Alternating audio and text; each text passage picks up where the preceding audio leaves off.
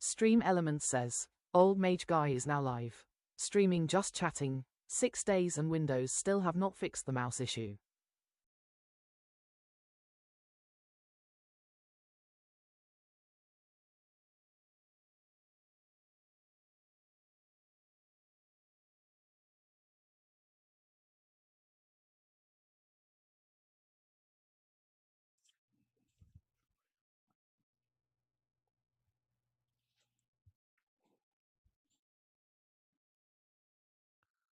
Okay.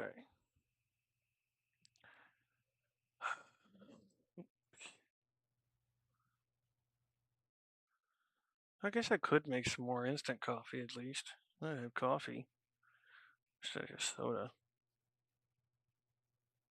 But good evening, everybody.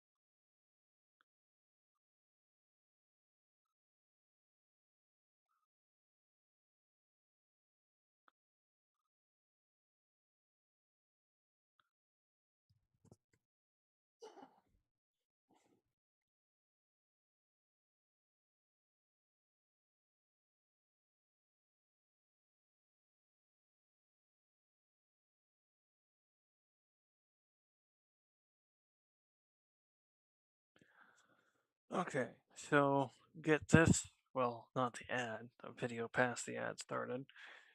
You guys can't see it yet, and I will fix that. Boop. There we go. And I'm going to go make myself some instant coffee because I don't want soda. Choose a style and let Mareka the Fifth Eight handle the rest. Donald Trump was absolutely And then we'll losing it get all started last with night, some and Fallout. words really can't describe how reprehensible his behavior was as he was making post after post, between 50 and 100 posts last night. He started posting photos and videos of former President Obama and former First Lady Michelle Obama as monkeys, and he What did the fuck? kind of faces of Michelle and Barack and their face over gorillas and monkeys. That is the most vile, despicable Please of tell me that's posts, not of many true. vile and despicable posts that Donald Trump has made. It's Not that absolutely it's not something disqualifying. they do. It's absolutely impeachable. It's absolutely Nasty. vile conduct. He needs to be removed. Trump needs to That's be just arrested. He not needs to behavior be befitting a prosecuted. president. He needs to get the hell out of there. And as I think right now about my baby girl, 16 months old, sleeping in the other room as I'm recording this video, and I think of this piece of filth in Donald Trump in the Oval Office, making post after post last night like this, it is so utterly sickening to me. He was posting photos as well of Bruce Lee randomly and videos of Bruce Lee. He's posting more lies about the 2020 election and posting deranged things like 1 minute and 2 seconds seditious spirit conspiracy caption on tape data analysis finds that 221,000 Pennsylvania votes switched from President Trump to Biden. He's posting photos of himself with Viktor Orban, and it's calling Viktor Orban, who's a Putin bootlicker, just like Donald Trump. Trump says a highly respected leader. No, Orban is not a highly respected leader. He's a traitor to the world, and he's a Putin bootlicker, just like Donald Trump was. A photo of Vladimir Putin in the Oval Office. Look at these two thugs. Look at these two despicable pieces of trash right there, desecrating the Oval Office. Oh, and Donald Trump continued to panic and make these posts trying to say, I'm not friends with Epstein. I don't know Epstein at all. And then he's like posting photos of himself and Epstein. I mean, he's absolutely losing it last night. And if you're also wondering, like, why was he, what's he even doing right here? So the video or the photo of Barack Obama and Michelle Obama with the Photoshop like that. This is the video that Donald Trump posted. I'll just show you a portion of it here. Play this clip. Counting resumed. There was a massive spike occurred that that favored Joe Biden.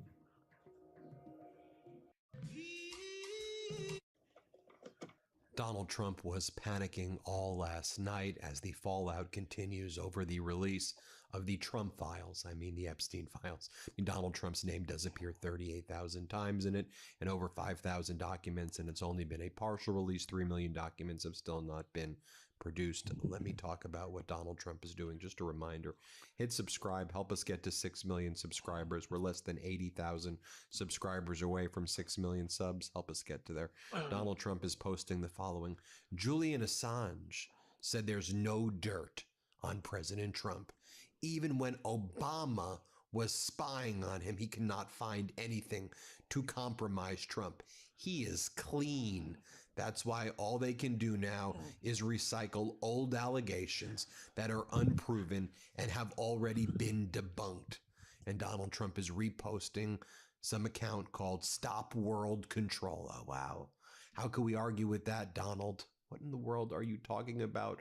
The Epstein files, I mean, the Trump files were just released. Your name appears 38,000 times in some of the most grotesque and vile ways. Then you've attacked former President Clinton and say we should focus on him. And then former President Clinton and former Secretary of State Hillary Clinton said, we want to testify publicly. And then you said, oh, I actually like Bill Clinton. I feel very bad that he has to testify publicly. Do you know how bad that makes you look? Because you've done really bad things, Donald. Your dark past is coming to light, and you don't like it one bit. Donald Trump then posts a photo of Mount Rushmore, and he goes, it's time to put President Trump on Mount Rushmore.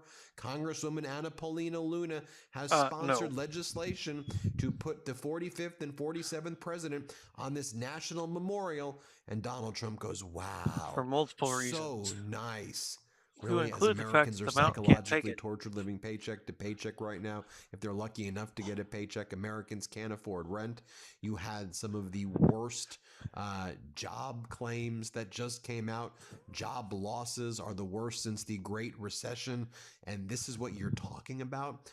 And then you're trying to shake down New York and Virginia and other states to put your name now on Penn Station and Dulles Airport, and you're saying, well, if you put my name on those airports, I'll release the funding to New York for the Gateway Project, and I'll release money to just put my name on Dulles and put my name on Penn Station. Dude, what in the world are you talking about? Also, Bitcoin is crashing, lost nearly 50% of its value since October. It is down dramatically since Trump took office. Everything Donald Trump touches dies. Like, that's incredibly true. Remember when Donald Trump, when he was campaigning, was at the base, and Donald Trump said, we're going to the moon. We're going to the moon. Here, play this clip. And you're going to go into an ad. Arknight's Infield has one of the coolest main characters, but you might not know that you can actually play as a panda. This alone is... Bitcoin is going to the moon, as we say, is going to the moon. I want America to be the nation that leads the way, and that's what's going to happen. No, you're going to be. If you're Alice, I'm okay with that. Otherwise, going to the moon, you're going to maybe the Earth's core because it's going down, down, down, down, down. But again, while American people are suffering worse job losses, claims since the Great Recession, Donald Trump is posting things like this. Then he deleted it quickly. Posted, then deleted. He goes, for the first time in 5 years, a majority of Americans say their personal finances are improving. This is just the beginning of the Trump economic boom. And Trump was getting absolutely roasted on X, formerly Twitter of all places. So he had to take that down because people are like, what in the world are you talking about? I mean, take a look at the latest Rasmussen poll. They're as friendly of a Trump pollster as you can be. They're basically propaganda polling for Donald Trump. They have his approval on Rasmussen at 41% and disapproval at 57%. You really can't get much worse than that when it comes to Rasmussen. But you said, Donald, that not a lot of new information is coming to light. Well, I did a deep dive yesterday on how it appears that Epstein was back channeling with you, in my opinion, of course. I'm giving you my First Amendment freedom of speech opinion, up until his death. And now we're seeing that the record regarding his death, bitch, you don't get to get out of it. You lots come of with me. contradictions there. Who entered Epstein's jail tier the night of his death? Newly released video logs appear to contradict official accounts. Newly released Department of Justice documents show that investigators reviewing surveillance footage from the night of Jeffrey Epstein's death observed an orange-colored shape moving up a staircase toward the isolated locked tier where his cell was located at approximately 10:39 p.m. on August 9th, 2019, which contradicts official accounts per CBS. Should also be noted that we're seeing messages like this. Epstein email references about meeting Don Trump Jr. all the way through 2019 and having lunch. Jeffrey Epstein being involved with Sarah Ferguson, who was once part of the British royal family, but like Prince Andrew, not anymore, but for different reasons, but whatever. Why would Jeffrey Epstein be involved in Celebrity Apprentice casting emails?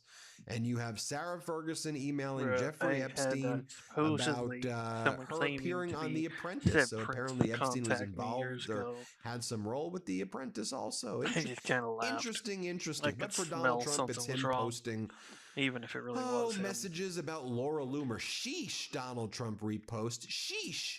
Laura Loomer just confronted Jake Tapper. Sheesh. Again, here's Bloomberg's headline: worst January for U.S. jobs since the Great Recession. But for Donald Trump, it's sheesh. Laura Loomer. I mean, again, how disconnected can you possibly be from the American people and what everybody's going through now? Let me share this with you as well. Former Trump voter who spoke with our friends over at Status Coup. As you know, we've been working with the folks at Status Coup.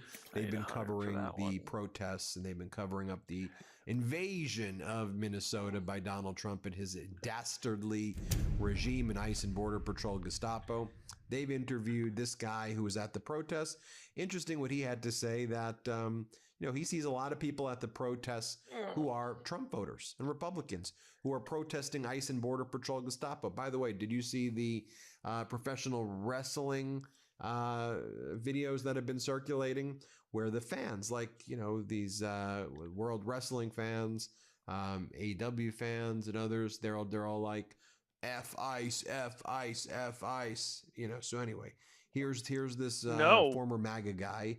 Here's what he's talking about with ICE and Border Patrol Gestapo invading his city. Play this clip. I know a lot of Republicans, a lot of former MAGA people that are fed up with this too. I mean, it's not just the left out here. There's a lot of right-wing people here in these protests. So. And where do you typically lie on the left-right spectrum? I'm be honest. I voted for Trump twice, and the first two times, and then I didn't vote the third time because I just thought he was a buffoon. But I only voted for him because I was just fed up with the economy. I voted with my wallet because I never used to be that much into politics. I figured. I watched them straight up execute a guy on the pavement, and then it's like, maybe I ought to pay attention. So with Alex Perry, I'm glad you actually watched. For you? Yeah, it was the inflection point. It was like what got my attention. And then, can we just contrast all of that? At least you were watching and trying to pay attention, dude. I gotta give him credit for that. This was New York City Mayor Zoran Mamdani's press conference yesterday. Like, he's talking about childcare, and it's just so wholesome and decent and good. Like, this is what leadership can look like. And there's a reason that Zoran Mamdani, like, Donald Trump's approval is tanking. Zoran Mamdani's approval is through the roof, right? He's as popular as it can be on a bipartisan basis because he's actually focused on the people. Here, play this clip of Mamdani. Let's play this clip. We will also work to welcome more family and home-based childcare providers into our programs. That's how I felt when we came up with this plan. Okay. That For too long, these providers have been cut off from participating. that's how you Together, show. we will expand the idea of what is possible in our city and what sounds and noises we can make at a press conference. That expansion begins in a real, tangible way today with the launch of our RFI and expansion survey. I'm going to do another video this morning about Donald Trump's ambassador to Poland, who's been attacking Poland and Poland's political leadership, and he's been pissing everybody off right there. So I'm going to do a whole video on how these furious world leaders are striking back. And by the way, Donald Trump held this bogus event about how he's saying that prescription drug prices have never been lower, that he's dropped them 500 to 7%. Here's what he says. We'll have just about all of them, and they'll be available for differences of 500, 600, 700%, even in some cases more than that. We're tired of subsidizing.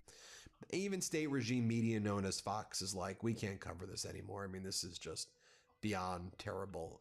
Like, let's just get rid of this. And then Fox cuts him off because they realize that this is just the worst thing ever. Here, play this clip. I see it autocompletes. When I click on this, I have a beautiful page that... We'll have more news in reaction to Trump RX in a moment, but we now have a Fox News alert. Savannah Guthrie's brother, Cameron, just posted a video on Instagram moments ago.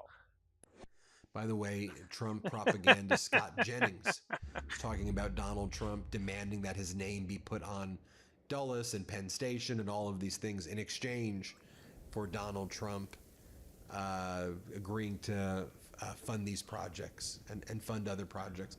And just like, how pathetic is Scott Jennings? Here, play this clip. What happens? What happens when the next Democratic president, just decides, we're going to call it the Obama Lincoln Memorial.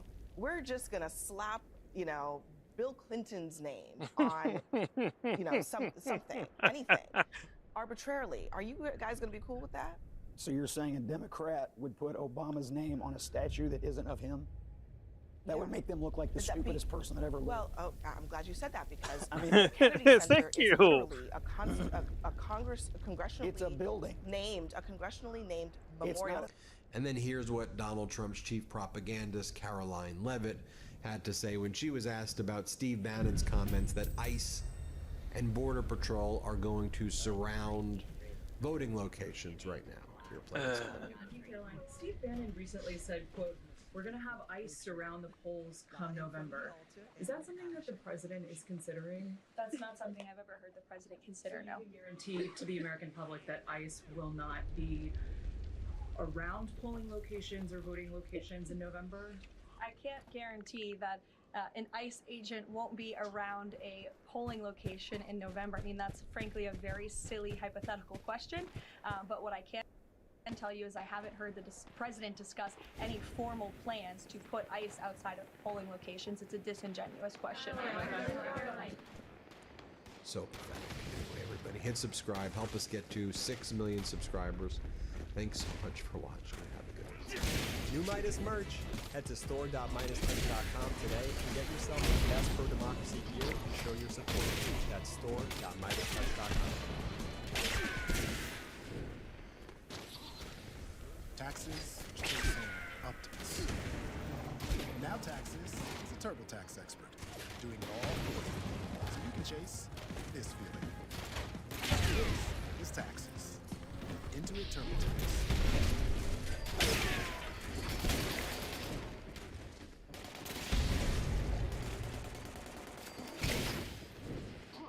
Loaded.com. Get the biggest game releases of the year at the best prices. Enjoy incredible savings with up to 35% off new releases. Loaded. Pay less.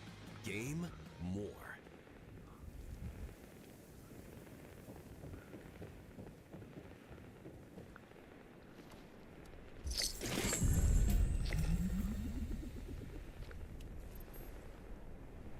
For those who have been following our coverage here of the Epstein files and our coverage of Epstein survivors, you know that I had done a lot of reporting on a survivor by the name of Anushka DeGeorgia.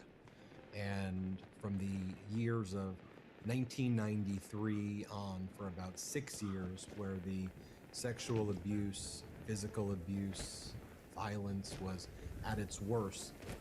Jeffrey Epstein, his co-conspirator Ghislaine Maxwell, engaged in horrors to Anushka de Georgia. I want to bring on Anushka because after I reported on Anushka and I met and I wanted and we started having conversations about the files well before they were produced and the importance to the community of survivors to these documents being released. Anushka, it's an honor to have you here and to have you be able to tell your story on our platform, which I think is really important. I want to take people back and I want to hear from you about, those years, what's happened since then, the prosecutions, the arrests, but let's just start with where we are right now as we are in early February. A partial release of the Epstein files was released last week on Friday, 3 million documents. We know there's still more that are being concealed and covered up, which could be tens of millions of pages because the documents have multiple pages. Trump's Department of Justice says they're not going to be releasing anything, that they're done. They have not produced a report about their redactions or why they are withholding certain documents and producing others. And the survivors, including yourself, have come forward and talked about the re-traumatization by this Trump Department of Justice, where they provide identifying information, personal information about you and other survivors that can be read in these files when they had one job, which was to protect the identity of survivors. So with that, just to build that foundation, I just want to hear from you first about your reaction to the release of the partial release of the files and the way Donald Trump's Department of Justice has handled it and Trump's statements. Okay, thank you so much, Ben, and I really appreciate you covering this and being so compassionate towards myself and my fellow survivors. The recent dump of files, I'm just kind of horrified by, and it's a kind of re-traumatization that in some ways, I mean, because, the worst, the actual experiencing it is over, experiencing the abuse, but the fact that the very people who are meant to lead this country, who are meant to protect the innocent and the vulnerable and stand up for those who can't stand up for themselves, have completely re-traumatized us. It's like being raped by the Department of Justice. Because we are exposed, we're vulnerable. I mean, I'll just speak for myself, but when I was contacted by a journalist via my attorneys, Brad Edwards and Brittany Henderson, and they said, because I had said, oh, is there anything about me in the release of the files? And honestly, I had no idea that some of these documents even existed.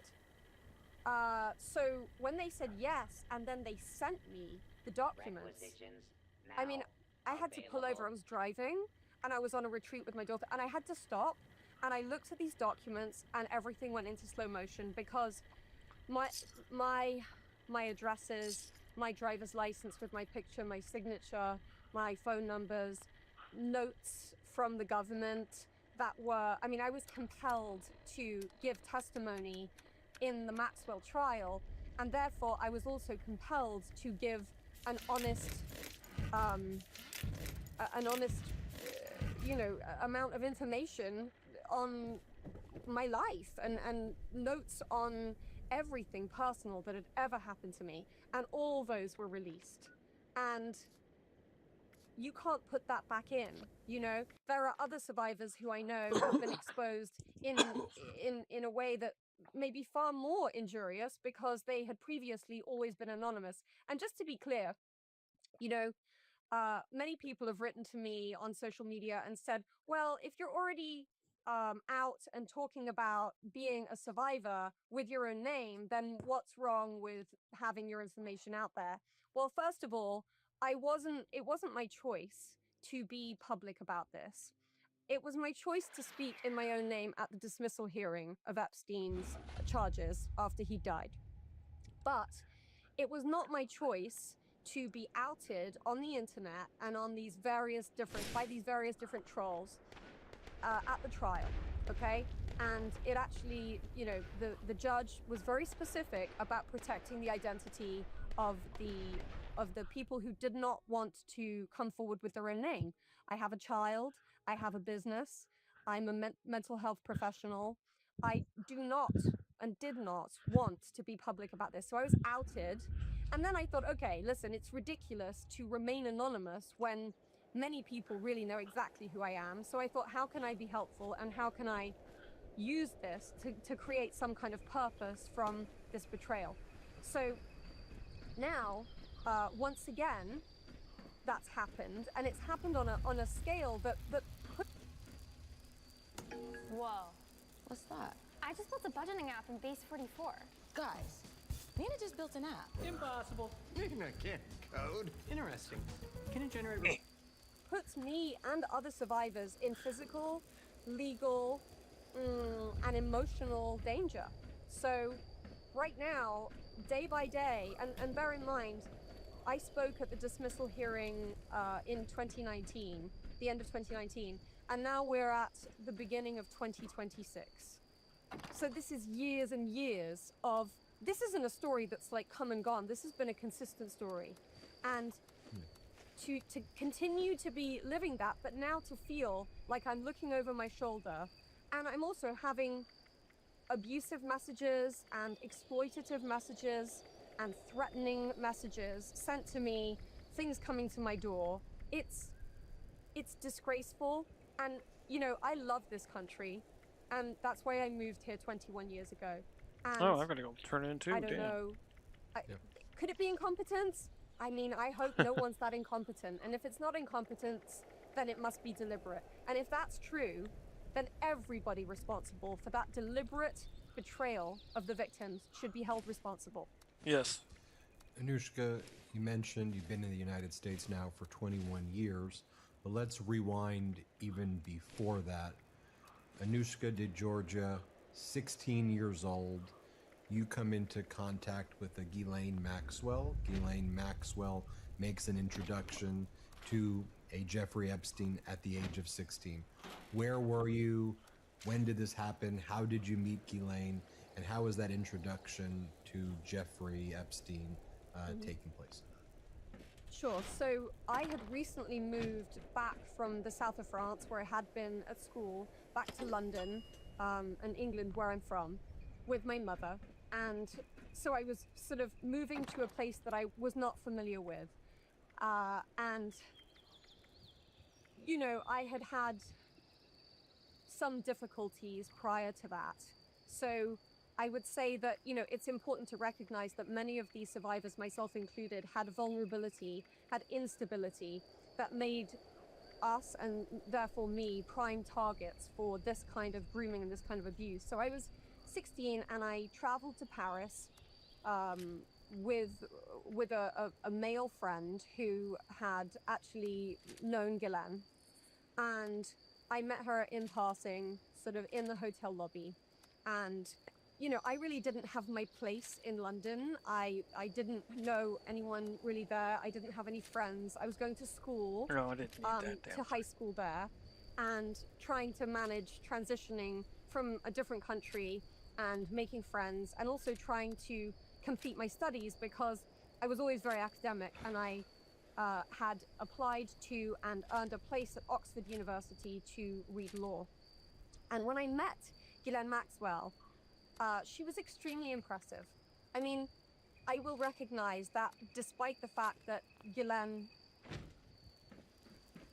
is a monster, she's a very smart monster. And she knew exactly what to say.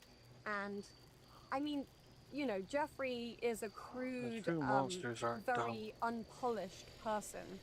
And there's no way I would be going to his house or entertaining spending time with him. But Ghislaine was everything that I needed and everything that I wanted, because I really wanted to, I aspired to be like her. She was kind of almost the age of my parents, and you know, she was so interested in me.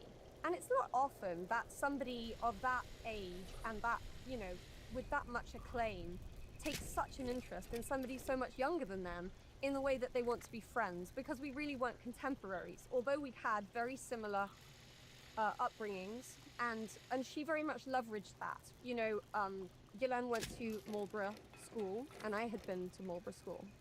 Ghislaine had studied at Oxford University, and I had earned myself a place at Oxford University. We both had very powerful, quite domineering fathers, and we both spoke French. So she connected with me, and, you know, now in retrospect, I can see how deliberate that was. But at the time, I just thought this was the most amazing opportunity to have a friend, to have somebody who was interested in helping me, in getting to know me. And she excitedly gave me her phone number. She lived very close to my mother's house where I live. What? And she encouraged us to stay in touch.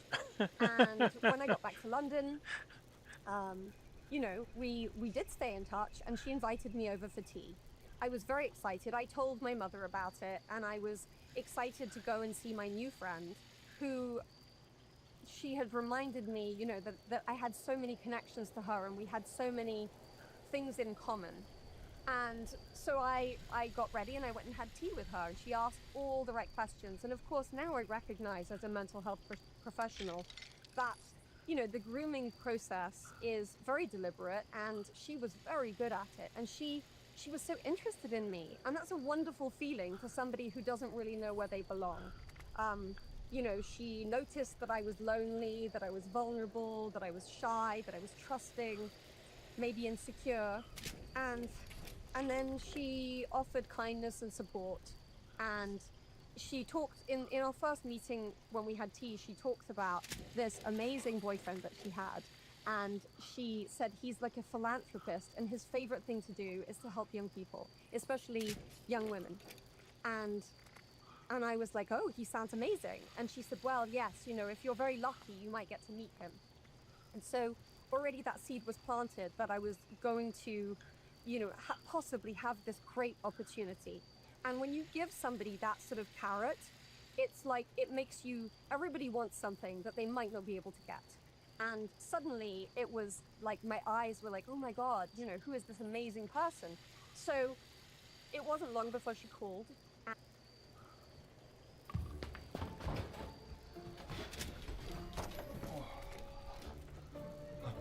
No. Got any signal on your side? No. And she said, you know, great news, he's here. Can you come? How soon can you come? And so I got myself ready, and I was under the impression that this was like an interview, that if I played my cards right, this would be the key to so many doors opening for me, and for me to get the things that I wanted, not necessarily the things my parents wanted for me. She knew that I was meant to go to Oxford, but she would say to me, that's what your parents want, right? But what do you really want to do? And I wanted to be in music.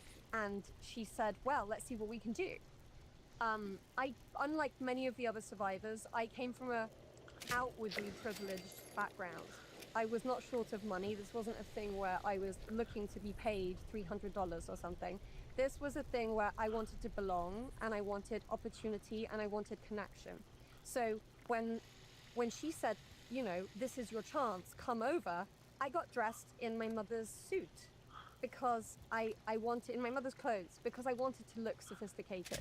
And I ran over there, and from the very moment that I first entered Ghislaine's house in London, Knightsbridge, I was being groomed. And when I came in, it was very much that thing, and it was small in Ghislaine's house. It was like a news house, so it was quite small.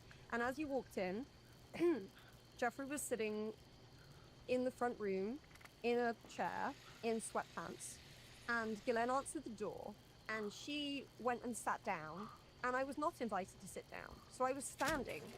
And so already there was this sort of like feeling of, oh, I'm sort of like, I'm not on the same level as these people, because they're sitting and I'm standing.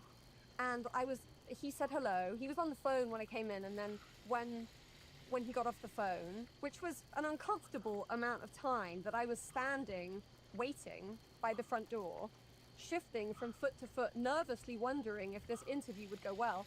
And then, you know, he got off the phone and he said, "Oh, is this the one you've told me about? Oh, amazing." And then he asked me all these questions, you know, and Ghislaine would interject and sort of note my accolades.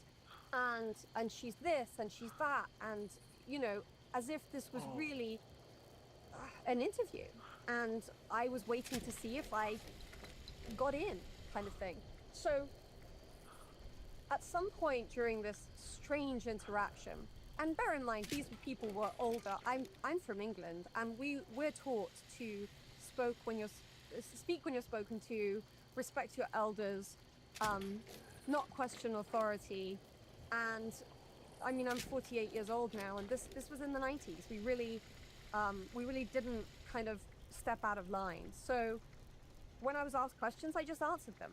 And at that point, Ghislaine said, "Oh, and she's so strong. She has incredibly strong hands. She's strangely strong for a girl her age, you know." And she'd already mentioned that, you know, I was at school, and that I was going to Oxford University, and she said, "Yeah, show them how strong your hands are." And I was kind of like, okay, like I was very uncomfortable. And she said, "Just give his foot a squeeze." And I felt very uncomfortable, but I felt like it wasn't a bad enough thing to ask that I could say no, and I felt like it would be more uncomfortable to say no than it would be to do it. So I did it. And, you know, then I got all this praise, right? And this is part of that grooming process as well. You give them, you know, they dangle the carrot, they connect with people who are vulnerable, and then when you do something right, the praise comes. And all the praise came, and then at some point the phone rang again. He got on the phone, and she kind of gestured that it was my time to leave, and sort of shuffled me out the door. I never got to sit down, and I was very confused. I felt really sort of spun around, and I got back, and, you know, I had told my mother I have this kind of interview opportunity, and I didn't really know how it went. And then Ghislaine called, and she said, "Wow, you know, you did really well, and oh my God, this is it, because he loves you." And then within a short period, she called me back and she said, "Listen, I need a favor. I need your help. Jeffrey's massage therapist has cancelled, and listen, he just is very picky about these things, and he's actually asked for you. And I know this isn't really what you do, but can you come? If you could come right now, that would be really doing a big favor for me, because he's very demanding, and, you know, he's very busy and important." And so I said, okay.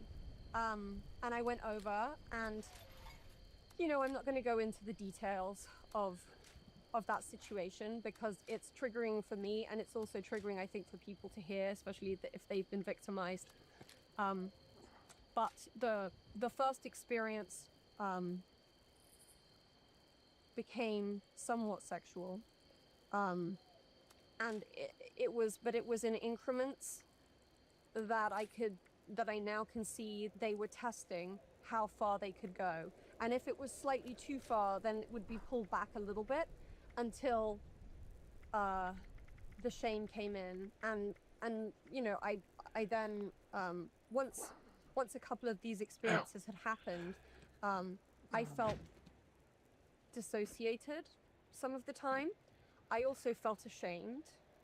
I certainly felt that I couldn't tell anybody, because I wouldn't even know how to begin talking. I mean, I'd never really talked about sex with anybody, so let alone my parents. So I thought the best thing to do was, you know, hope this just went away. And of course it didn't go away. It got worse and it got worse. And I went to Palm Beach, and when I was in Palm Beach, it was really bad. And So I was also... So I want to pause there. I want to talk about Palm Beach, and I just want to let at this point, Ghislaine is 31 years old, right? In this period, Jeffrey Epstein is 40 years old around this period. You're 16 years old. You're wearing, again, as you said, your mom's suit, thinking you're going in for a job interview. After that first experience where it was grab Jeffrey's foot or see how strong you can, you then have the phone call where our massage therapist isn't here. We need you to show up. There was the first experience that you described there, and then it got progressively worse.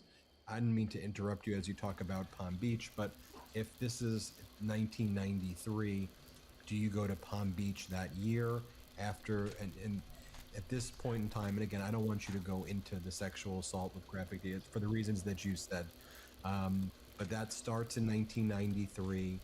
I guess, how frequent are the interactions taking place? And then you go to Palm Beach, rather, and then talk to us about going to Palm Beach, and then what happens from there on out.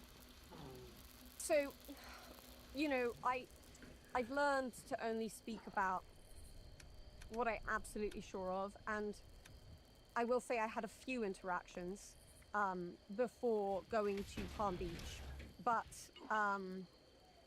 when I went to Palm Beach, it was about a year and a half later. I think that's going to be too bright.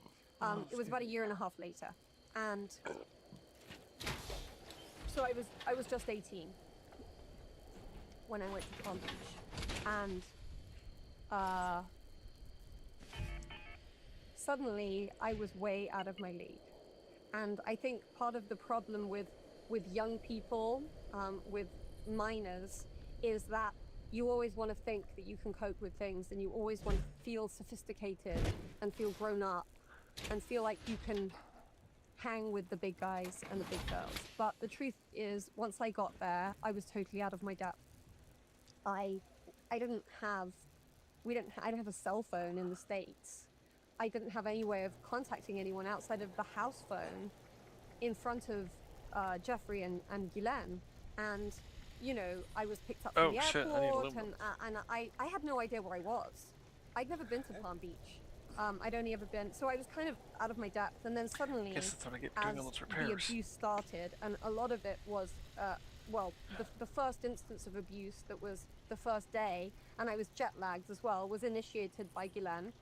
And she had, you know, she decided to put an outfit for me on my bed to wear to go and see Jeffrey and bring him his teeth.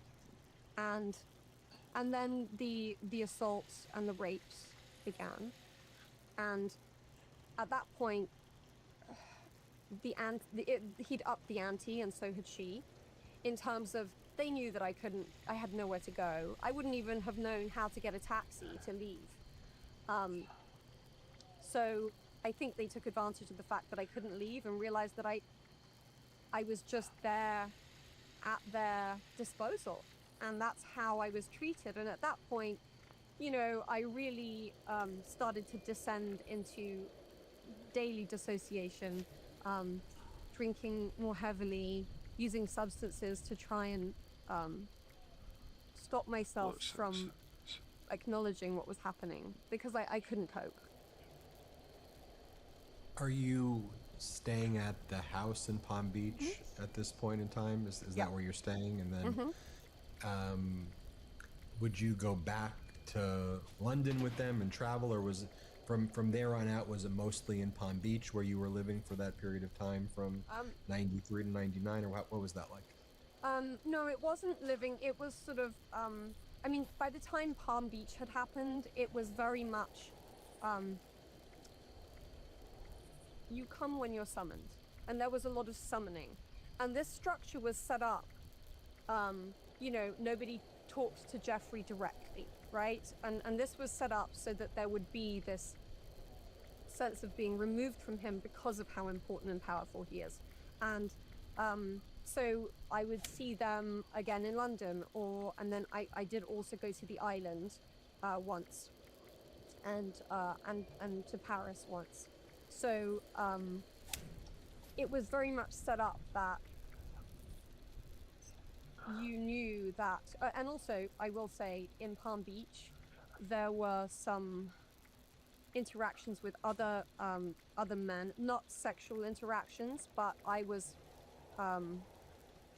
around conversations that Jeffrey was having with other powerful men, and it was being reiterated to me and reinforced to me constantly that if you know the right people and you have enough money, you can do anything you want and never get a consequence.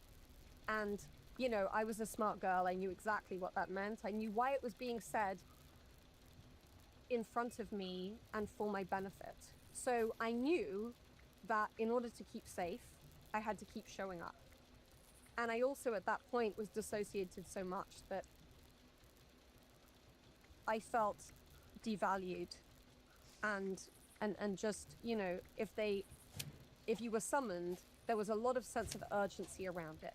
And that kind of sense of urgency is infectious, you know, and when there's great urgency and great panic from powerful people, everybody runs around to try, and also there's the support of all the staff, right? All the staff who were frightened of Ghislaine, all the staff who were frightened of Jeffrey, and Jeffrey screaming, and Ghislaine screaming. So it was different places, but it was more like trips or short interactions over years. And I'll show people the photo of you around this time period as well, that you provided to some media outlets, and that was you as a young girl. And I want people to, you know, that you had Epstein in his 40s, Ghislaine in her mid-30s at that point as that time progressed, engaging in this horrific rape and abuse of you. And then one of the things that, if you're, as you know, if your name is searched now, you know, people see this article from the Sunday Mirror. And it should be noted that Ghislaine's father, who died in 1991, Robert Maxwell, owned this paper. It's called the Sunday Mirror. This was in her family. And so at some point in 1997, Ghislaine planted a story about you to basically imply that Donald Trump was keeping you in a penthouse.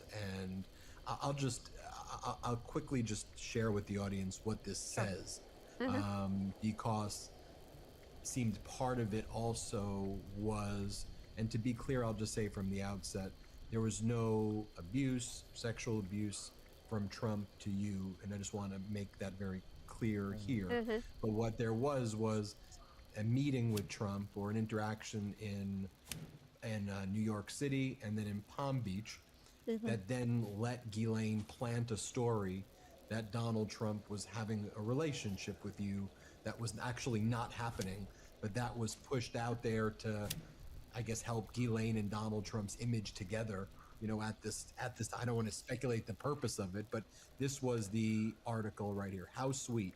Trump's Brit of all right. And that's a photo of you right there, right? It says party, they called you party girl, Anushka. And it says, just weeks after ditching his second wife, America's best known billionaire Donald Trump has fallen under the spell of a 20-year-old English girl. Trump 50, who has failed in his bid to secure the services of Princess Diana's butler, Paul Burrell, was in search of another British trophy when he met London model Anushka de Georgia at a party in Manhattan. Several American millionaires already had their eyes on Anushka, but she was there with Robert Maxwell's daughter, Ghislaine, who has introduced several of her attractive friends to the property developer. And none of his would-be rivals owned a vast mansion in Florida like Donald does. Mar-a-Lago, where I have dined with him and his outgoing wife Marla, is enough to make any young girl go weak at the knees. After their meeting, Trump flew Madame Maxwell, Hell yeah. Madame, and the model south $500 to the Sunshine State, while reloading. where all three enjoyed a happy weekend together. Yes. When they returned to New York, Anushka was installed in one of Donald's many apartments. Miss DeGeorgia likes older men. She went out once or twice with Joanna Lumley's ex-husband, Jeremy Floyd, who was 50 years her senior. And then it goes on to say, doubtless this is the start of a long, by Trump standards, already is friendship. already. And so, to be clear, you were never holed up in an apartment in the penthouse, but you didn't. I was put in an apartment by Jeffrey, and one of Jeffrey's apartments that Ghislaine and Jeffrey put me in. So that's where I was staying in New York. So there were a lot of inaccuracies in this story, and I think one of the things that's very dangerous to survivors is misinformation and disinformation, because if it doesn't have credibility and it's not true, then at some point someone discovers that that's the case, and it serves people who would seek to discredit the real facts and the real information. So I did not have a romantic or sexual relationship with it way Donald to Trump in any way. almost 3 pounds. It is true that Ghislaine brought me there expressly talking about, oh, he's going to love you, you're just his type, you should say this and you should wear this, and she went with me, but she introduced me to a couple of other wealthy men when I was there in New York, and not all of them bad people, but no one that I had a relationship with at the time. Also, just the fact of me going out with Jeremy Lloyd, who's 50 years older than me at the time, that's absolute nonsense. I mean, I knew him, and you can't be attached to someone romantically in the press just says you're going out with somebody if you're in a photograph with them once or something. So I think that was a way of making it acceptable, and that making it that it was my idea, or that I was okay with that. And I wasn't interested in Donald Trump or anybody that age. And the thing that she was doing, though, Ghislaine, with Trump and some of these other guys, though, was saying, oh, he's gonna love you, here's what you have to say, here's what he likes, he's into this and that. That part is the only kind of true part about that. Is that accurate? Yes. Let's fast forward a little bit to Ghislaine's trial. Ghislaine gets convicted of child sex trafficking, and it's incredibly difficult for you to have to go through that process there and relive the trauma that you've shared with us here, but you have to go through it in a trial setting. She's someone who instilled fear and terror and panic. I guess 2 questions before I get there. How'd you get out of that? Like I guess let me ask. I don't want to leave that hole in the story, and then let me go to the trial. How did that part end, and then let's go to the trial. So one of the coping mechanisms that I developed, that many survivors develop through this kind of trauma and initiated by this kind of trauma, is heavy drinking, medication, abusing medication, those kinds of things. And that was, I became an alcoholic, I became an addict, and that was the way that I got through it. I also dissociated regularly when I didn't have alcohol to kind of help me to do that for me. And when I was about 26, so about 10 years through these experiences, I met somebody who was a friend who introduced me to the possibility of getting sober, getting clean, and I really took it, and I really went with it. And I've been sober for 22 years now, and so as I got sober, I think I started to come back into my body and start to realize the gravity and the extent of some of the things that had happened. And that was a blessing and a curse. It was a blessing in terms of the fact that I really couldn't, my body just wouldn't go there, and so I was starting to find more and more excuses to not go. That being said, I was getting very much too old for Jeffrey at this point. At 26, I was quite old for them. In fact, just quickly mentioning something, when I was in Palm Beach at 20, Ghislaine was joking that I was too old, getting too old now. So I got sober. I started to, my life started to improve in some ways, but I still was unable to maintain good relationships, to really push my career forward. I would get little bursts of being able to have successes, and then I would fall into a depression, or I would fall into a cycle of, you know, dating abusive people as well. So that's how I started to get out of it. But I will say that for someone who's experienced these kinds of traumas, you don't get over it.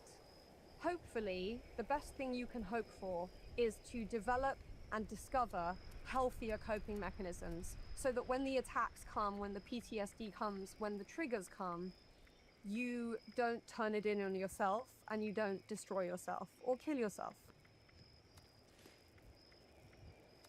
An IQ of 85 to 115 He's right, is considered average in the US, and IQ of 115 to 1. So then Jeffrey Epstein dies under these mysterious circumstances, and now with a lot of the reporting casts a lot more questions than even existed before, but we don't have to get into that in this interview. You're able to speak before Judge Berman's court about the trauma that you experienced, and Judge Berman gave survivors an opportunity to speak there. That was in 2019. Then you fast forward to 2021, 2022, Ghislaine's trial. She's convicted of child sex trafficking. She's put in prison in Tallahassee, maximum security facility. You talk about her being found guilty, what that was for you, having to go through all these court proceedings then, and having to relive the trauma. And then you learn that Ghislaine now gets moved to a minimum security facility where she gets VIP treatment and lives better than lots of people do in a hotel, because Trump has Todd Blanche, his former criminal defense attorney, speak with her, cut a deal with the Bureau of Prisons, and put her in a VIP type setting in Texas. So what's the question? If you, it's a long wind up to say. Can you just walk us through that kind of process of, yes. You know, I don't know if you experienced closure in court, but then what was it like to see what happened with the Trump administration making that decision to move her to the minimum security facility? So, firstly, absolute props to Judge Berman, because he was phenomenal. He to give us the opportunity to come and speak our truth without a conviction. That was an unprecedented legal moment, and it was an unprecedented emotional moment for me, and it was incredibly emotional. We stood shoulder to shoulder. I sat with Virginia. And I met many of the survivors for the first time, but of course because there was a specific MO to the abuse, we knew each other and we loved each other in a very special way. And what I said that day became the New York Times quote of the day. And bear in mind that, you know, I was given, when he died, and he would never kill himself. That's just a complete impossibility for somebody with the kind of pathology that Jeffrey Epstein had. You know, I was given like a day and a half notice, and they were like, do you want to speak? And I'm like, well, what is it? What does it mean? You know? And then on the day, it's like, well, do you want to use your own name? Well, I don't know. What is that? What are the implications of that? And we didn't have time for that. So I made the decision to speak in my own name, and it was brutal, and it was amazing. And it was also, you know, one of the biggest emotional roller coasters I've been on. Of course, there was more to come. So the FBI interviewed me after speaking alongside, you know, about 23 of us survivors. And the FBI said, oh, can we speak to you? And I was like, okay. And I was so overwhelmed. And so I went to speak with the FBI. They took lots of notes. They asked lots of questions. And they said, listen, you know, if it ever came to it, if there were any co-conspirators that you could be helpful with, would you be willing to testify? And I was like, well, I'd have to understand the details and the implications of that. But in principle, yes. The next thing I heard was when I was texted about 6 o'clock in the morning, very early in the morning, by my attorney, Brad Edwards, and he said, get up, you are in the Ghislaine Maxwell indictment. She's just been arrested. And I was like, what? What does that mean? You know? And then, and bear in mind, I'd already moved house once, because after I went to the dismissal hearing, when I got back to Los Angeles, to my home, there were people outside my house. There were journalists, there were just people there. I don't know what they wanted. People would follow me, they'd follow me in the car, they'd chase me in the car. Some were journalists, some didn't get out of the car, so it seemed like an intimidation thing. And then when I was in the indictment, I then moved. Stream Element again. says, find me in other and the places: harassment Discord, and Twitter, the, YouTube, the Steam, sort of tactics Xbox, that are and used PlayStation to Old Mage discredit- Guy on to TikTok as discredit Mage. me, but also to discourage me, and I use that term lightly because it was really intense. Contacting everybody I'd ever met, everyone I dated, my family, tracking down family members I hadn't seen for a long time. It was very frightening, and I had a young daughter at the time, and so I was moving. I used to get very paranoid, and then my attorney Brad says, well, it's not really paranoia though, is it? Because you were being threatened, so it's actually valid fear. So then, you know, fast forward to going through the trial. My whole life stopped for about a year, you know, from the dismissal hearing, but then up to the trial, and I couldn't do anything properly because I didn't know when I was next going to be attacked. So she gets finally, after lots of bumps in the road of having, you know, is she going to get convicted? And then when we get the verdict, then it's like, are they going to overturn it because of this juror thing? And then skip to where she gets moved. I mean, first of all, people said, you know, oh, you must be so pleased that she's been convicted. Well, there's relief that she can't hurt anyone else and she can't place any more children and women in positions to be hurt. But it's tragic when there is a woman who has to be incarcerated so she doesn't hurt children. That's a tragic moment, and that doesn't make me happy. And when she got moved to Tallahassee, of course, there'd also been all the talk of, is she going to be pardoned? I had asked Brad, my attorney, many times before it came out in the press. I had said, Trump is going to pardon her. I think he's going to pardon her. I'm really scared that he's going to pardon her.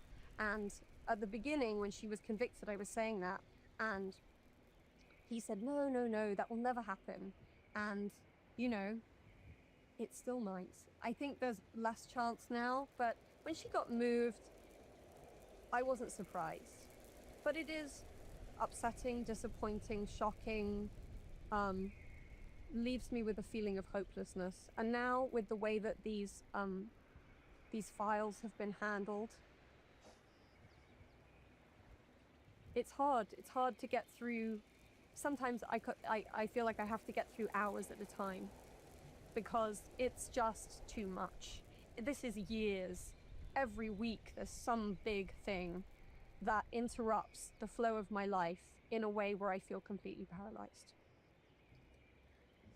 You know, the fact that you thought that Trump would pardon her, and even, you know, your lawyer, who's a top lawyer for survivors out there, you know, and he said, I don't think that that's ever going to happen. And, you know, the fact that you thought that even back then, and, you know, I'm interested to know, do you think that now the only reason that it's less of a possibility is because the cover-up is kind of backfiring on them with the release of the files, which complicates his ability because he's mentioned there's 38,000 references to him, and so it becomes more, if he was able to cover it up, then he would be more likely to pardon her. Is that your thinking, or what's your thoughts there?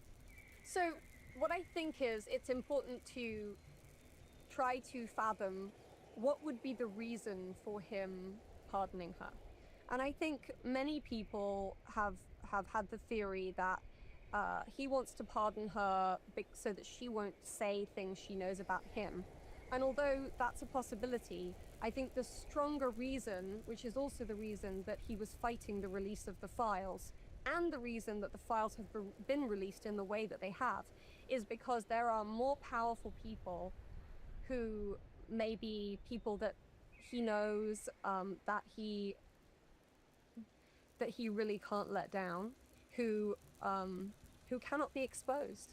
And I think it's those people that may be driving this situation, and I think Maxwell has a lot of information and therefore a lot of power in this situation, and that's why she's sitting where she's sitting and not where Epstein's sitting. You think that there's a lot more being covered up right now that's not out there, that's still being hidden in those other files that are out there, and that you think that exists? I do. I mean, obviously, as one of the survivors who was around Ghislaine and Jeffrey for over 10 years, I myself have some information, but so I know that there are things that are not out there.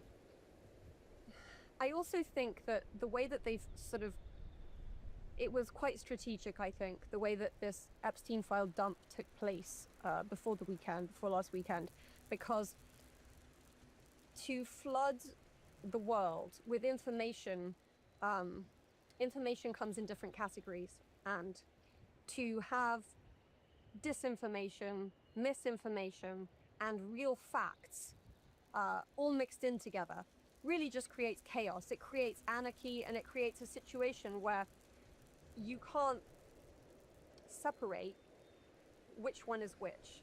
And therefore, for the people who seek to discredit the real survivor stories, that's what they're going to use. You know, they're going to say, oh, well, this one thing is just a piece of paper with some writing on that was just a joke. And so it all must be a joke, all of it. You know, it all must be just a silly big joke.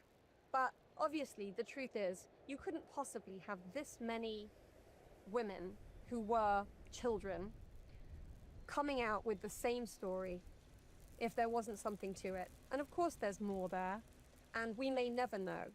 But from my side, now that I've been exposed, and now that I've come out and spoken publicly, I'm not even close to being done.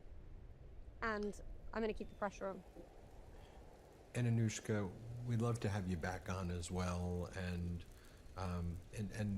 as this develops, I think it's important that we center our reporting in the voice of the survivors and what you and the other community of survivors who you've been standing shoulder to shoulder with have experienced, and to always remember. And that's why I don't want, this is not a political issue to me. You know, I show the photo of you, you know, when you're a young girl, and I wanted people to hear what happened, how the grooming occurred, what took place, how you got, so that we understand that behind this are people like you who suffered and who have been living with that trauma and who take it day by day sometimes about getting through. And then to have this happen on top of it is every day. This is your life now. And so before we go to our 6 million subscribers out there, anything else you want to say for purposes of this interview? And then of course we're going to have you back, but I just want to give you the kind of final word that you want to tell our audience and anybody watching out there. Thank you. Well, what I want to say is, from, you know, at the trial, Annie Farmer and myself testified. Annie's been an incredible advocate and an incredible truth seeker and truth teller. Of course, Carolyn Andriano spoke at the trial, and she is no longer with us. And although Virginia didn't speak at the trial, she is also no longer with us. And before the trial, I was struggling a great deal. And at some point I said, Brad, I don't think I can do it. I don't think I can do it. and I had been sent a document in error by somebody, and it was the story of somebody who had a child the same age as mine, and it was a story of another survivor who'd been a victim of Jeffrey Epstein. And I realized towards reading the end of the story that this woman had died, I think by a drug overdose or something. And when I read it, I realized that I had to do it. I had to do it. And even though things are not changing in the world or in this country or in this area at the pace or that I'd like them to, things are changing and we are making a difference. And I will continue to fight, and I'm very grateful that you provide a platform for survivors to speak, and I will continue to speak until I get what we came for. Anushka De Georgia, thank you for your time. Thank you. Everybody, thank you for watching. Want to stay plugged in? Become a subscriber to our Substack at MidasPlus.com.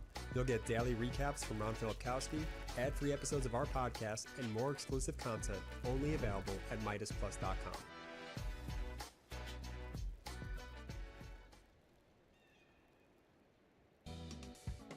Get tax expertise without hidden fees. Switch to a TurboTax expert for $150. Say bye to fees and match with a trusted expert to handle your taxes. All forms, all returns, all tax situations. $150 all in. No surprises. Now this is taxes. Intuit TurboTax.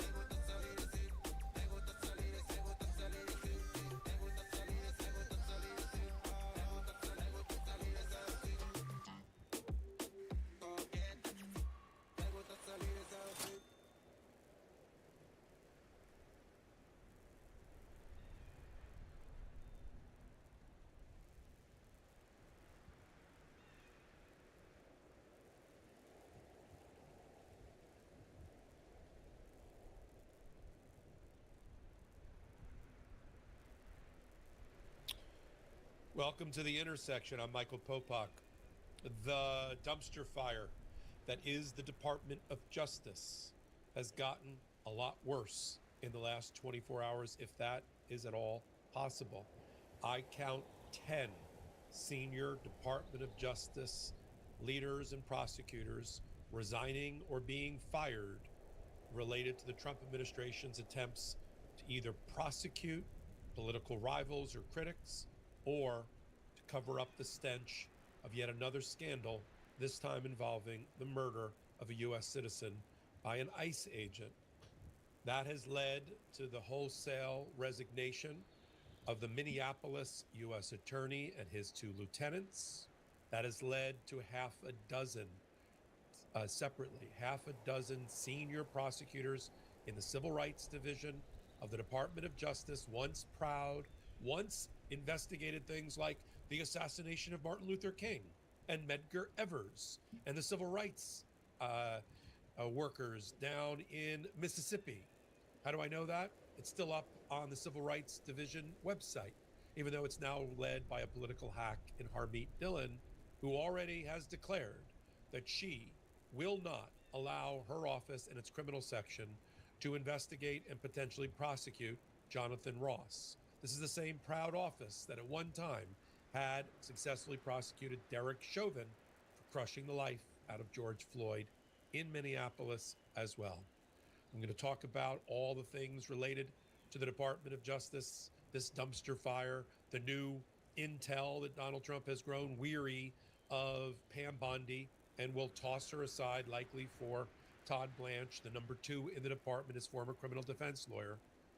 We'll talk about the reason that Joe Thompson, the trusted and respected U.S. attorney in Minnesota, resigned, even though he was also the federal prosecutor for the fraud investigation involving welfare and other programs in Minnesota, involving or maybe not involving the Somali community, that led to Donald Trump doing the ICE surge that led to the death of Renee Good. But Joe Thompson has had it, this administration. And then we've got Robert K. McBride. We hardly knew you. Came from Tennessee to go babysit Lindsay Halligan in the Eastern District of Virginia, and was around long enough to effectively become the de facto U.S. attorney. He just got through meeting with all of the judges in the Eastern District of Virginia, which is the job that a U.S. attorney is supposed to do.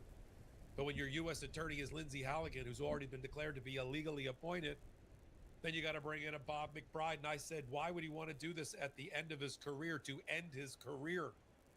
And now he's been fired because of his refusal to continue to prosecute or go after James Comey. And then Attorney General from Minnesota, Keith Ellison, fresh off of an interview that I had with him a day before, filed a federal lawsuit in what I would call, in the name and in the memory of Renee Good, to stop ICE from continuing to attack, brandish firearms in the face of, use weapons, tackle, gang tackle, lay their hands on U.S. citizens doing First Amendment protests in Minnesota. It's modeled after a similar suit that was filed in Chicago, and we'll talk about that case as well. Then, special guest in my second segment will be Attorney General for California, Rob Bonta, who is, I think, going to announce that the 54th case for the Democratic Attorneys General have been filed against the Trump administration. He's got a number of wins under his belt. Yes, he's got a legal hot streak against Trump. Can he keep it up? I believe he can. He's leading the charge with the other 22 Democratic Attorneys General. He just got an amazing temporary restraining order in New York about child welfare payments being cut off in the middle of the night by the Trump administration. Maybe he should worry less about Chevron and Citgo and the oil companies, and he should worry more about the suffering of Americans, especially children whose parents vote. Let's try that. And we'll talk about that and other things with AG Bonta. Okay, I'm sorry, everyone. I'm kind of helping mom with dinner. You know, I will be about it like on the Sunday before. making sure that you're on. If I did my roster Audible. on Sunday, it would be stale already, because now I got to talk about not only the Federal Reserve Chairman Jay Powell having a criminal investigation opened against him, but Jay Powell, who is a very modest fellow. I mean, and I mean that in the best sense. He's the thing that keeps the American economy tethered to planet Earth. He's the one that's been steering the economy through the turbulent, choppy waters, and the prop propeller of the Trump economy successfully. And he didn't just take it lying down. Chewy, no chewing. In the Wall Street Journal, the New York Times. Chewy, no chewing. Investigation has been opened and subpoenas have been issued by some grand jury in the District of Columbia. This modest chap took to the airwaves and spoke to the American people, and more importantly to the financial markets, and leave it to Jay Powell to not only defend himself, the independence of the Federal Reserve, but also to calm the waters of the financial market. They were like, Jay Powell, what's going to happen? And he was like, relax, everybody. I got, and almost in this kind of tone, I got this. I didn't do anything wrong. We know what this is all about. This is about the attack on the independence of the Federal Reserve. And all it did, that video, what we like to call now Dark Jay Powell with laser beam eyes, has fired back at Donald Trump, and everybody has run to his rescue, including Senate Republicans on the banking committee who have said they're going to block Donald Trump's Federal Reserve pick, including his chairperson, if he doesn't back off of Jay Powell. Mark Kelly has told Pete Hegseth, Senator Mark Kelly, he better back off. And the claims or the postings in social media by Donald Trump and Pete Hegseth that Mark Kelly, 25-year veteran of the military, naval aviator, dozens and dozens of missions, the last commander of the Endeavour space shuttle. His wife, Gabby Gifford, took a bullet for this country as she was campaigning. That Mark Kelly should be hanged, Donald Trump's words. He should be tried for war crimes, Pete Hegseth's words. And now he's filed a lawsuit first against Hegseth. I want to touch on a couple of other things that have happened as I was preparing to come on tonight, including the transgender high school athlete case before the United States Supreme Court today, and a new development in the Epstein files matter in New York. And I'm here at the intersection, and so are you. First, I want to do a shout out to the audience, without which I don't have a show, without which whose fervent support is so appreciated. We have hit in the YouTube rankings, which matter in our world, for best or the highest ranked YouTube podcasts for the week, in the last week ending. We hit number 51. Sometimes we've been as high as number 20. The fact that we're even in the top 100 of all podcasts, not just Law and Politics. I think by that contrast, we're the number 2 Law and Politics, the number 1 being Legal AF at number 23. I thank each and every one of you. And if I could thank each and every one of you personally, you know that I would. We're live tonight, as usual. Leave questions for me in the comments. I've got a team standing by. Remember the old Time Life operators? Yes, I just thought about it when you said it too. Time Life operators standing by. Sports Illustrated operators. Put a question. Somebody on my team will catch it. They'll send it to me. I'll try to answer it at various places. But I'm glad that you're all here. We have a large crowd of people who want to get into good trouble, and I'm here for it. And I'm really so ecstatic that you are all too. Let's get to the first topic: the Department of Justice and the dumpster fire. Imagine being able to build an app with your name on it just by thinking about it. Meet Base 44, a complete AI creation platform.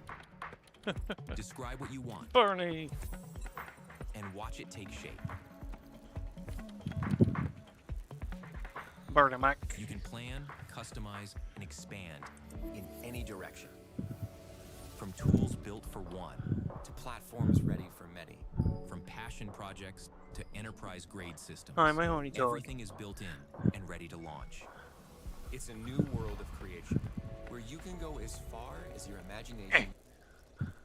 So let's do the head count. Let's start with Joe Thompson in the district, in the federal district court, a federal district U.S. Attorney's Office in Minnesota, sitting in Minneapolis. Joe Thompson, very well respected, lifelong prosecutor. He and his 2 lieutenants resigned. And the reason that we've been told, even though he's been relatively silent about his resignation, get this: the Department of Justice in Washington, what we call Main Justice, apparently gave Joe Thompson an order that he should investigate criminally the grieving widow of Renee Good, Becca Good. Criminally investigate her as what, a left-wing agitator? Is that under the J.D. Vance theory? And he and his 2 lieutenants, who are also involved with the fraud investigation, said, we are out of here. There is just some things that a prosecutor who has taken an oath, not just to the Constitution, but an oath to uphold the principles of federal prosecution, the Department of Justice manual, will not do.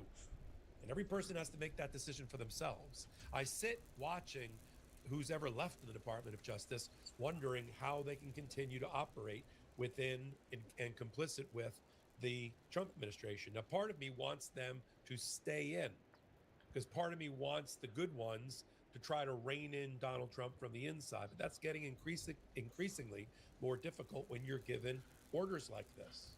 Now, we know that the Trump administration, as part of the stench of this scandal, Yet another day, another Trump administration scandal and cover-up. This one to try to change the narrative, to try to make us believe we shouldn't believe our lying eyes in the videos of what happened in the cold-blooded murder, shot in the face 3 times by the ICE agent. We shouldn't believe that. We should believe that somehow Becca Good is a bad person and brought her wife down, and she's a bad person, and they've been radicalized. Radicalized to do what? To blow whistles? To dance in their car, honking the horn? To call attention to ICE's out-of-control rogue conduct against Minnesotans? This is a death sentence. This is where you get to be judge, jury, and executioner on the streets. In fact, we've got a clip of J.D. Vance as this administration had moved so rapidly within moments of Renee Good's death to start making a self-defense argument for Jonathan Ross, a proper use of force argument for Jonathan Ross, a blaming the dead victim argument. And here's J.D. Vance doing exactly that, talking about the radicalization of this woman who pulled out in an old car with a dog in the back just to protest against ICE as an American citizen. Let's play the clip. There's a part of me that feels very, very sad for this woman, not just because she lost her life, but because I think she is a victim of left-wing ideology. What young mother shows up and decides they're going to throw their car in front of ICE officers who are enforcing legitimate law? You've got to be a little brainwashed to get to that point to where you're willing not just to protest, that's fine, not peacefully protest, but throw your vehicle in front of legitimate law enforcement officers and drive your car into them. To get to that point, you have to be, I think, radicalized in a very, very sad way. I certainly wish that she hadn't got there. I know there's an ICE officer right now who very much wishes he was not put in the position where he had to fire a gun to defend his own life.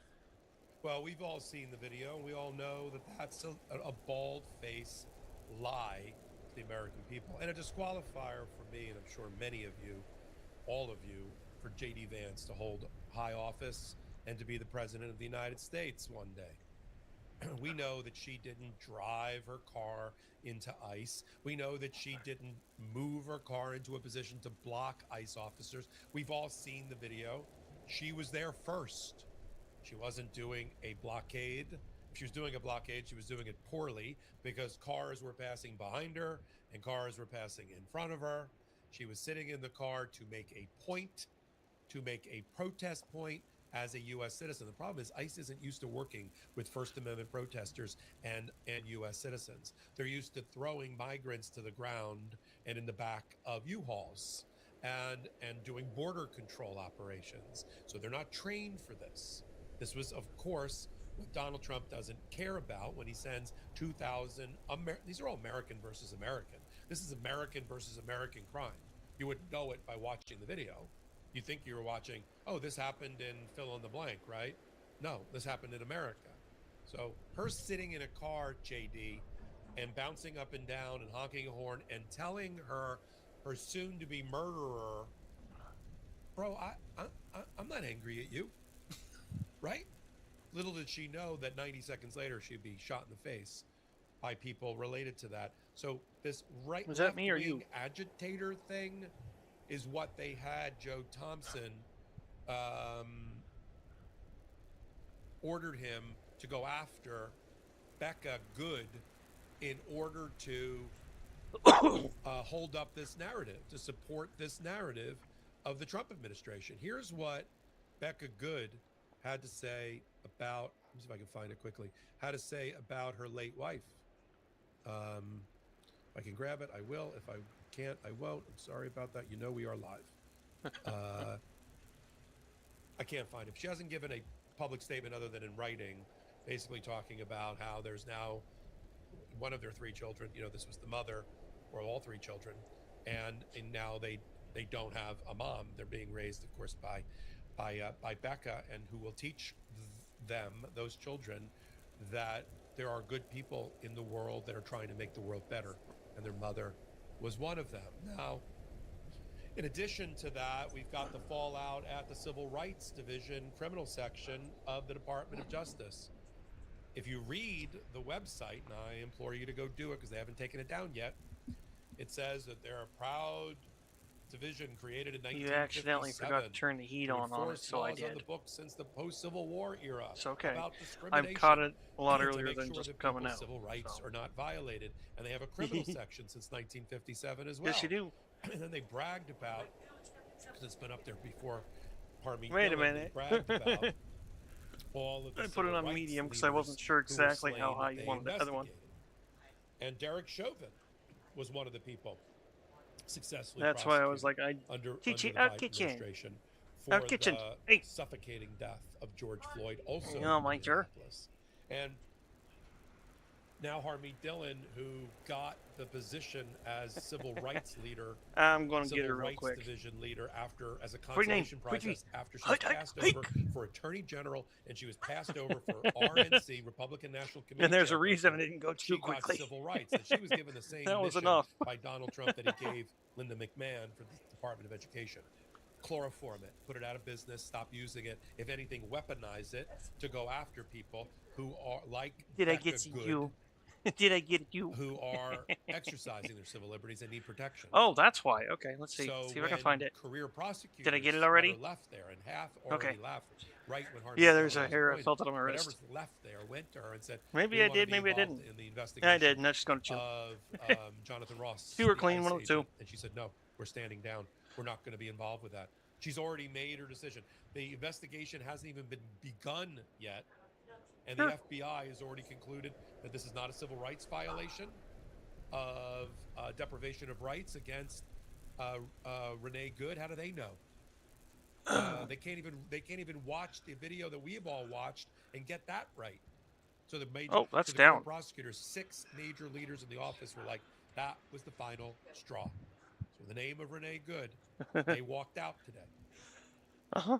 And then yesterday, Robert K. McBride, who was this gray hair type, and I can say that because I got gray hair, probably a little older than me, who was a assistant U.S. attorney in Tennessee, got moved over, volunteered apparently, or got a short straw to go babysit Lindsay Halligan and effectively be the day-to-day U.S. attorney in the Eastern District of Virginia.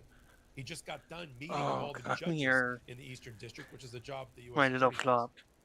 My And little flop. he got fired. He was only Yeah, there Mitch like flops a 2.5 lot. months. 3, What was his crime? 2, He 1. apparently he told them, I'm Oh, not no going to flop do the this time. prosecution of Actually, James it's legal. Comey and run the office at the same time. Pick one. And they said, no, you're going to do both. And I think he fought back on the Comey part, and he is gone. And they don't seem to care about what this chaos and what this amateur hour, as Senator Tillis called it, is doing to the American confidence, if there ever has been this year, in the Department of Justice. They don't care. And Donald Trump has cut effectively Pam Bondi. Have you noticed we haven't seen much of Pam Bondi lately? I mean, we haven't seen much of Pam Bondi lately. She's certainly not holding press conferences on things that are allegedly law enforcement. Yeah. Venezuela, a specialized law enforcement action to enforce an arrest warrant on the Maduro husband and wife. Who's up on the stage during the press conference? Not Pam Bondi, not the FBI, not Todd Blanche. I see CIA. I see Department of Defense. I see Secretary of State. I see Chairman of the Joint Chiefs. I see President. I don't even see J.D. Vance. I certainly don't see anybody from law enforcement. So, okay, let's move forward. What's the next major thing around? Epstein and the Epstein scandal and the cover-up. I am listening and the cover-up of the cover-up and do have my as the door Department open. of Justice is So if you used need me, to you can cover holler. up an international child sex trafficking ring, because their felon in chief has a connection to it. So let's leave it at that. So that's going on, and who's the front person for that? It's not Pam Bondi. Not since she said she had all the files on her desk. It hasn't been. It's been Todd Blanche. Number 2, Donald Trump really trusts. Right? Todd Blanche got him out of all those sticky wickets during the criminal prosecutions. You know, it was Todd Blanche that got him out of A little slow Mar-a-Lago. between, Todd but not Blanche bad. that effectively got him out of the New York criminal prosecution. Todd Blanche that got him out of the DC election interference case. Todd Blanche that worked on the immunity decision along with John Sauer at the United States Supreme Court. What's the connection with Pam Bondi? She made her way through a 3-ring binder during the impeachment where she could barely read off the page. She's not going to be around much longer. So because, all right, let's do my third hypothesis. My third fact to support my hypothesis. Where is Pam Bondi about Renee Good? I'm also going to see about getting J.D. Vance, who rapid purportedly has a on J.D. from law school, yet he doesn't know the difference between absolute immunity and qualified Well, immunity when it comes to the immunity that a federal officer has. He doesn't have absolute immunity. You must have, cotton in your ears because your boss has absolute immunity for certain things by way of the Supreme Court. Everybody else has qualified immunity, right? Even you, JD. So JD Vance is out in front. A little bit of Todd Blanche, a lot of JD Vance, and none of Pam Bondi. As our Department of Justice dumpster fire continues. And we had a filing today we had a couple of filings today, some of which I can't even get shown in an hour. Marco Rubio files a crazy thing with Judge Boasberg, basically tells him to go F himself, that he's not going to help get 137 people back from Venezuela. And then you've got, for due process purposes, because he's not really in Venezuela, at the same time, Bondi, Halligan, and Blanche go after Judge Novak, the Trump appointee, and tell him that he needs to back up and back off because he's gone after Lindsay Halligan impersonating a U.S. attorney. And while all that's going on, there are adults like attorneys general who are out there doing people's business. For instance, Keith Ellison in Minnesota has filed in the last 24 hours a new lawsuit to stop the ICE search, stop the abuse of U.S. citizens and other First Amendment protesters on the streets of Minnesota. And here's Keith Ellison at a press conference announcing the lawsuit. We've come together and we're going to announce a lawsuit we're filing against the United States Department of Homeland Security to end the unlawful, unprecedented surge of the federal law enforcement agents into Minnesota. Because this has to stop. It just has to stop. We allege that the obvious targeting of Minnesota for our diversity, for our democracy, and our differences of opinion with the federal government is a violation of the Constitution and of federal law. We allege that the surge, reckless impact on our schools, on our local law enforcement is a violation of the 10th Amendment and the sovereign laws and powers of the Constitution grants to states. We allege that DHS's use of excessive and lethal force, their warrantless, racist arrests, their targeting of our courts, our churches, houses of worship, and schools are a violation of the Administrative Procedures Act on arbitrary and capricious that's the church federal bit, actions. not protesting. And we ask that the courts will end the surge of thousands of DHS Not agents protesting in the church is something you do out of respect for the church. And that was Keith Ellison, who I'll have back Not on law. to brief our Legal AF audience as well. My producer was able to find the statement made by Becca Good, who again, as we said at the top of this intersection, Joe Thompson quit as the Minnesota U.S. Attorney rather than investigate and or prosecute this poor grieving widow. Here's what she had to say about the loss of her wife. Renee leaves behind 3 extraordinary children. The youngest is just 6 years old and already lost his father. I'm now left to raise our son and to continue teaching him, as Renee believed that there are people building a better world for him. But the people who did this had fear and anger in their hearts, and we need to show them a better way. Does that sound like a left-wing agitator who's been weaponized, and for somebody that J.D. Vance should feel sorry for? Or should the sorrow run the other way? The other way for sure. And I'm going to, when we come back from a quick break here, we're going to have another leading Attorney General, State Attorney General. We're going to have Rob Bonta come on and brief us about everything that's happening in the world of attorney generals having to step in against a corrupt and now imploding Department of Justice and winning in the courtrooms on behalf of the American people, and the case of AG Bonta, the people of the state of California. I didn't There's a lot bring of coffee ways to in. support what we're doing Damn it. here. We've already got the audience. We're getting 500,000 people or so to watch the show every week. We're now in the top 50 or so of all YouTube podcasts because of you.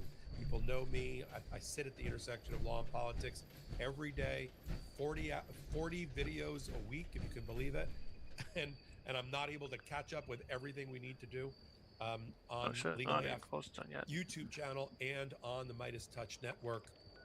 And if you want to support what we do, give us the resources to continue to grow for 2026 and bring on contributors like the American Civil Liberties Stream Union Element that's now says, joined Legal find me in AF other places: as a regular Discord, Twitter, contributor about YouTube, their cases. Steam, Xbox, and New PlayStation podcasts Old that Mage guy on we've now TikTok as launched under Mage. the Legal AF brand, like Unprecedented, about the United States Supreme Court that I do with Dina Dahl once a week, the Court of History with Sidney Blumenthal and Sean Wilentz, to put everything as best we can into a historical context. Then think about becoming a member, a subscriber of the Legal AF YouTube channel. There it is. We've got a new paid membership, which is reasonably priced for those that want to throw their weight behind Legal AF. And then, of course, we've got the Legal AF Substack. We're regularly in the top 10 in rising of all U.S. politics and political Substacks. I'm doing two live reports a day on Substack just to keep up and to curate what you need to know. So think about becoming a Legal AF Substack member as well. And then we've got our sponsors, some of which have been with us like from the very beginning of Legal AF 6 years ago, and some are new. Either way, they know our point of view. They are in favor of protecting our rule of law and democracy, and they appreciate our audience's First Amendment rights and point of view as well. And here's a word from our sponsors. Delete Me makes it easy, quick, and safe to remove your personal data online at a time when surveillance and data breaches are common enough to make everyone vulnerable. Look, as someone with an active online presence, privacy is really important to me. I'm constantly thinking about how much of my personal information is just floating around out there. Data brokers make a profit off of your data, your name, contact info, home address, even details about your family. And anyone on the web can buy it. That can open the door to things like phishing attempts or harassment. If it hasn't happened to you, it happened to me. You probably know someone it has happened to. That's why I like Delete Me. They work to remove your data from hundreds of data broker websites, helping you take back control of your privacy. Man, it's just a They've chicken, even but been it's named the fucking New so York good. Times Wirecutter top pick for data removal I'm gonna services. pluck it, I'm gonna throw it all together Take with the control noodles, of beans, your and data whatnot. and keep your private life In a private pan and throw it by in the oven. signing up for Delete Me. Now at a special discount for our listeners, you can get 20% off your Delete Me plan when you go to joindeleteme.com/legalaf and use promo code LegalAF at checkout. The only way to get 20% off, though, is to go to joindeleteme.com/legalAF and enter code LegalAF at checkout. One more time, that's joindeleteme.com/legalAF and code LegalAF. I was getting ready to talk about the news today, and my cat decided she was the headline. Chanel doesn't care about politics, but she has extremely strong opinions about her food. If this show ever runs late, it's because she refuses to let me talk about global affairs until her Smalls cat food is handled first. It's 2026. Do you still feed your cat like it's 1926? This podcast is sponsored by Smalls. Smalls is protein-packed cat food made with preservative-free ingredients you'd actually recognize, delivered right to your door. Cats.com named Smalls their best overall cat food. Last time I fed my cat Smalls, she destroyed the bowl and followed me around like I changed her life. I even did a legit taste test. No, not that kind. Two bowls side by side, and she immediately chose Smalls. Her fur is softer, her breath is better, and she honestly handles the news better than I do. And Smalls is so confident your cat will love it, you can try it risk-free. They'll refund you if your cat won't eat it. Make 2026 your cat's healthiest year ever. For a limited time, because you are a Legal AF listener, get 60% off your first order plus free shipping when you head to smalls.com/legalaf. One last time, 60% off your first order, Yeah, it's not plus gonna let free me auto shipping loop. when you head to smalls.com/legalaf. And thank you to our sponsors. But now I am so honored to have the California Attorney General, Rob Bonta, join us. Attorney General Bonta, how are you this evening? Hey, Michael, doing great and better now that I'm with you. Good to Yeah, see you. I feel the same way. Although you broke my heart and those of many who watch, because I think there's been a public announcement about your immediate futures. Am I right that you've decided that you're not going to run for the California governorship? That's correct. I am running for re-election as California Attorney General in these difficult, challenging times with so much on the line, so much at stake. I think my place is here on the front lines in this moment, battle tested and ready for whatever comes next to protect our people and build a legal fortress around them to protect their rights and freedoms. And this administration, as we have seen and we're about to talk about, has showed not only no signs of slowing down, but signs of escalation, of raising the stakes. So absolutely. Glad that either decision would have been great for the American people and for the people of the state of California, but so pleased and honored to have you here on the front lines, leading along with the 22 other Democratic Attorneys General. I don't know if you got to see, I'm sure you've been following your colleague Keith Ellison in Minnesota. We were all together in Phoenix recently for interviews. I had Keith on a couple of days ago. I'll have him back. What you've pitched your own battles about the National Guard and other federalized troops of Donald Trump on the streets of California and successfully won that all the way up to the Supreme Court.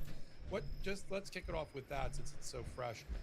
What's your observations about the new lawsuit that Keith has filed, sort of patterned over one that was filed in Illinois about ICE on the streets, and the importance of the attorneys general in filing such lawsuits against the federal government?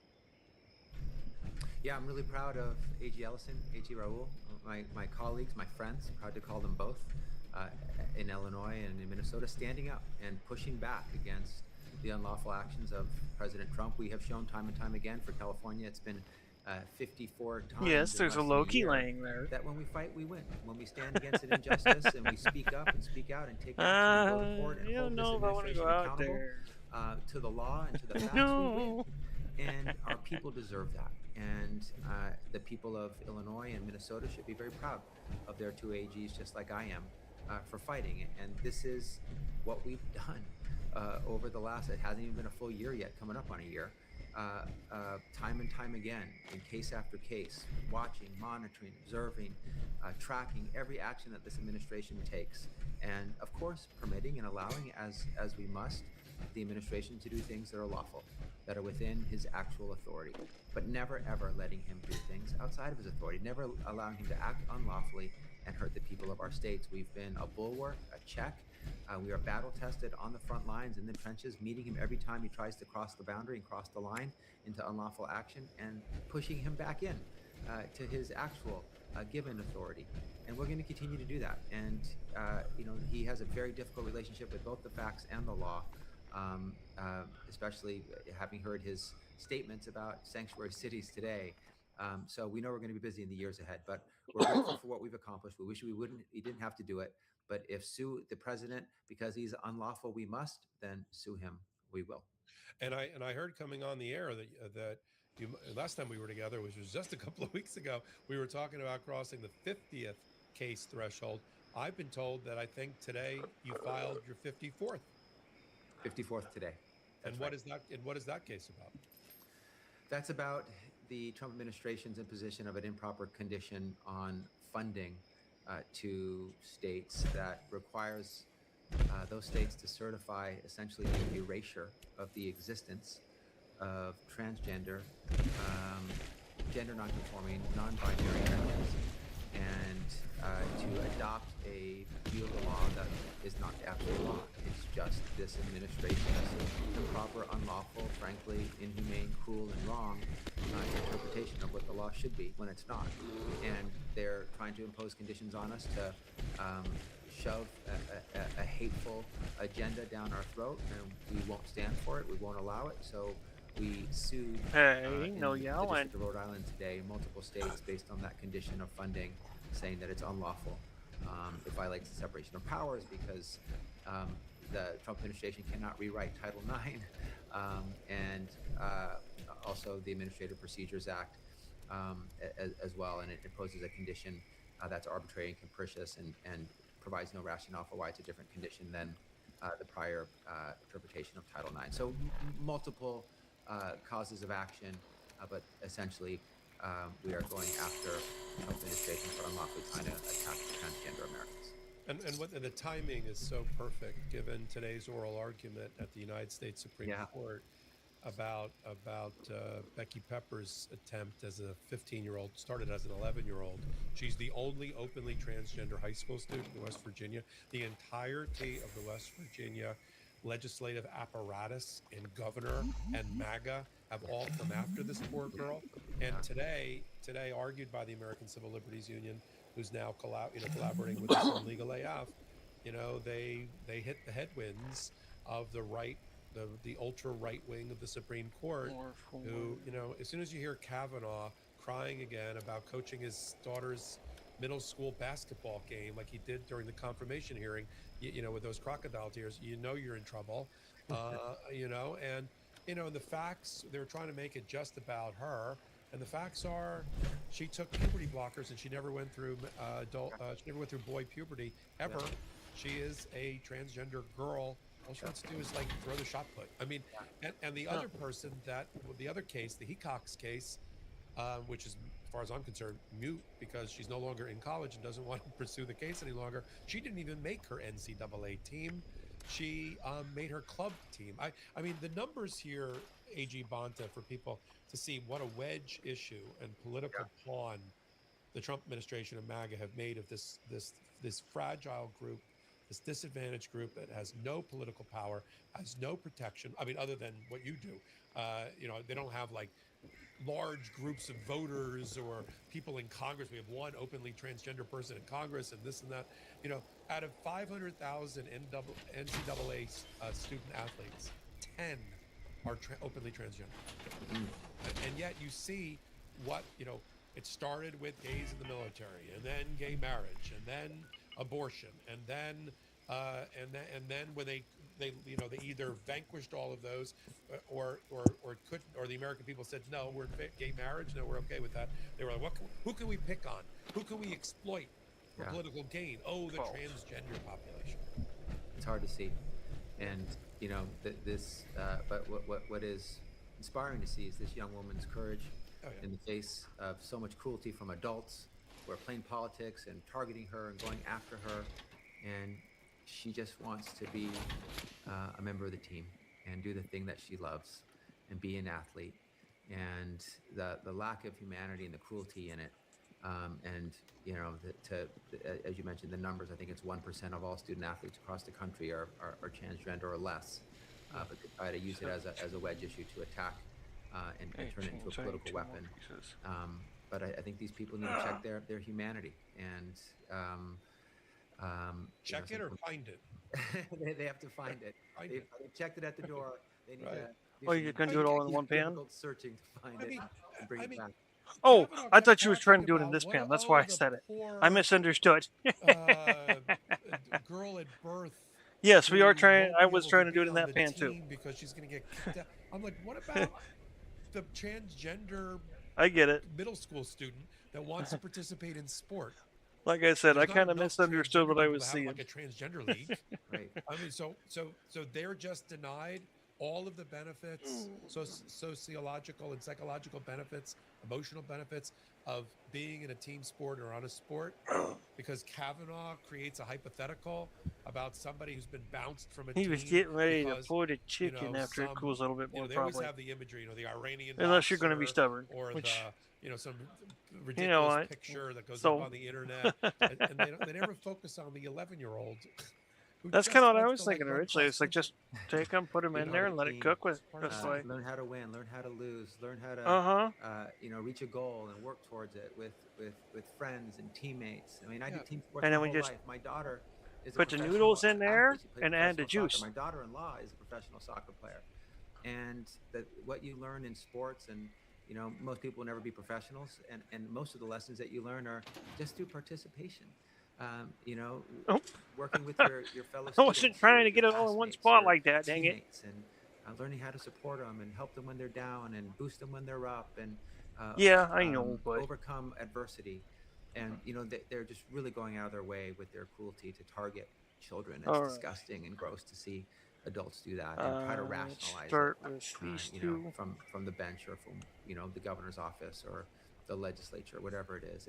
It's hard to see it. So and it just makes me stronger and makes me more committed, more resolute. Unless you just want me to keep going. More immovable in my commitment to protect the law and protect those. Well, that's why I said unless you want me to just go ahead and do it. You to be governor? Yeah, I know those ones have to be strange. I would be honored to serve as 4 more years as AG. That's why I didn't take the lid. Many of the cases I've learned from you and the other attorneys general are where you've been successful in making sure that funding, a lot of dollars at stake in a lot of your cases, funding that would have been the fuel supply of funding that. You know what? I'm thinking it's straining the beans. We got plenty of broth already. Donald Trump and the states and state programs that matter. And like might as well just straighten it because we got plenty of broth. On behalf of the blue states, and you have no red state colleagues next to you, shoulder to shoulder, ultimately can benefit them as well. You just got a temporary restraining order in New York because I'm not strong enough to support this way. Why don't you talk to our audience a little bit about that case? Yeah, great case that in terms of the success, terrible case in terms of what the Trump administration was trying to do. You know, starting the new year the way they ended it. With lawlessness and cruelty, going after our most vulnerable Californians, trying to withhold $10 billion of funding from 5 states. Run away. Guess who they are? They're all blue states: New York, Illinois, California, Minnesota, and Colorado. This one I will pass to you will. With whom I grab a cup and strain the olives. And so he tried to withhold critical safety net funding, funding for childcare, funding for social services, funding for job training and employment, housing, food, emergency relief from children, from families, from seniors, from the disabled who need it. Well, you did say you typically grab the medium, and you grab medium, so empty, baseless allegation of fraud. And at the same time, asking for documents from each of these states to see if there, I presumably see if there is any fraud. So I don't know why I keep smelling chocolate when I'm over here. And they've taken the action to block all the freaking weird $10 billion worth and to hurt vulnerable Americans in the process. And then they're going to start looking into very much could whether or not there's any fraud, which they're going to say. Allegation. What am I saying? I think we can use the same temperature. Might as well. They didn't even bother to suggest any. They just put out the phrase, just like they use waste, fraud, and chicken's abuse, already partially cooked. As their so yeah, might as well. Do anything they want without any facts to back it. So we moved for a temporary restraining order. Olive juice. And the next day we got one. And the court gave us complete temporary relief for 2 weeks while the preliminary injunction is being considered. Where the funding must flow. And the request, a very unreasonable request for documents what was that, Mama? And interviews, all which realistically really couldn't be completed within the time it's frame not something for all the time. That was blocked as well. Not even for me. Early victory in the case. As you know, a temporary restraining order requires the determination of likelihood of success on the merits and irreparable harm. And so we feel we're in a good place as this case begins with this early win and hopefully with more to come. No, I said, ooh, that's gonna be tasty. That one just an inside baseball thing. You got kind of a and then remember, oh wait, what was I going for down here? Temporary restraining order. That's how strong the papers were, but it then gets transferred over, I think, to Judge Broderick, or another full-time judge to handle the case. Is that right? I think that's right. Yeah.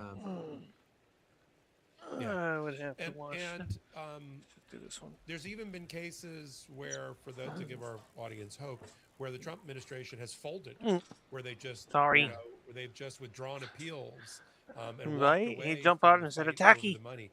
Why don't you give an example of that happened recently with one of your suits? Yeah, we will take a win in any form. It could be a temporary restraining order, a preliminary injunction, more and more permanent injunctions after trials or after summary judgment motions that consider all the facts. And then, and sometimes we get the confirmation or the. I was gonna say, well, technically at this point it is a sauce. Affirmation at the appellate level. Because the only difference is it being paired with something in a particular way. They raise the white flag, they throw in the towel. Not to mention, it's going to concentrate a little bit as it cooks. You win, we lose, we give up. Thicken up a little. And that happened today on an appeal on funding that the Trump administration tried to withhold. Department of Transportation funding that keeps planes in the air and cars on the road. We had one in the trial court below, based on no, I did. I had smokes, so California's policy when it comes to what the it's okay. It just means I actually have some camels to smoke when I really don't want to raspy. Trust jurisdictions, and we got a court order below. They appealed, and then they indicated today that they're going to dismiss their appeal. They're giving up. They're not going to continue to push here. They lost. So we'll get that funding, just as we got Department of Homeland Security funding that was also being leveraged by the Trump administration based on our what they call our sanctuary status, and just as we got Victims of Crime Act, VOCA funding twice that the Trump administration tried to withhold. They gave up on that as well. That was another example, that Victims of Crime Act funding where they raised the white flag and threw in the towel and gave up. So we'll take the W anyway. We get it not because it's a W, but because it means we get the funding and the people, the victims of crime, the passengers on the road or in the air, the folks that could be victims of cybersecurity or terrorism are benefiting, and that's what we want, and that's what we want to deliver. That's what we got here. Yeah, and most of your cases, I mean, you're only a year in, because we're only a year into the administration, which is not a long period of time for a life cycle of a case. Right. But you've got permanent. Why do I feel like it's changed? Like, I don't even know what changed. 25 out of the 54, something like that. You already have in the bank permanently, not to be challenged ever again, as you continue along in, let's say, the other 20 or 30 cases who need to be progressed further, some of which has been filed in the last month or two. So an extraordinary winning track record on behalf of the people of California and throughout the country. And for those that are joining sort of in progress, I think it's important for them to know how closely the Democratic attorneys general work together. It's not just you alone. And that's why there's so many attorneys general joining together and states joining together in these cases. Cool. Talk just briefly about, without giving away the trade secrets, briefly about how the coordination among all of you happen, both because of personal relationships that have been developed and your staffs about opposing the Trump administration where it's necessary.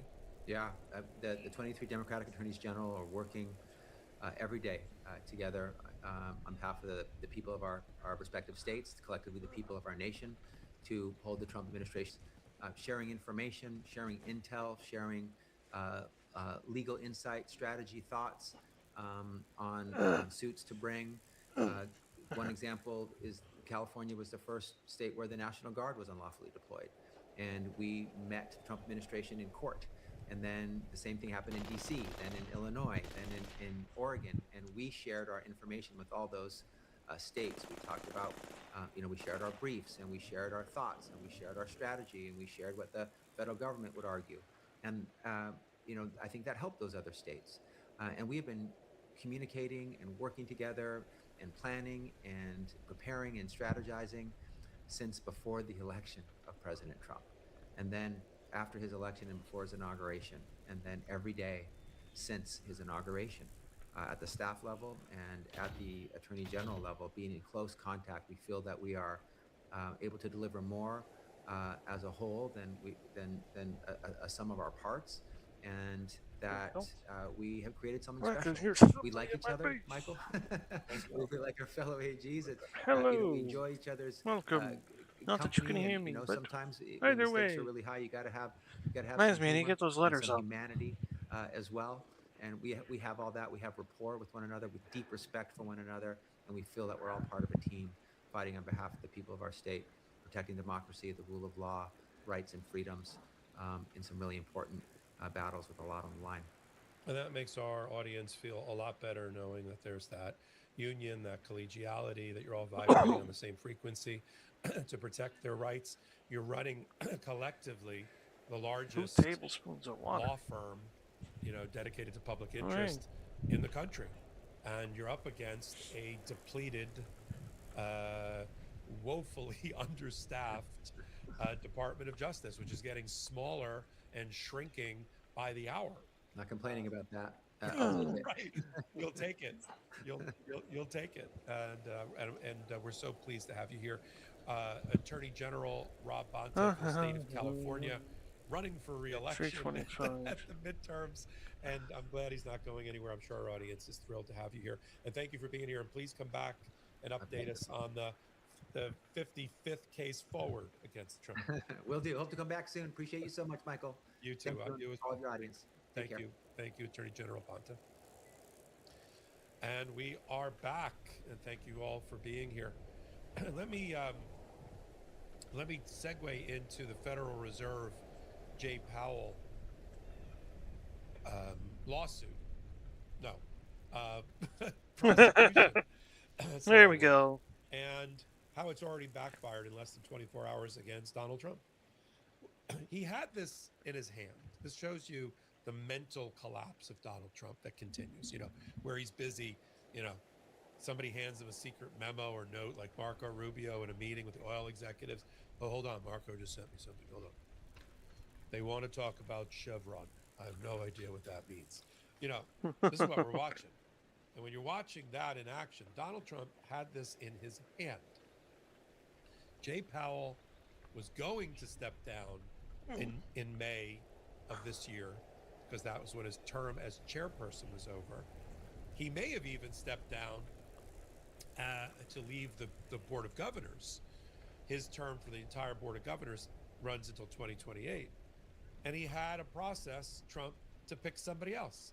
I don't like the process, including going to private equity and hedge funds in New York, trying to find people who are woefully unqualified to be macroeconomists to run the Federal Reserve, and have never been a central banker before or anywhere on the central bank.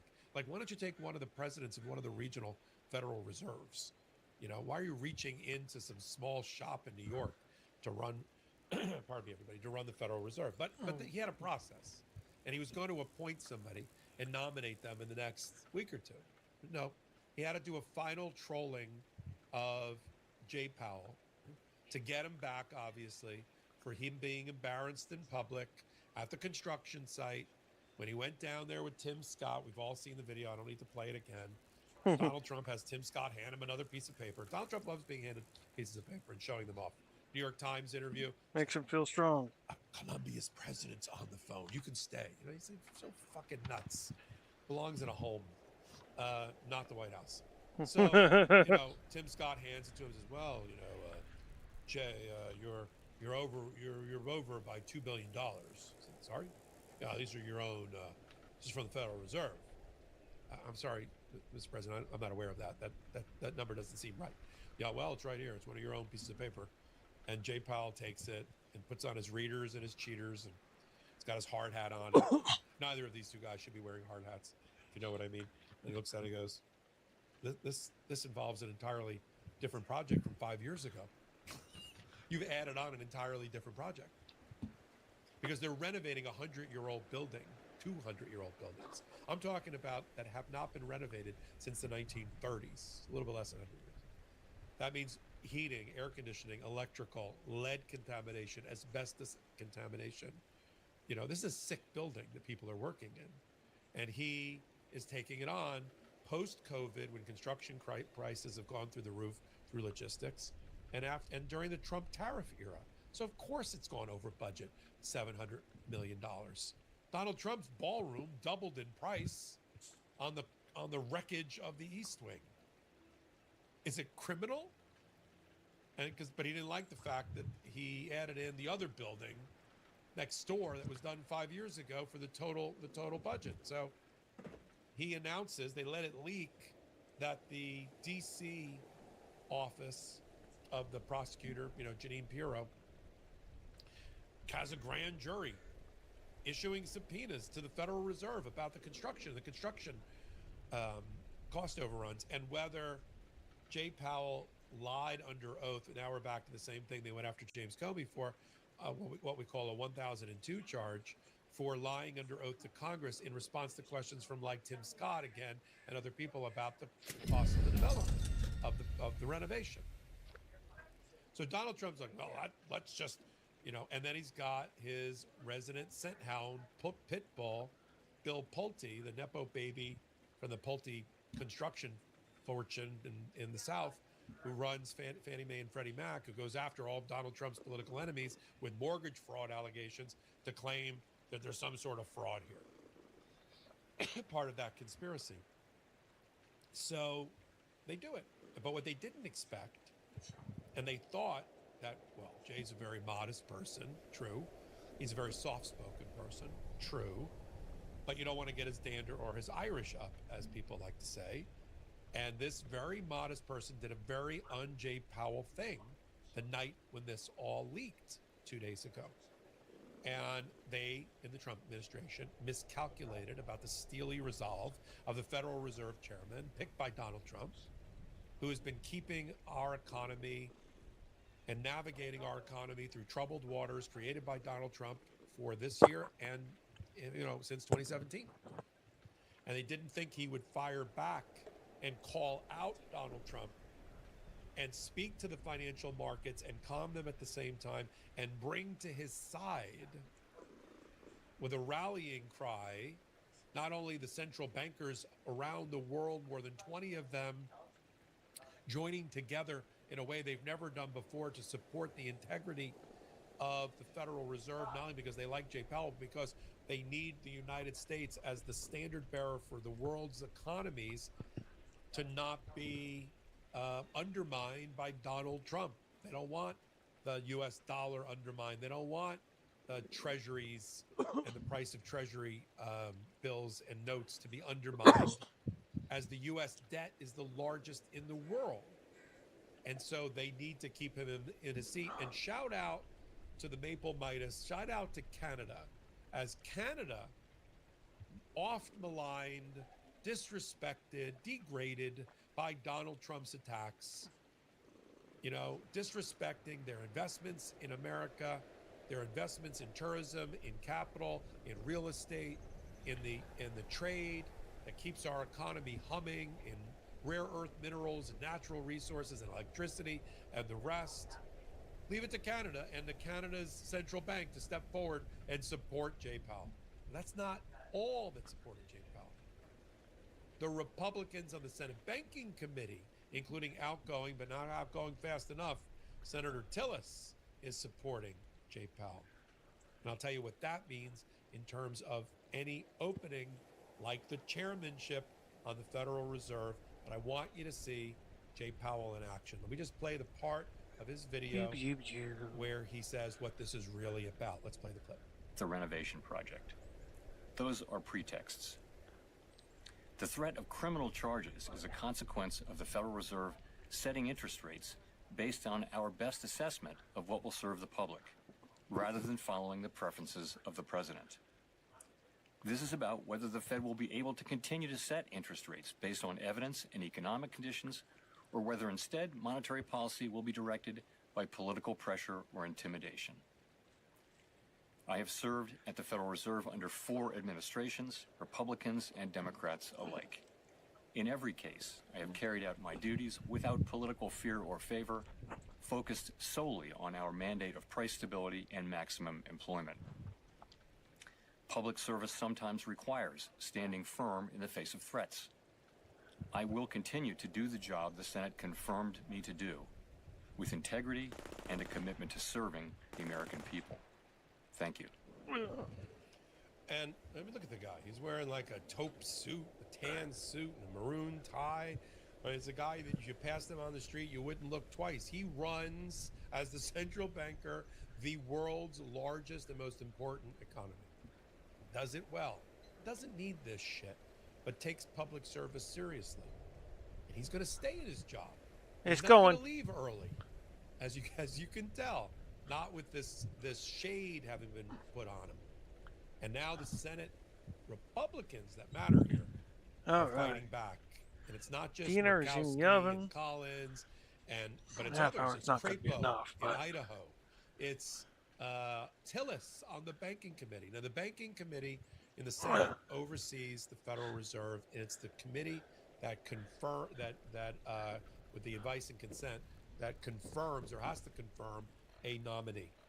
Okay, it's made up of 13 Republicans now and 11 Democrats.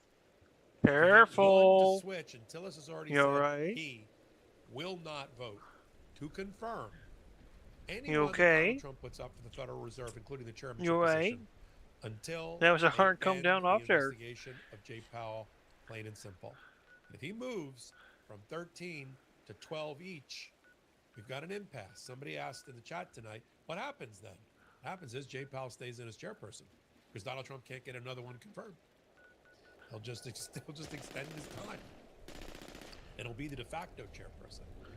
Now, so all Donald Trump had to do was shut his you-know-what mouth, which he's incapable of doing, and just let his hand play out, and he would have gotten exactly what he wanted. And ultimately, he may have even gotten that fourth seat of the 7 on the Federal Reserve Board of Governors in order to take control ultimately of the Markets Committee and the interest rate setting mechanism of the Federal Reserve. Because the Federal Reserve only has one blunt force bullshit. instrument at its disposal. Really, that's it. Interest rate setting. That's it. And through that one dial, that one switch, it tries to create maximum jobs, low unemployment, and low inflation, and tries to balance those two things with interest rates. So what Donald Trump miscalculated is how many of Senate Republicans and House Republicans would peel away from him over and choose Jay Powell's side. And they have, because Donald Trump's time is running out here, and it's running short. And if the Epstein scandal taught us anything, it's that some MAGA have realized that their political fortunes and time horizon is longer than Donald Trump's, and they better start making some. Welcome to Top Heroes. It all starts with a small fire. No rushing, no shortcuts. Just time and the choices you make. Changes. I want to move on lastly and talk about the Hi, my girl. Mark Kelly lawsuit. Hi, my girl. So Mark Kelly is been a senator for the last 4 or 5 years. Had served this country honorably 25 years in the military, rising to the level of captain. 39 missions, I think, in battle as a naval aviator. He has every cluster and ribbon and medal that you can think of for that position. He was shuttle commander, I think, 4 times, and the last flying of the Endeavor. His wife, Gabby Gifford, who many people think should be in the Senate herself, running for that position or for re-election, was shot in the head during a campaign 20 or more years ago and left brain damage. Still alive, still vibrant, still fighting for gun control. But this is the family. His brother is also an astronaut, naval aviator, the whole thing. Pete Hegseth, after the video went out, in which about 20 different members of Congress who were also in the military, veterans, and or in the intelligence community, they made a video reminding service people that they have a constitutional oath to defend the Constitution and not to follow illegal orders and not to give up the ship. Why? Because we have an erratic, crazy president who's given out all sorts of crazy orders through Pete Hegseth, who used to be, before he became the Secretary of Defense, was on the junior varsity of Fox and Friends. He wasn't even on the weekday edition. He was on the weekend edition and did the ball drop during the No, it doesn't. And now he's your Secretary I of told War. you he's got a bad habit of that. And they didn't like the fact that Senator Oh, it does Kelly, say it on his account? participated Interesting. in that statement about you under the Nuremberg principles, you can't just follow orders Uh-huh. that are illegal. You know, we saw that with the Nazis, right? And so Pete Hegseth Yes, it and Trump is. almost simultaneously, like in a call and response on social media, Trump went so far as to say that Mark Kelly should be hanged. Oh. Hanged. George Washington would hang him.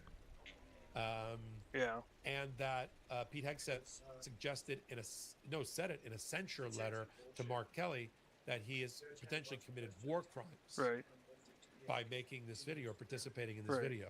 Mark Kelly has fired back with his own federal lawsuit to stop the censure, to stop any criminal charges, and to explain to the American people That's not what you want to hear.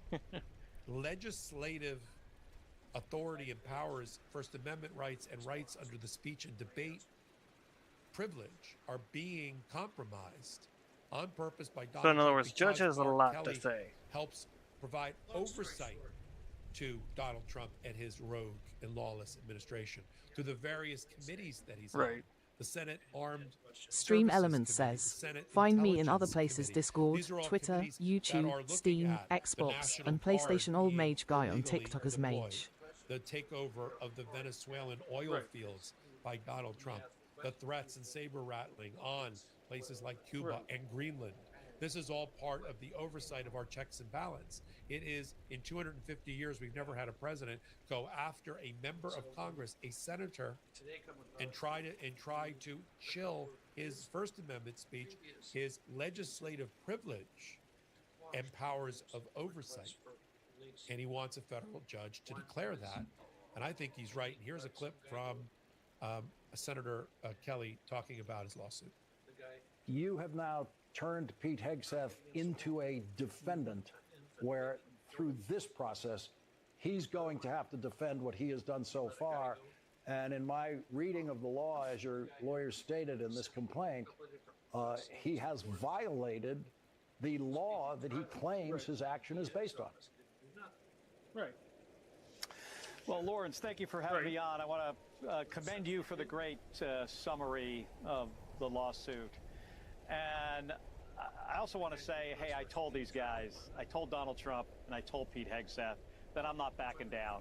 I'm not going away. This is much bigger than me. I flew dozens of combat missions over Iraq and Kuwait, got shot at, nearly shot down multiple times.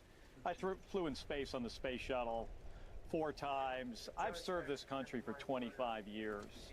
I did not expect that after all of that service, and then continuing my service in the United States Senate, that I would one day have to sue the Secretary of Defense for violating my constitutional rights, my rights of freedom of speech, but also due process and separation of powers rights. But, you know, this is much bigger than me. What I really worry about are the other veterans out there, you know, that don't have a platform like I do, don't have the right to speak on the Senate floor. Where are they going to be with this administration if they decide to speak out? So, you know, that's really the reason for my action today.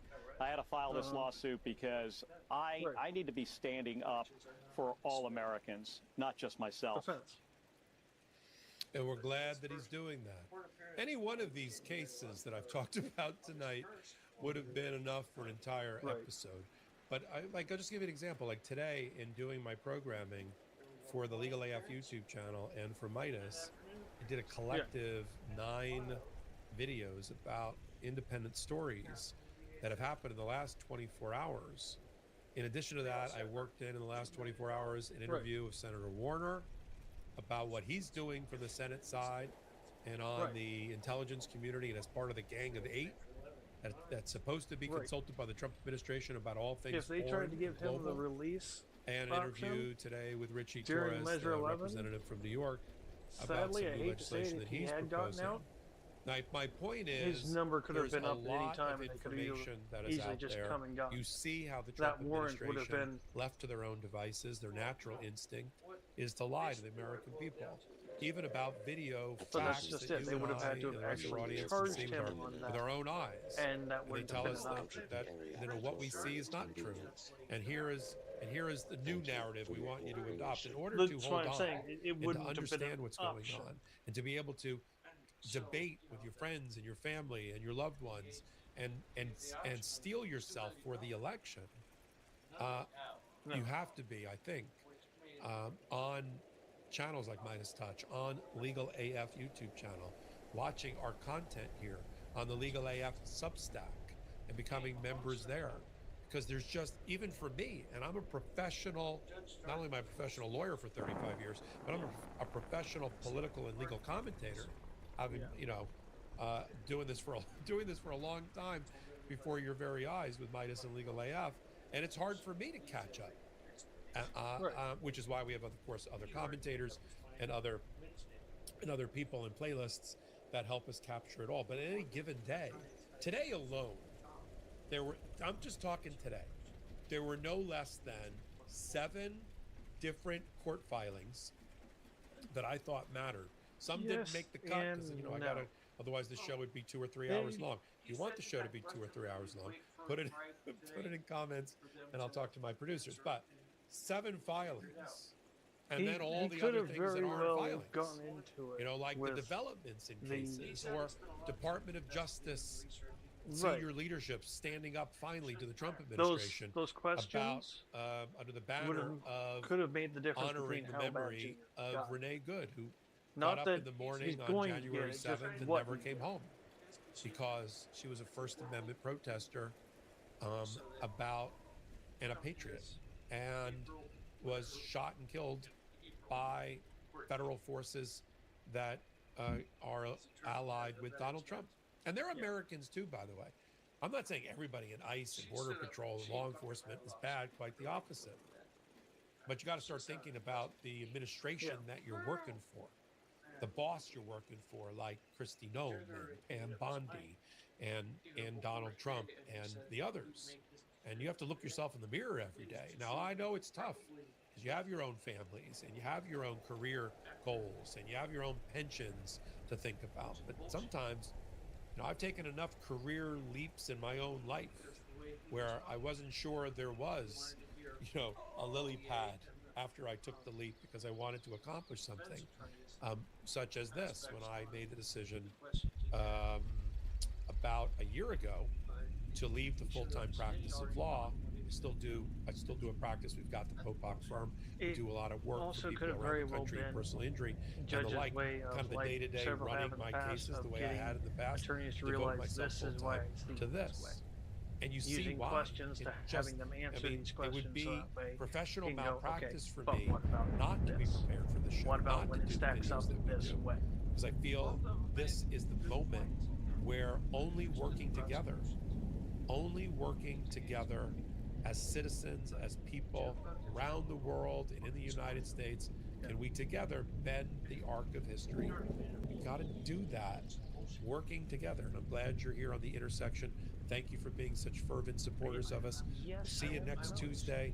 In the meantime, also remember Wednesdays and Saturdays are the Legal AF podcast. And then, of course, we've got all of our great work over on the Legal AF YouTube channel. So until my next report, shout out to the Midas Mighty and the Legal AFers.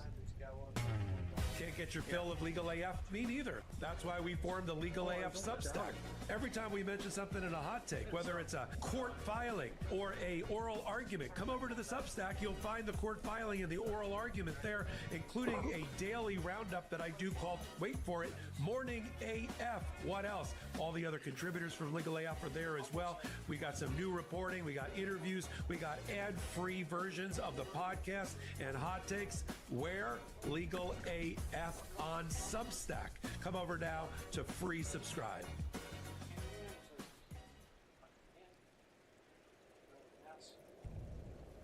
Loaded.com. Get the biggest game releases of the year at the best prices. Enjoy incredible savings with up to 35% off new releases. Loaded. Pay less. Game more.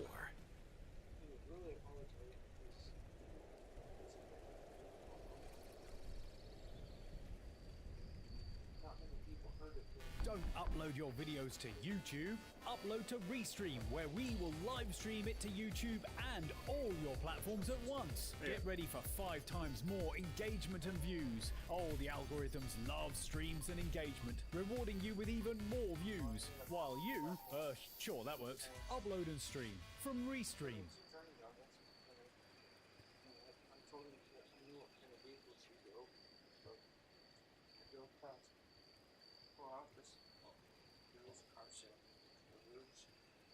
Time for some more Veritasium. Specifically, it's in my blood how one company secretly poisoned the planet. Yeah. Okay, which one? Those of you who don't know me, I'm Tyler Folks. I'm a nuclear engineer with a little over 10 years of experience in the commercial nuclear power industry. From engineering operations to emergency response. I'm going to know everything there is nuclear, but I can certainly share some. Let's see which one. In 1929 in Chicago, people kept mysteriously dying inside their homes. It took 15 deaths for the authorities to realize that these people were getting killed by their fridges.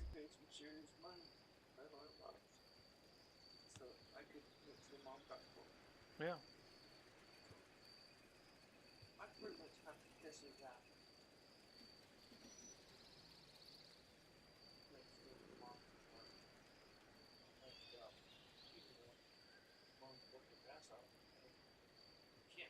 From the stove, and your house could suddenly go up in flames. So one company tried to solve this problem, but in the process, they accidentally created a seemingly magical substance. Soon, it made its way into a huge range of products, Teflon. which were so popular, they ended up in nearly every home in America. But what people didn't know was that these products came at a price. The chemicals used to make them were being released into the environment. Yeah, all at the expense of having stuff slide off easily. Well, there's more to it. Poisoning everyone on the planet, including me. You have high levels of a chemical you never heard of. It shocks me. Like, where could this have come from? Almost every living creature, from polar bears to birds to fish, massive worldwide contamination. People always bring up polar bears when it comes to stuff like this. Guess they're a charismatic species for some reason. By completely man-made chemicals that are fingerprints back to just a couple of companies. This is a video about one of the biggest chemical cover-ups in history. For legal reasons, I want to note that this investigation is based on publicly available documents, recordings, and third-party opinions. All sources are linked in the description. The story all began with an attempt to save lives. In 1936, a chemical company called DuPont set out to find a safer alternative to the gases used in fridges, one that was neither toxic nor flammable. Their lead scientist on the project was a 27-year-old chemist named Roy J. Plunkett. He was experimenting with a gas called tetrafluoroethylene, or TFE. It's a pair of double-bonded carbons, each bonded to 2 fluorine atoms. One morning, as Plunkett was setting up a test, his assistant picked out a cylinder full of TFE and twisted the valve. But nothing came out. Plunkett thought the gas must have leaked, but the cylinder still weighed about as much as a full one. So he grabbed a saw and cut the cylinder in half. Because that's the next logical step. Inside, with USAA Safe Pilot, I can save when I road trip safely. Or with USAA Safe Pilot Miles, I can save when I staycation.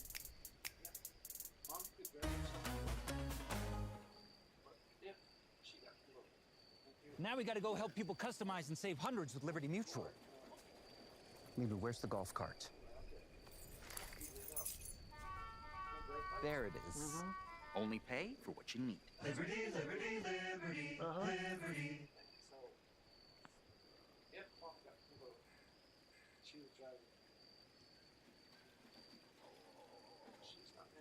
he was shocked to see it was full of a white, slippery powder. Yeah, that sure only So what happened to the gas?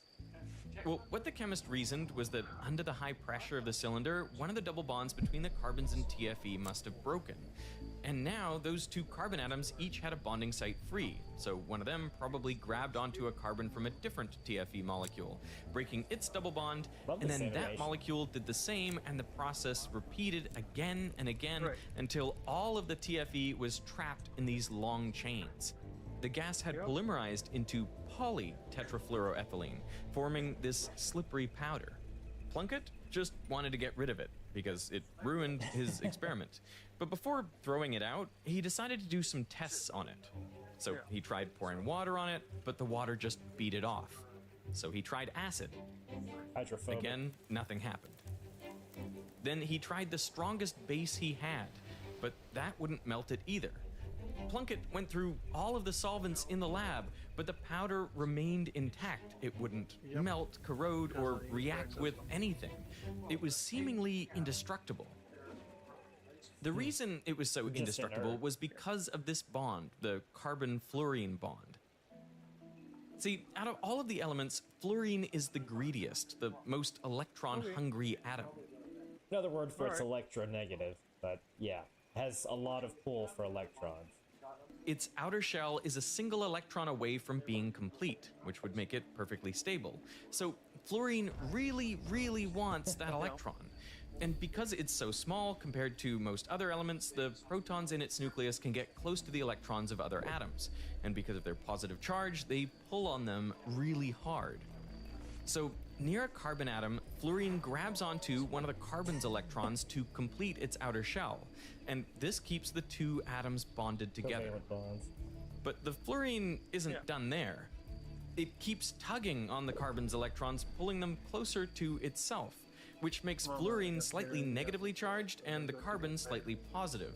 So now there's an electrostatic attraction. It's a great way to illustrate electronegativity. Wish you taught chemistry when I was in high school. Makes this bond even stronger. Now, in reality, electrons behave more like fuzzy clouds than the orbiting points in this animation, but basically the electrons have a much higher probability of being closer to the fluorine. Hence the slightly negative charge, because you'll see this on atomic and definitely even more so on nuclear reactions, whether it be decays or fissions or absorption stopping fissions. It's all probability, and that includes where the electrons are exactly. Still holds. In terms of energy, this is actually the strongest single bond a carbon can form. So if other atoms or molecules get close, they're essentially ignored. And Plunkett's magic powder was completely covered in carbon-fluorine bonds. Yeah, very strong for a covalent bond. So it hardly reacted with anything. Okay, so he's got this incredibly nerd stuff. Was he really trying to get rid of it? He actually didn't know what to do with it, because, like, what do you do with a material that doesn't, react with anything? But luckily, his employer, DuPont, they were actually working with the U.S. Army on the Manhattan Project. And the reason for that is it's good for handling uranium hexafluoride, which is highly corrosive, and it's an intermediate step between you get to your enriched uranium that you're going to use for weapons or peaceful means in nuclear power plants. But in this time period, it was weapons. They were refining uranium and plutonium, because of course there's a World War II reference in a Veritasium video. You just have to have it. To get the fuel for nuclear bombs, enriched uranium, you first have to turn the uranium into a gas, uranium hexafluoride. It was a nasty chemical that corroded everything. So all the gaskets, seals, and miles of pipe in the plant at Oak Ridge had to constantly be replaced, slowing down production. That's one thing. A lot of people are aware that, yes, things with uranium are radioactive, but there's quite a bit of chemical hazards associated with the process. I was just going off of what the instructions said. But then DuPont was like, listen, we have this seemingly indestructible chemical, right? It doesn't react with stuff, it doesn't corrode, so maybe we can try and use it against uranium hexafluoride. So they get a bunch of this powder, they cram it together under high pressure to create... I mean, it's a means of containment. Oh yeah, no, those are not done. It's the same reason why zirconium is frequently chosen for fuel cladding. It's okay. Due to corrosion I didn't know either. It was more about, neutron oh shit, no, those are not done. That is to say the neutrons won't interact with it, because after all, you want the neutrons to cause fissions. Yeah, was just Teflon being chosen for its inertness under extreme conditions, dealing with extreme stuff like do what we can. Flora. These cakes, essentially. We can. Now you had a solid of this material that you could machine into gaskets and cylinders that you could push into these pipes. They put these tube linings into the pipe, and boom, it works like magic, like a charm. The uranium hexafluoride was no match for this magic material. As Gordon Fee, the manager of You the could argue it was a match because it I behaved. was going to start. weapons plant put it, there was never a substitute considered, as far as I know. Taxes. I was feeling going to sit here and talk with you about it because Now Dad may taxes not is an make open door plans. to We new do. TurboTax stores. You and Meet I our certainly experts. do. They do your taxes, so you can walk out with confidence. It's like he may Now not be this willing to is actually taxes. ponder it over and whatnot, but I will. Honestly, sadly, I think our best option is just going east. You didn't start a business just to keep the lights on. Lucky for you, Shopify built with just one tapping, ridiculously fast acting, sky high sales stacking, champion of checkouts. Businesses Prices that for won't everything's win, just cheap. win with Shopify. I mean, I was going to say,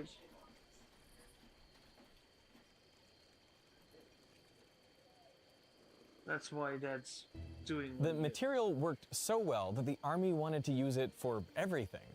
The same gaskets and seals were installed If into they fuel want to tanks evict and us, airplane engines to protect them from and oil and water. we say we And weapons manufacturing willing to plants leave, no longer had there's issues no- with the we- corrosive they nitric agree to it. acid needed to make By explosives. them saying they want to DuPont evict us, saw the it means potential they too, want us so they out. trademarked the material They in don't get to say, 1944. no, you have to They stay. didn't trademark it under the name polytetrafluoroethylene, because admittedly, that name kind of sucks. So they took TE from They can take you to court for rent not paid, not for eviction.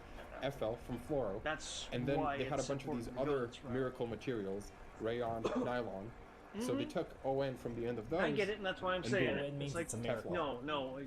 Nice. Okay. This is the It's a good better name. route for that Under the Army's aspect. order, DuPont It's ramped up just Teflon production at not their what test we're plant in Arlington, New used to. Jersey, giving their whole supply to the government. But DuPont struggled to produce enough Teflon to meet the military's demand. As their Arlington scientists put it, the major advantages of polytetrafluoroethylene, solvent resistance, and high thermal stability offer obstacles from the standpoint of ease in fabrication. You could only really mold Teflon into solids, so gaskets, can't seals, remember how pipes, much but you couldn't put it improvements into were water to make a spray because it doesn't dissolve in water. But They actually if I didn't know remember anything correctly, about something Teflon, done but there was an even bigger problem at that point. To polymerize TFE into Teflon, you can add a reactive atom or molecule that will hijack the first carbon double bond and start the reaction. This is called the initiator, and the you bond talking formed about a between it and the first TFE Okay. molecule releases a small I amount was of energy. misunderstanding you a little Then bit. a bit of so- energy is also released when the next TFE This molecule diagram. joins the chain, Yeah.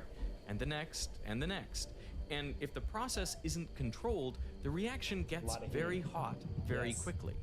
And if it gets above 200 degrees Celsius, TFE rapidly decomposes into carbon and But we wanna get tetrafluoromethane, your which credit releases back even up for more the energy science. all at once. Less of a mortgage payment at a time. This caused a massive explosion at the I was gonna say, I'm I'm not sure saying it's chemist's bad. other word for explosion is with the way rapid it energy works. generation. Though most engineers Yeah, say that's what I'm- rapid disassembly or something like that. plant in 1944, killing 2 workers. You need a way to dissipate the heat, take the heat from the reaction without it staying in there and therefore expanding and creating that explosive force. Yeah, and one of the ways to do that was to have the reaction happening in water, because water can absorb a huge amount of energy before it ever heats up. One of the reasons why water is commonly used as a coolant in nuclear power plants. It has a very already high heat thinking of- capacity. Plus, it adds as a neutron Hmm. moderator and reflector. Surrendering Basically, Loki. it increases the chance of fissions occurring. So the good thing, if you have a loss of coolant accident, is at least the reaction stopped because And I'm just nothing's like, there to no, slow down you your don't need to neutrons or surrender reflect your them so dog. the fissions are over. But if you inject TFE into a water cylinder, the gas doesn't dissolve. Even at high pressure, most of the TFE just stays on top. So if you add an initiator, the polymerization is triggered in one place, and so it can still cause an explosion. Yeah. What you need is some way to disperse the TFE throughout the water first. It's from the And tube. to do that, DuPont It's not- needed help. Otherwise. In 1951, they purchased a special acid from 3M, the company behind Scotch tape. This acid, called PFOA, looked almost exactly like Teflon. It had a chain of 8 carbon atoms covered in fluorines, but at the other end, there was a double-bonded oxygen and an OH group. That's what makes it an acid. And since there were 8 carbons in the chain, DuPont also referred to the acid as C8.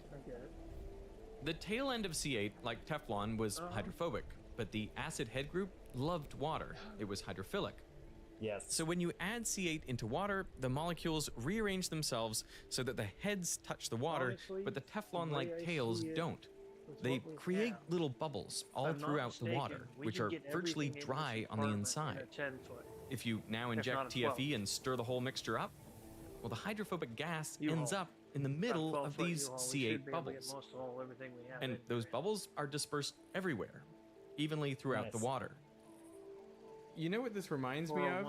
Is soap. Yeah. So it's the great combiner that allows like oil and water to mix. And now if you sprinkle in initiator molecules, the initiator molecules also go into these bubbles. They start the polymerization reaction. So from TFE to Teflon. But now, since it's happening spread all throughout these bubbles, the heat is evenly dissipated throughout the water and no one explodes. Makes me think of good reactor design, adding on to the shouldn't explode part, but you want a fairly even heat distribution, which is why you don't just monitor reactor power in terms of megawatts. You look at kilowatts per meter, the amount of linear heat when looking at the reactor, axially, that is to say from top to bottom. And then you also look at the radial heat flux, that is to say from the top to the sides. The ideal case would be you make a spherical reactor, but that's kind of hard to machine, so you need to align the reactor fuel assemblies in a certain way so that your axial and radial flux are as uniform as it can be. And you can get there. It's a lot easier just to adjust the fuel loading and the control rod height throughout the core life than it is to try to make a spherical reactor anyway. Can give you this for a better deal on that. Bring in your AT&T or T-Mobile bill for a better deal. And since Teflon is now suspended in a solution, you can spray it onto surfaces like a coating. This thing doesn't stick to anything. How do you stick it to the gaskets? You know, how do you actually use it? Yeah. That's a good question. So the trick was actually the surface had to be really rough. So what you do is you sandblast it to create grooves and imperfections at this like nanoscopic level. Now, if you spray the coating on, what happens is if you heat it up, Interesting how much imperfections cause things. Like ultra pure water doesn't conduct electricity very much. It's the impurities that has conductivity. Evaporates. The C8, it also evaporates, but Teflon, instead of it evaporating, it just softens up. So although there's no chemical interaction here, now it's mechanically stuck to the surface. That's how they got it to stick.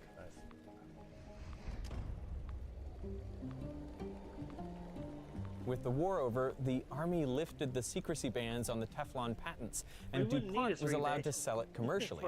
And suddenly, people all over the world were coating everyday items in Teflon, trying to create a world-changing product. That's still $75. One day in 1954, a French engineer, Marc Gregoire, tried putting Teflon on his fishing gear to prevent tangles. But then his wife saw him doing that, and her reaction was... Thing is, at this point, this kind of reminds me of the early days of nuclear power, where we sort of knew how the stuff worked, but didn't exactly have much of an eye or even a thought process behind something like long-term safety and sustainability. This is absolute nonsense. No one is ever going to use this. You should do something that someone's actually going to use. So how about you put it on a pan? Make a pan non-stick. And once these pans hit the market, even got tortillas to put it was a cooking revolution. Teflon? And DuPont knew exactly how to market it. Even oatmeal won't stick to Teflon. Hey, Nate, let me try. And it wasn't just non-stick pans. Teflon, C8, and chemicals like it were used in everything. Slipaway contains the magic of DuPont Teflon. Suddenly, we had Teflon stain-resistant carpets and stain protection sprays like 3M's Scotchgard. I've even heard Teflon used as an expression for somebody who can get away with everything. I think there was a quote about Ronald Reagan being the Teflon president, where a scandal would come up and it just rolls right off. Packets lined with Teflon were waterproof and breathable. Vortex is the brand name. Teflon was so inert that medical implants made out of it wouldn't be rejected by the body. It was used to I coat don't the know. Statue of That- Liberty's that's- steel framework I to was gonna save say- it from I was corrosion. gonna say, if it wasn't And for the even fact that bullets were coated with our Teflon to issues minimize we the have damage they as did a coming out of the whole. gun barrel. The term Teflon was so ubiquitous that when the Italian mobster John Gotti was being here's another prosecuted one, in the yeah. late 1980s, none of the charges against him would That's the stick. exact So phrase he was here. dubbed Teflon Don. For this. By the late 1990s, bad. the Teflon Too business bad. generated Apart. roughly $1 billion in yearly sales for DuPont. 1700 has a great was the future, price and 3 its months uses before will be many. late The chemicals shit. were everywhere, That's what you told me. even where they shouldn't be. Yeah. There's something That's wrong before the with late this fees? water. Oh. They won't tell us what it is. Oh. The man behind the camera is Earl Tennant, a farmer in West Virginia. And this is what they expect a man's cows to drink on his own property. He suspected that something in this I was gonna creek say, you was doing okay poisoning out his here with cows. that Swervy? This is 153 of these animals that I've lost on this farm. You can see the discoloration in the hair here on her neck. And they keep trying to tell me there's nothing wrong with these things. I can call the West Virginia State Veterinarian, and the only thing he asked me is, do you have a good attorney? Oh, my Earl God. was desperate, so he hired a lawyer. He came to our offices armed with boxes of VHS videotapes. He started watching these videotapes, and, you know, Props to them for getting this guy to be on their show. there was a serious problem here. Something wrong with this cow.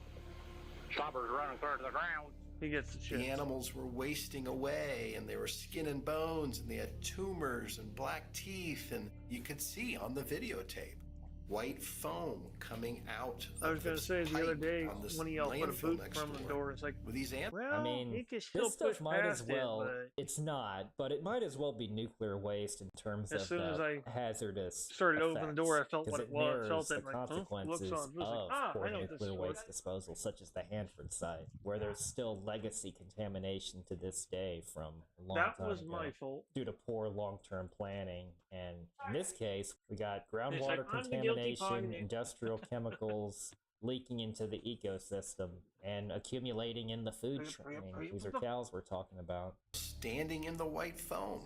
The hair on their hooves was being eaten off by whatever was in the water. This is a lower pipe. You can see what's coming out of it. Also, It was get a the rest of it discharge bagged up, so pipe, and it two had the bags marking down of there for you. E.I. DuPont de Nemours and Company.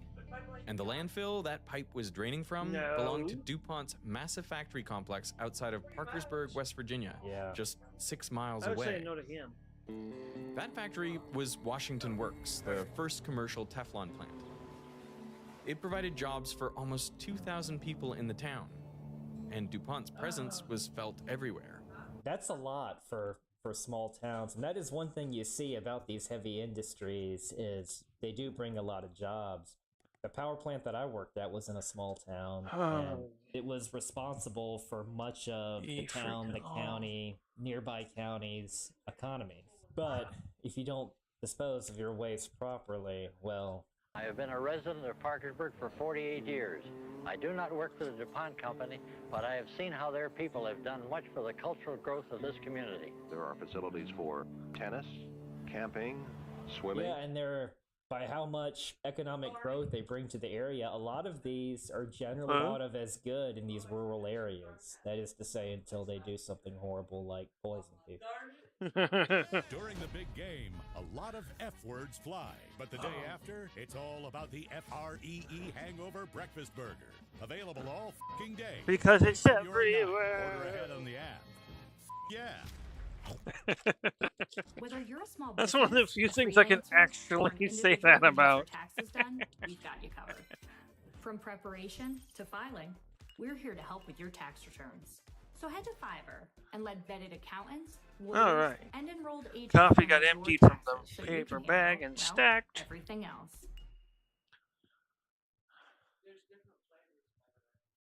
Oh. I just stacked them in one spot. Softball, I'll have and to more take a than look. 20 areas equipped for cookouts and family picnics. DuPont took care of the community. So when the town folk got word that Earl Tennant hired a lawyer to investigate, they shunned him and his family. As his sister-in-law put it, we'd walk into a restaurant and everybody in the restaurant would get up and leave. But Is this the Earl new coffee wasn't company? scared off, and neither was Rob. I thought this was going to be pretty straightforward. See, the U.S. Environmental Protection Agency, the EPA, dictates exactly which chemicals are safe to be disposed of in a landfill and in what amounts. We would get those records and permits, and it would tell us which chemical was causing this problem. But none of those records were really showing anything that was really causing a problem, nothing that would explain that white foam. Whatever was in Earl's water wasn't on the permits. Now, already in the 1950s, people knew that Teflon, specifically PTFE, was pretty safe. It's a long and extremely inert molecule, so if you ingest it, your body just flushes it out. However, if you heat Teflon to 350 degrees Celsius, it starts releasing fumes that make people sick. This often happened to workers in Teflon plants. Stray PTFE powder would fall onto their cigarettes as they were working, and then later they would... So make your I think it's done. done. Cigarettes make you even more sick. Note that cigarettes are actually slightly radioactive, because they do contain radioactive... That's why I said, I think it's done. Albeit in pretty small doses. The chemical effects are more hazardous than the radiation, but it's still not good to have radioisotopes inside your body for long term that are constantly dosing. Smoke one of these cigarettes. Luckily, the symptoms were mild: fatigue, tightness of chest, headaches, and they would usually pass within 48 hours. It was called polymer fume fever. I'm not sure about the brownies Even yet. though it rarely happens today, it's why you should never overheat your Teflon pan to these temperatures, especially if you have pet birds at home, because the fumes are much more toxic to them. But Teflon couldn't have poisoned Earl's cows. There were no fumes or high temperatures, so there must have been something else in the water. Yes. Rob filed a legal request for all of the Washington Works operational records, and DuPont sent them over. More than 60,000 documents. A lot of folks would try Now the to bounties say, are done. okay, you want a lot of documents, we'll give you a lot of documents and hope that there'd be no And you're just way going to get even somebody hotter could once you actually get dinner. wade through all of these files and all of these materials. But I am the kind of person that I do dig in and I do want to go through those documents. So I actually did read all of that. Oh, and no. in those files, a certain chemical Some of these are not kept good. popping up everywhere. C8. They split. I never saw the kinds of things I'm Yep. seeing now in these These documents are still, from DuPont. well, some harder spots over here on the In edges. 1961, the same year Teflon pans hit the U.S. market, That's a few of them. DuPont's That's why I said in-house some. Scientists tested C8 on rats. Ingesting as little Yeah, as that's why I said 1.5 some. milligrams of C8 per kilogram of body weight caused the rats' livers to grow abnormally. And a dose of 570 milligrams per kilogram was lethal. For reference, sodium cyanide, that's one what of I the was most saying. It's dangerous just some of poisons, them went is bad. lethal to rats in doses of No. 5 to 15 milligrams That's per not, kilogram. more, not bad, But but even though hard. C8 was less fatal, it was concerning for two other reasons. First, like Teflon, And its hard tail can be is taken made of care of by carbon-fluorine bonds, throwing which it in makes the microwave. incredibly stable. Or So steamer, C8 or in the wouldn't oven. break down in the Well, it's still environment warm, for yeah. decades. Yeah, They're like, it's not like there's natural half-life. The equivalent would be something like plutonium-239 that has a half-life of over 24,000 years, hence the term forever chemicals. Even something like cesium-137, a nasty contaminant radioisotope after Chernobyl, because cesium-137 is a common fission product. That has a half-life of 30 years. So Chernobyl's already lost a lot of the cesium-137 at the site, but tens of thousands of years. Or What I think in the is case funny of is things people want to that get all aren't these, going to make your decay own naturally or break down Aw. naturally. Yeah, that's Your own stand and C8 stand and serve looks like the tortilla fatty racks acids that for making your own humans and stand and serve animals need for tortillas. normal functioning, just with fluorines instead of hydrogens. Why? It's the same. So the it's just concern this. is- Yeah, bit of a difference With a between smaller fluorine beam. and hydrogen. You but can sit here and Into the get bloodstream. a Get piece to of ride on the proteins that well, transport fatty wire acids around rack and that's get almost anywhere half in the the body. size. And Then strip because the of the tortilla over it. carbon-fluorine bonds, on humans the and heat. animals have no way to break down C8. So it To could make slowly taco shells build that up, stand on mimicking stand those themselves. fatty acids and potentially disrupting systems they regulate, like the liver. Yeah, to make the stand themselves tacos. So the concern The was, yummies. it's like a ticking time bomb. It's got more opportunity to cause harm. I will learn how As to a safety season my measure, tortillas that same eventually. rat study suggested And that when I do, all these materials should be handled with extreme care. and that contact with skin should be strictly avoided. Sure. In No 1962, absorption through the DuPont skin. redid the study and confirmed that high doses of C8 kill rats through injury to the stomach, intestine, brain, lungs, and pancreas. Then in 1965, they found those. It's essentially an overload. Unlike, say, ionization events, say from radioisotopes, this is just gonna overload all your system. Over time, accumulation. Same toxic effects in dogs. The evidence was mounting. More animal tests. They were even studying monkeys. Some of the monkeys were dropping dead. These chemicals were causing toxic effects in multiple organ systems. Loaded.com. Get the Seriously, biggest game just releases sat down of for a the year cigarette. at the best prices. Enjoy incredible savings with up to 35% off new releases. Loaded. Pay less. Game more.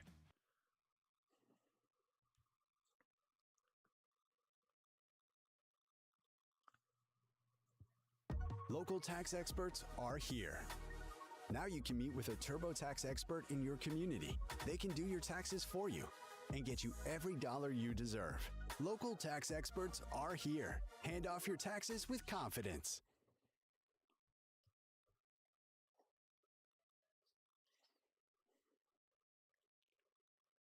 Systems in multiple species.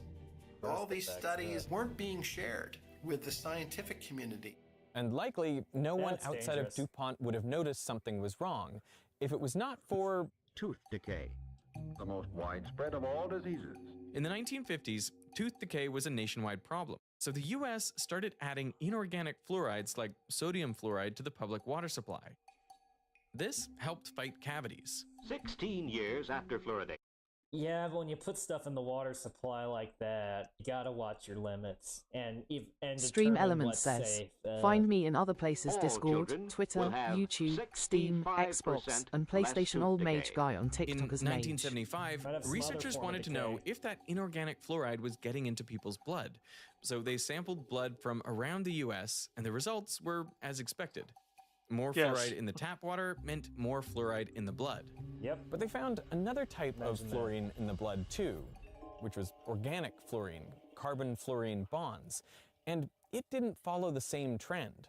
Well, these researchers were wondering, where's this coming from? Because this is not a naturally occurring substance. And they did research and they found that 3M was making these organic fluorides, the things like PFOA, all right? So they approached Uncontrolled. 3M in 1975. I mean, a lot of these, again, I'm just thinking like the state of early nuclear power, where you were pushing the frontiers of science, but ignoring the long-term safety obligations that should follow. It's all about a failure to manage waste responsibly. You could even argue it's like a reactor without a containment structure, which is what Chernobyl was. And fluoride, I kind of put in the same category as tritium. At low levels, it's manageable, but chronic overexposure and contamination beyond safety limits can be harmful, so you need to monitor its presence. And if you see spikes, you need to ascertain why. Like anything else, it's fine within limits, but you need to scrutinize any man-made, uncontrolled sources. Them, hey, we found this stuff in the general U.S. population's blood. You know, could it be yours? And 3M pled ignorance. But just 3 months later, 3M compared the spectrum of organic fluorine from the study to their own chemicals, and it was a match. Imagine Their that. chemicals were getting into the blood of people all across the United States, but they didn't tell the researchers. Ooh. 3M and DuPont were worried, so they checked their own workers' blood. And they found that they too were contaminated with C8 at levels 1,000 times higher than those in the study. And when DuPont checked their medical records, many of these workers were showing signs of liver disease. Meanwhile, DuPont was dumping almost 10 tons of C8 into the Ohio River each year, and they were piling up thousands more tons as C8 sludge that would leach from the landfill next to Earl's farm, all while showing commercials like these.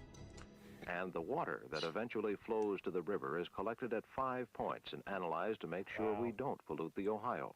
And by the early 80s, the first cancer study is done in rats, and it confirms PFOA causes, not just might be linked with, but causes testicular tumors. All right.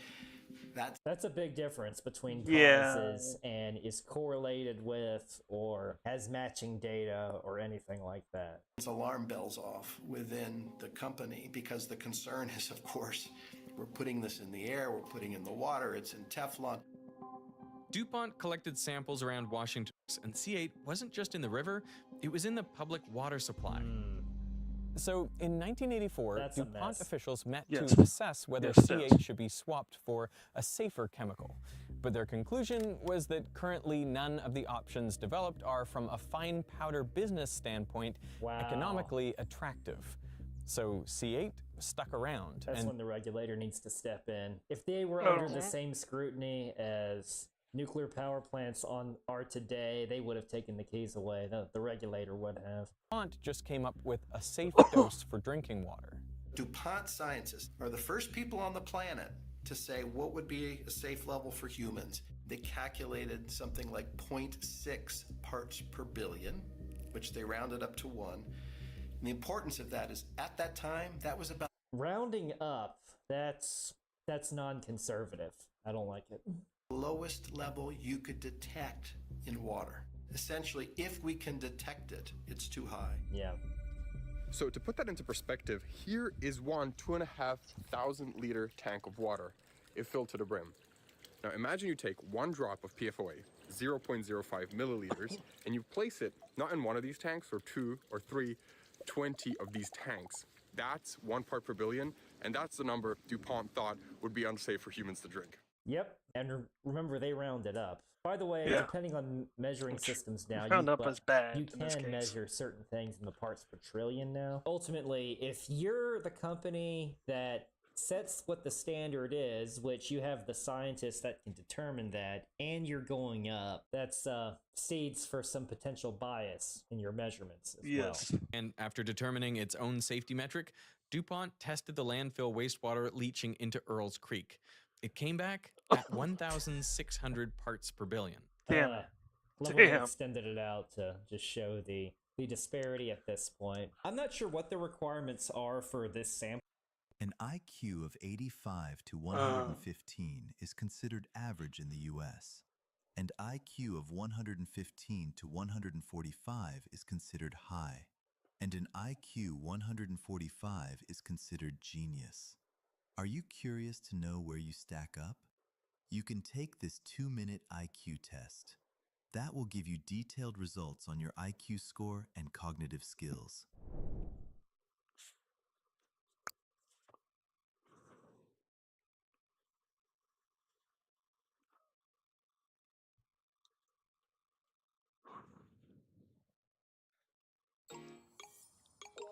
Take what you do best and create a website that's worthy of it. With AI website creation from Wix, every click is an opportunity to shape your brand, fine-tune your design, generate content in seconds, and showcase what you love so others will love it too. It's your business, your website. You do it yourself on Wix.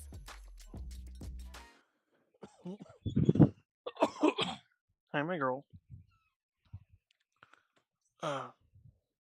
Sampling, but I do know before any form of liquid effluent, so that's associated with liquid radioactive waste that has been treated and kept on site until some of the nasty stuff has decayed away and is determined to be safe within acceptable levels. That determination needs two independently reviewed samples in order to verify, not just take the one that looks better and just move on kind of a deal.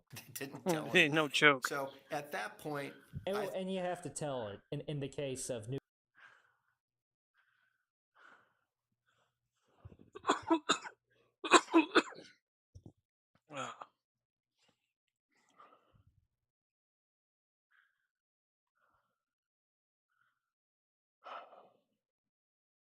Nuclear effluents. All that stuff is public information that you can look up. I'd figured out what had finally happened to the cows. Rob compiled all the evidence into a 900-page letter and sent it to the EPA, the Department of Justice, and even the U.S. Attorney General. And just a few months later, DuPont settled with Earl Tennant and his family for an undisclosed sum. We got although some they didn't breaking admit- news and that harrowing story coming out of Fulton County, Georgia, which encompasses Atlanta. Fulton County, its Board of Commissioners, have gone to federal court and filed a motion, so far under seal, which means we don't have access to it, demanding the return of all of the 2020 voting data, voting equipment, scanning images that were confiscated by the FBI using a search warrant issued by a federal magistrate in a case that's being spearheaded apparently by an assistant U.S. attorney in Missouri. Again, going down Donald Trump's grievance list. There are so many moving pieces here in Fulton County, but the latest one to drop is that Fulton County is fighting back. Robert Pitts, who is the Fulton County Board of Commissioners, said the Constitution is at stake. Excuse me. And we know whose fingerprints are all over this besides Donald Trump, and that is Ed Martin, who until recently was the head of the Weaponization Committee. Has been ousted from that position, but seems to still have his fingerprints on going after Fulton County on Donald Trump's wish list because of the connection between Ed Martin and this U.S. Attorney's office in Missouri. If you like this update, check out and subscribe to the...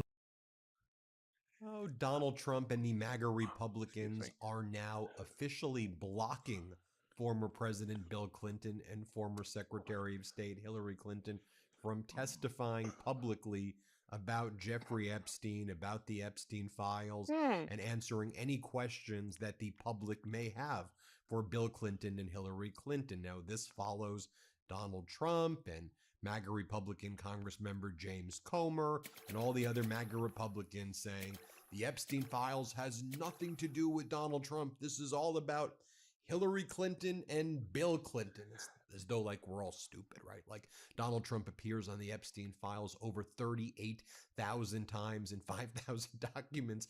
And that's just in the partial release of Epstein files of 3 million documents. And there's at least 3 million other documents, which could be as many as 25 to 50 million pages that are missing. But look, the bottom line is that Bill Clinton says, you want to ask me any questions about it? I'm happy to speak about it. Hillary Clinton says, I don't know what the hell I'm supposed to know. You want to ask me questions about it?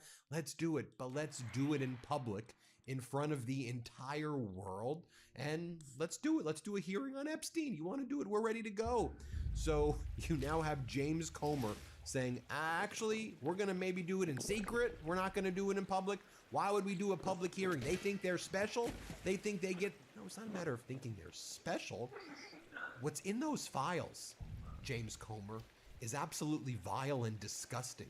The allegations, especially against Donald Trump and the cabal that's in the White House right now that you're a sycophant of, is disgusting. And I think it's laudable. We should praise people who want to go and testify under oath in public. Well, Donald Trump wants to avoid that. So here was James Comer last night, media, which calls itself Fox, saying, actually, we don't want to do Bill Clinton and Hillary Clinton's deposition in public. We're going to do that in secret. And then maybe we'll release it when we say we want to release it. What the hell is this? Watch MAGA Republicans just utterly terrified here. Let's play this clip. All right, she wants to tell you how to do your job. You're saying no. No, look, she has moved the goalposts millions of times throughout this entire process, then fires out an email attacking me today, accusing me of moving the goalpost, and she's the one who's tried to move the goalpost again. She agreed to a standard deposition. The deposition will be made public. So what she's asking for is already going to happen. The deposition will be videoed. You'll have the audio and a transcript. Everyone in America will have access to it. Every deposition I've ever done in the 3 years I've been chairman of the House Oversight Committee, we have released the transcript and the video and the audio. So what she's asking for is already going to happen. But what she really wants, Sean, is a committee hearing. And everyone that's ever watched a committee hearing in Congress, including the one in the House this week with the Treasury Secretary, knows that committee hearings are more for entertainment than substance. The deposition is for substance. This is a serious investigation. The purpose of the investigation is to get justice for the victims and to figure out why the government failed the victims and who the bad guys were and if they can be held You mean like accountable. they are So still this is doing about right the now? Victims. This isn't about the Clintons. The Clintons are trying to play the victim card. The victims of Epstein are the victims, not the Clintons. And then you have MAGA Mike Johnson like running and scurrying around through the halls of Congress when he's asked by Manu Raju and other Capitol Hill reporters. So why isn't Donald Trump going to sit down then? Don't you see how the MAGA Republican plan, though, just utterly backfired? They were going to try to make this about Hillary Clinton and Bill Clinton. And Hillary Clinton and Bill Clinton are like, okay, let's testify. Let's do it. Let's do it in public. Watch MAGA Mike for yourself play this clip. Shouldn't Trump have to answer some questions too? He's been named more than 1,000 times in these documents. The president submits to press inquiries every day. Not under oath. Not under oath. Not under oath, but he's asked the questions all the time and he answers them. We'll see where it goes. And then we saw Donald Trump, just utterly terrified. Donald Trump was saying, actually, it bothers me now.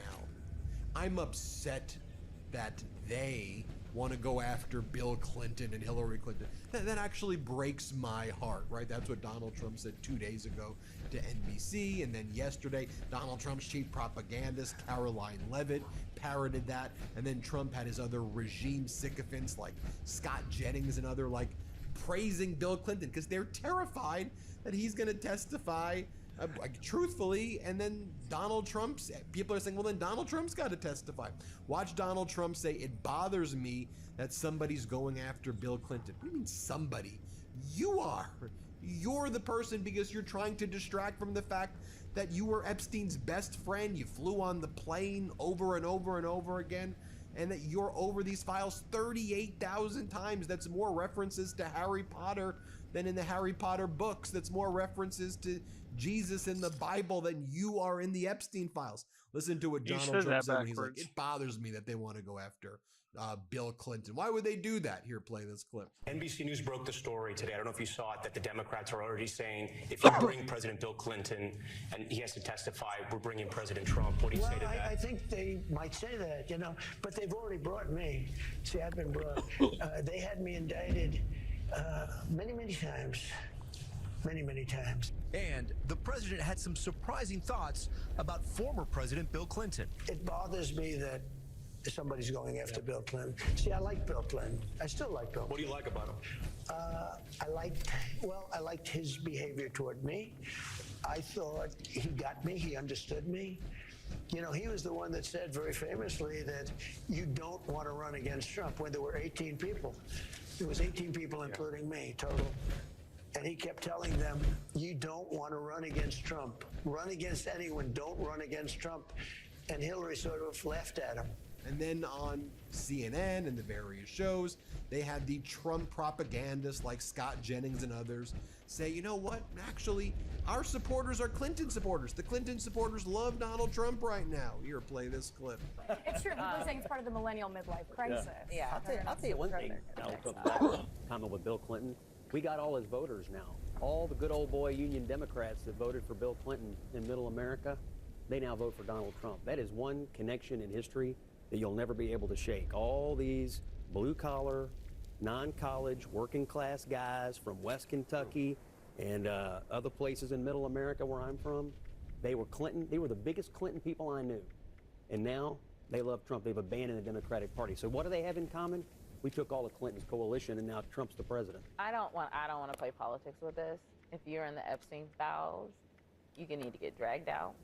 And this follows all the performative BS of James Comer, all of the lies, like when he was on Laura Ingraham, and he's like, I can assure you, the Republicans want transparency more than the Democrats. Here, play this clip.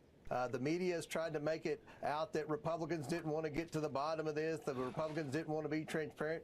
I can assure you Republicans want transparency more than Democrats, and we're going to do our job. We're going to provide oversight, and I think that we've got an administration that wants to be transparent. So I'm anxious to get started with this, and hopefully we'll be bringing people in very soon to depose them and interview them. And then James Comer, was it last week? He held this whole hearing, and it was all about Clinton. And he was like, we need him here so we can investigate the trafficking. He is integral to our sex trafficking investigation.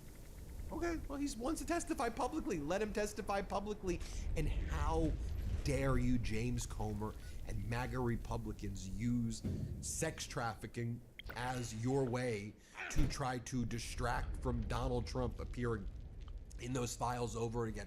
Stop invoking the names of the victims and survivors while you defame them, while you malign them, while you leak their identities, while you re-traumatize them. How dare you invoke their names as part of your Russian-style propaganda? Oh, by the way, Putin's all over the files as well with Epstein, and most people after reading these files believe that Epstein was basically just running a compromat, honeypot operation for Putin. But how dare you act like you're doing this for the victims? No, you're doing this to distract and try to deflect from the fact that Donald Trump is all over this. People know that Donald Trump's all over this. Like, again, you think we're this dumb?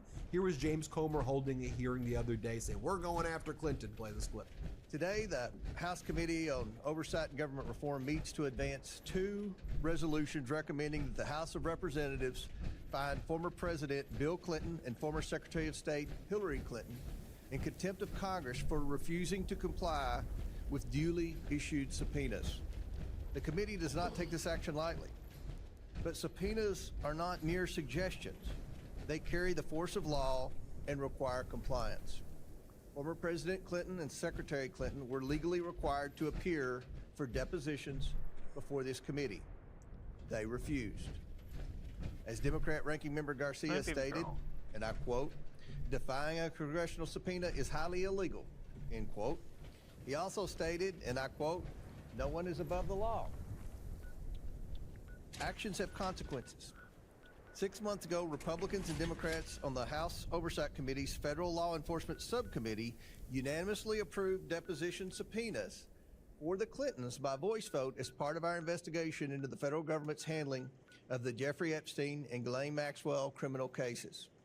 More than 5 months ago, I issued those bipartisan subpoenas.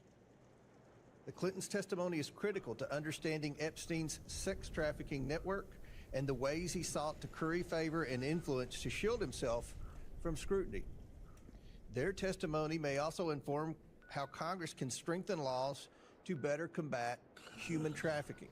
And then James Comer was on State Regime Media saying if the Clintons fail to comply, then we're going to hold them in contempt. Watch him with Maria Bartiromo, one of Fox's most vile propagandists. Here, play this clip. Congressman, you also in the House have taken a step closer to referring the Clintons, Bill and Hillary, for criminal charges. Why? Well, they failed to comply with a lawful subpoena, and the majority of Democrats on the House Oversight Committee agreed with all the Republicans that they are not above the law and they should be held in contempt of Congress. We'll be voting on that for the full House next week, and I expect every Republican and a bunch of Democrats to vote for that. Then remember that it was Donald Trump back in 2015. His whole campaign, in addition to attacking Mexican people and saying Russia hack into Hillary Clinton's emails that we all heard. One of the main things that he was saying is he's like, Bill Clinton, he was all over that island. He's all over those files. Bad things are going to happen. By the way, at the same time that now we know from the files that Epstein was talking about meeting with people in Trump's administration and having all these conversations with Bannon. Here's what Trump was saying February of 2015. Here, play this clip right here. Bill Clinton. Nice guy. Got a lot of problems coming up, in my opinion, with the famous island with Jeffrey Epstein. A lot of problems. Here's what Caroline Levitt had to say yesterday. I'll show you this clip also. Thank you so much, Caroline. Yesterday, President Trump, in the NBC interview, said that it bothers me that somebody is going after Bill Clinton. That somebody is the House Oversight Chairman, James Comer, a Republican. Why is the president bothered that they're investigating Bill Clinton and his Epstein ties? Look, I think that the president has respect for the former president of the United States, Bill Clinton. He said yesterday himself they've shared a good relationship, and that's what he was reiterating in that NBC interview. Here was the official message that former Secretary of State Hillary Clinton put out. For 6 months, we engaged Republicans on the Oversight Committee in good faith. We told them what we know under oath. They ignored all of it. They moved the goalpost and turned accountability into an exercise in distraction. So let's stop the games. If you want this fight, James Comer, let's have it in public. You love to talk about transparency. There's nothing more transparent than a public hearing camera cameras on. We will be there. And now, as former President Clinton and former Secretary of State Clinton are saying, Hillary Clinton saying, we want to be there. Now, this is what you have happening right here. My view, it's utterly pathetic. I'll just show you, this is what Trump's been saying like the whole week. Here he is again, as you have all these MAGA senators and Congress members holding MAGA hats. And Donald Trump's like, yeah, I feel really bad for Clinton that he's going to have to do this. I'm not sure why he should have to do it in public. Okay, you should be the one testifying in public. Again, I don't care what political party you are watching this. Bill Clinton says he wants to testify publicly, and Hillary Clinton says they want to testify publicly. And MAGA is now blocking that. And they're panicked and they're terrified. Anyway, let's just play this clip. Today we heard that the Clintons set deposition dates to testify before the House Oversight Committee. Any reaction to that and related to the Epstein? I think it's a shame, to be honest. I always liked him. Her, she's a very capable woman. She was better in debating than some of the other people, I will tell you that. She was smart woman. I hate to see it in many ways. I hate to see it. But, then I look at me. They went after me like, they wanted me to go to jail for the rest of my life. Then it turned out I was innocent, very innocent. I had a friend that said, a very smart friend, he's a very wealthy man, knows the life, streetwise guy. He said, you have to be the most honest person anywhere in the world because there's never been anybody who's been examined up and down. I have hundreds of thousands of pages of documents, millions of pages, millions of pages. With all of that, they found absolutely nothing wrong. Remember, his tax returns, all his tax returns, they fought for years and years. And then the Supreme Court, I was surprised, they ruled I had to give my tax returns. I'm the only one that had to ever do that. But I had to give my tax returns. I gave my tax returns. They hired the best accounting firms in the world. They found nothing. Let me know what you think. Hit subscribe. Let's get to 6 million. So utterly pathetic. Love this video? Support independent media and unlock exclusive content, ad-free videos, and custom emojis by becoming a paid member of our YouTube channel today. You can also gift memberships to others. Let's keep growing together.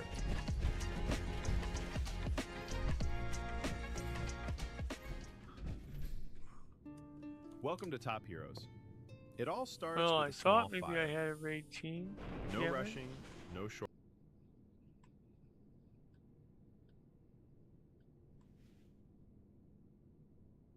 I said cancel. But hey.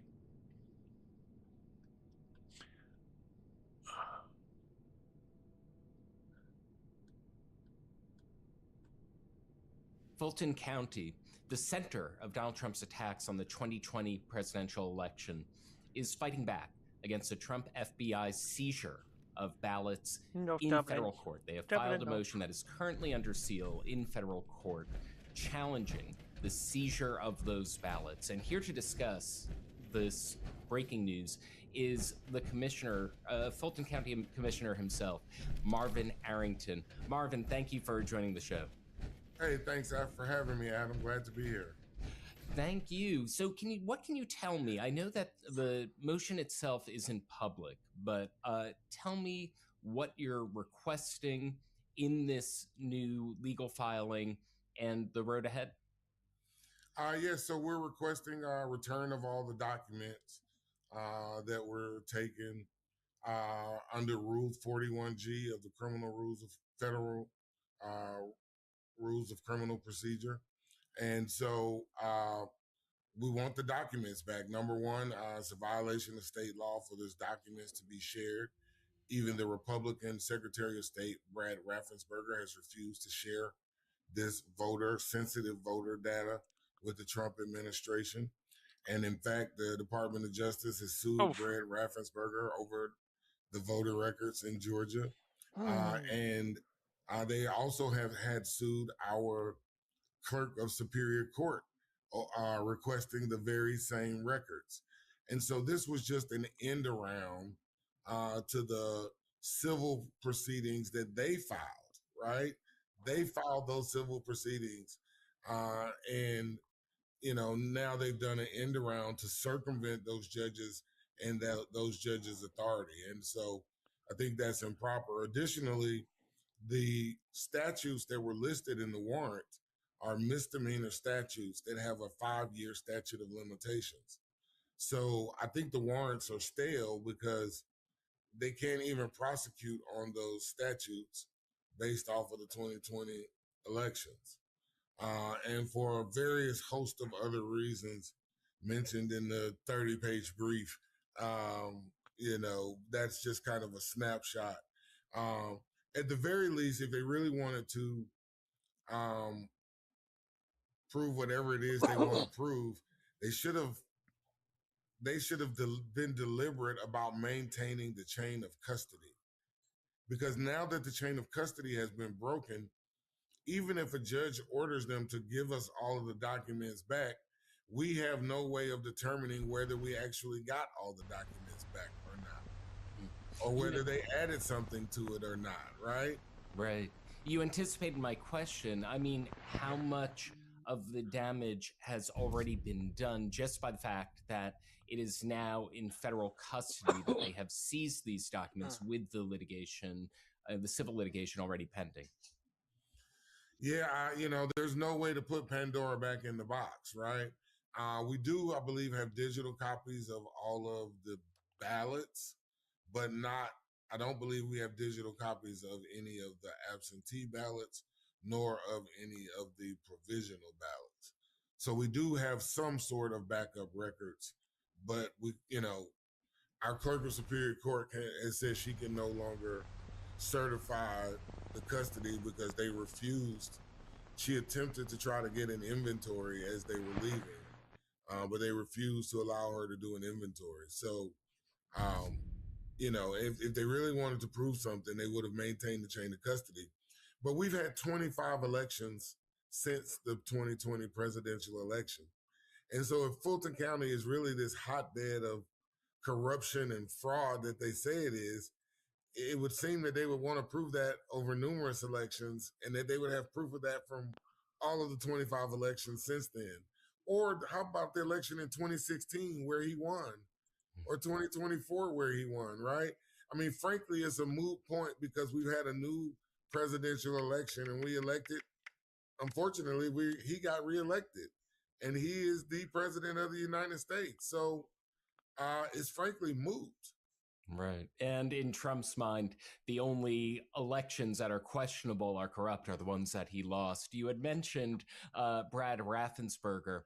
Of course, Trump infamously threatened Raffensperger, saying that if he didn't find more than 11,000 votes, the precise number that would have swung the election to him, he could face some real trouble. Can you talk to us about the civil litigation that this execution, this search and seizure of the ballots was an end run around?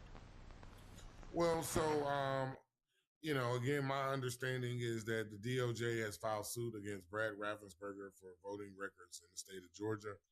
And I know that they have filed a lawsuit against the Clerk of Superior Court of Fulton County, Shay Alexander, for the Fulton County voting records, specifically the 2020 presidential election records and voter rolls. Sorry about that. And then there is a third lawsuit that is in front of Judge McBurney in the Superior Court of Fulton County, where Judge McBurney had already indicated that he would make a copy of the information available to them. The Georgia Republican Party and the Trump administration is backing them on that. But he said that no one had requested a copy. When someone requested a copy, he would make it available. But my understanding is that copy would have cost them $450,000. So they basically, did an end around and circumvented 3 different court cases that they filed, only to file a criminal search warrant for the very same records that they sought to get civilly, right? On using criminal codes for alleged crimes where the statute of limitations has expired. And I think so many of us who follow the courts and legal commentators are scratching their heads how this warrant ever got signed. A question about, I think it's an important point, I don't want viewers to miss it, where you had mentioned that in the civil litigation, the courts were about to come up with a process that the public could be confident about, rather than federal agents swooping in, taking, I think by your count here, 656 boxes of the ballots without any sort of chain of custody. Can you go into that? What would that process have included? Because I think it really goes into the tragedy of that chain of custody being broken. Well, yeah, I do not know the exact process that they would have had to follow, but I know that the clerk of the Superior Court was the custodian, and I imagine that he would have made her responsible for duplicating the records and getting the records to them, right? And I imagine that she likely had gotten an invoice or something for what it would cost her in order to duplicate all of those records and make them available. But, you know, again, we don't know what that process would have been because the judge never got an opportunity to outline that process, right? But, you know, it could have just been as easy as allowing her to do an inventory as they were trying to go, right? I mean, you know, you could get 650 boxes back and it'd be half full, right? I mean, you know, and that's why the chain of custody is so important. But, you know, what it really does is it tears at the fabric of the sacred trust between the voters and the election process. And that is what this more is than anything else, is a psychological attack on, you know, again, giving people reasons to question whether the voting process was free and fair. We had 3 recounts. One that was a manual recount. We had an audit by the Republican-led state election board, and Secretary of State Brad Raffensperger, and who's a Republican, and Republican Governor Brian Kemp all said that our elections were free and fair.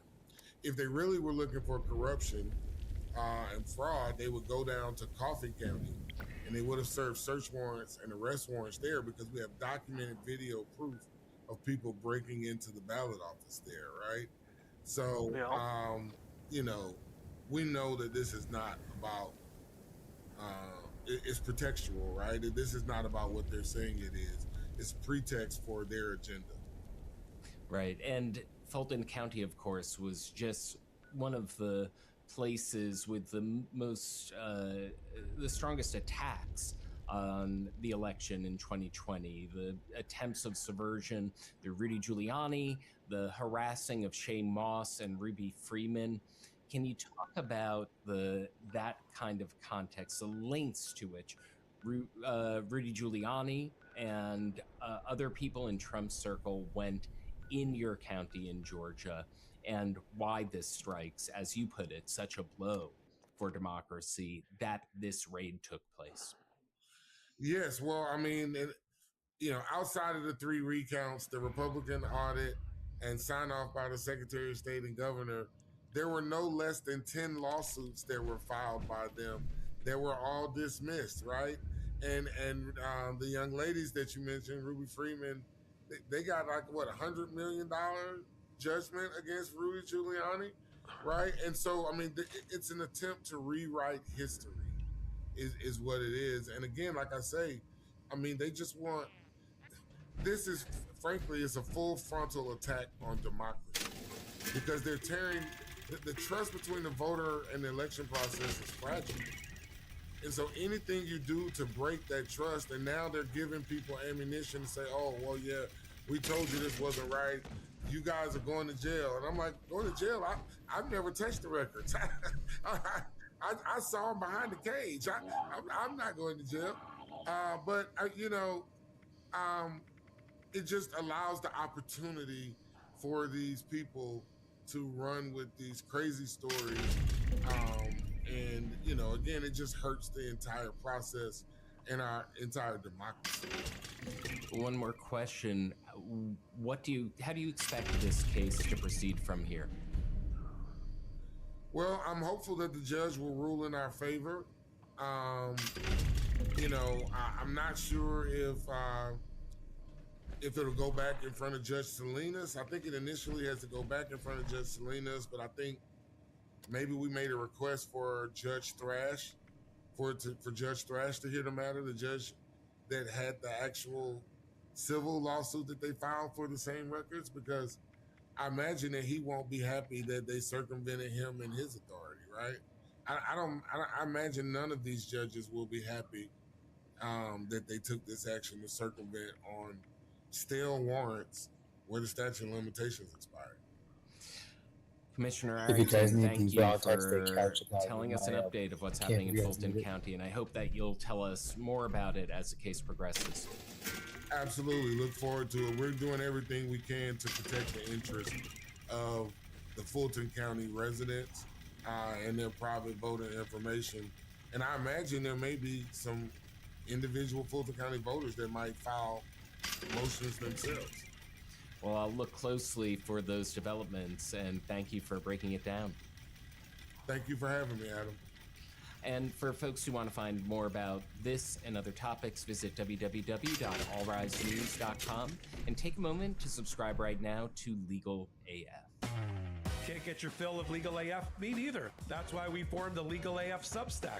Every time we mention something in a hot take, whether it's a court filing or a oral argument, come over to the Substack. You'll find the court filing and the oral argument there, including a daily roundup that I do called, wait for it, Morning AF. What else? All the other contributors from Legal AF are there as well. We got some new reporting.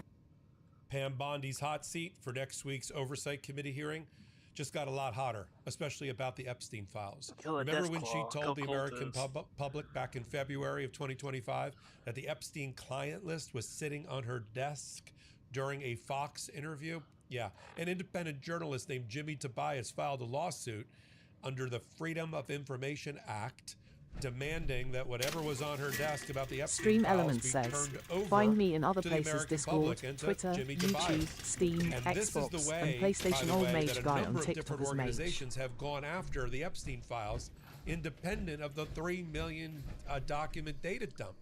And now a federal judge, Judge Randy Moss, in a new hearing just in the last 24 hours, has effectively told the Department of Justice, no, I reject your position that the 3 million data dump satisfies what was on Pam Bondi's desk. And I reject that your new sworn statement filed by an office responsible for collecting the document says there is no Epstein client list. Pam Bondi needs to explain herself. So says federal judge Randy Moss. I'm giddy. You're on Friday on Legal AF YouTube. Take a minute, hit the free subscribe button, become a paid subscriber as well. Let's get into this case of Jimmy Tobias. You know, that's one more win for independent journalism we can get behind here on Legal AF. Back in February, Pam Bondi made that famous, now infamous statement that the client list was sitting on her desk. Do you remember that? Let's play the clip. Sure. The DOJ may be releasing the list of Jeffrey Epstein's clients. Will that really happen? It's sitting on my desk right now to review. That's been a directive by President Trump. I'm reviewing that. I'm reviewing JFK files, MLK files. That's all in the process of being reviewed because that was done at the directive of the president from all of these agencies. So have you seen anything that you said, oh my gosh? Not yet. I was asked a question about the client list, and my response was, it's sitting on my desk to be reviewed, meaning the file along with the JFK, MLK files as well. That's what I meant by that. Also, to the tens of thousands of video, they turned out to be child porn downloaded by that disgusting Jeffrey Epstein. Child porn is what they were. Never going to be released, never going to see the light of day. To him being an agent, I have no knowledge about that. We can get back to you on that. Yeah, and the we minute actually have missing proof from that he the was, video, we whether we released like it or the not. video showing definitively the video was not conclusive, but the evidence prior to it was showing he committed suicide. Now, she's been trying to dig her way out of that statement ever since. In fact, she took the opportunity a couple months later to try to clarify her statement. Here's Pam Bondi squirming. Play it. Sure. First, to back up on that, in February, I did an interview on Fox, and it's been getting a lot of attention because I was asked a question about the client list, and my response was, it's sitting on my desk to be reviewed, meaning the file along with the JFK, MLK files as well. That's what I meant by that. Also, to the tens of thousands of video, they turned out to be child porn downloaded by that disgusting Jeffrey Epstein. Child porn is what they were. Never going to be released, never going to see the light of day. To him being an agent, I have no knowledge about that. We can get back to you on that. And the minute missing from the video, we released the video showing definitively the video was not conclusive, but the evidence prior to it was showing he committed suicide. And what was on that, there was a minute that was off the counter. And what we learned from Bureau of Prisons was every night, they redo that video. It's old, from like 1999. So every night the video is reset, and every night should have the same minute missing. So we're looking for that video to release that as well, showing that a minute is missing every night. And that's it on Epstein. YouTube Premium is ad-free YouTube and background play. So you can watch videos while reading, searching, shopping. Try 1 month free. Now, she's also, of course, in big trouble because of Jimmy Tobias' lawsuit. So in August of 2025, Jimmy filed a lawsuit by the firm of Lovey and Lovey in Chicago, Illinois. And they said, under the Freedom of Information Act request, they said the following in paragraph 6. In a February 2025 appearance on Fox News, you just saw it, Attorney General Pam Bondi was asked by a journalist, the DOJ may be releasing the list of Jeffrey Epstein's clients. Will that really happen? Bondi responded, it's sitting on my desk right now to review. That has been a directive of Trump. I'm reviewing it. I seek all of the Epstein-related records that Bondi was referring to during this interview, including the document or documents she was referring to when she said it's sitting on my desk. And the judge thought that was very interesting. And so after a series of proceedings in front of Judge Randy Moss, he ordered that by the 6th of January, that the Trump administration explain what the heck's going on with the Epstein files on Pam Bondi's desk. So we get a declaration filed by some guy you've never heard of called Sean O'Neill, who says he works for the Office of Information Policy. He's responsible for responding for the government. He goes through his process. Remember, the judge wants to know where the files are, right? He goes through his process, and then he admits in paragraph 11 that there is no list of Jeffrey Epstein's files or clients. There are no records responsive to the request for the list of Jeffrey Epstein's clients, meaning they went to the office of the Attorney General and nothing was there. So she lied to the American people. And then further, to the extent in paragraph 12 that you're looking for Epstein materials sitting on the AG's desk, they are the responsive documents, and then they point to the Epstein library of the 3 million pages that the government just recently dumped on us. And in court today, Judge Moss says, yeah, that's not going to do it. This is not a that was horseshit. He said. She said there are files on her desk, including the client list. You say there isn't. Pointing to the 3 million doesn't help me. You know, he's now pressing that Pam Bondi file a declaration about what the heck she was talking about when she said, and we all heard it and saw it, when she talked about the client list. Either exists or it doesn't exist. That's why the judge said it's not gotcha. See, Freedom of Information Act requests are an amazing tool for public interest groups and ACLU, Democracy Forward, independent journalists, Legal AF, Midas Touch, to go after the government because they have an obligation to timely look for, search, and produce documents like the one that Pam Bondi identified. If they don't, you get attorney's fees, you get a federal judge who starts issuing orders, and it's great. It's not the only case like this. There is a case in front of Judge Chutkin in the same courthouse, brought by Democracy Forward, one of our strong colleagues and collaborators here on Legal AF, in which they just wanted a very narrow subset, every Epstein and Donald Trump communication. Every Epstein and Donald Trump communication. That's still going on. And pointing again to the data dump is not going to get you out from under your Freedom of Information Act requests.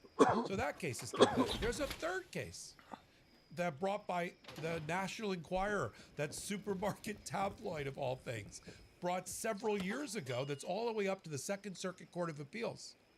And the Trump administration tried to stop it because then 5 years ago, they sought the Epstein files. You know, Epstein's been in the news, you know, for a long, long time, 08, 09, when he cut his deal not to spend much jail time and the like, and then got re-prosecuted under the Biden administration, the start of the Trump administration into the Biden administration.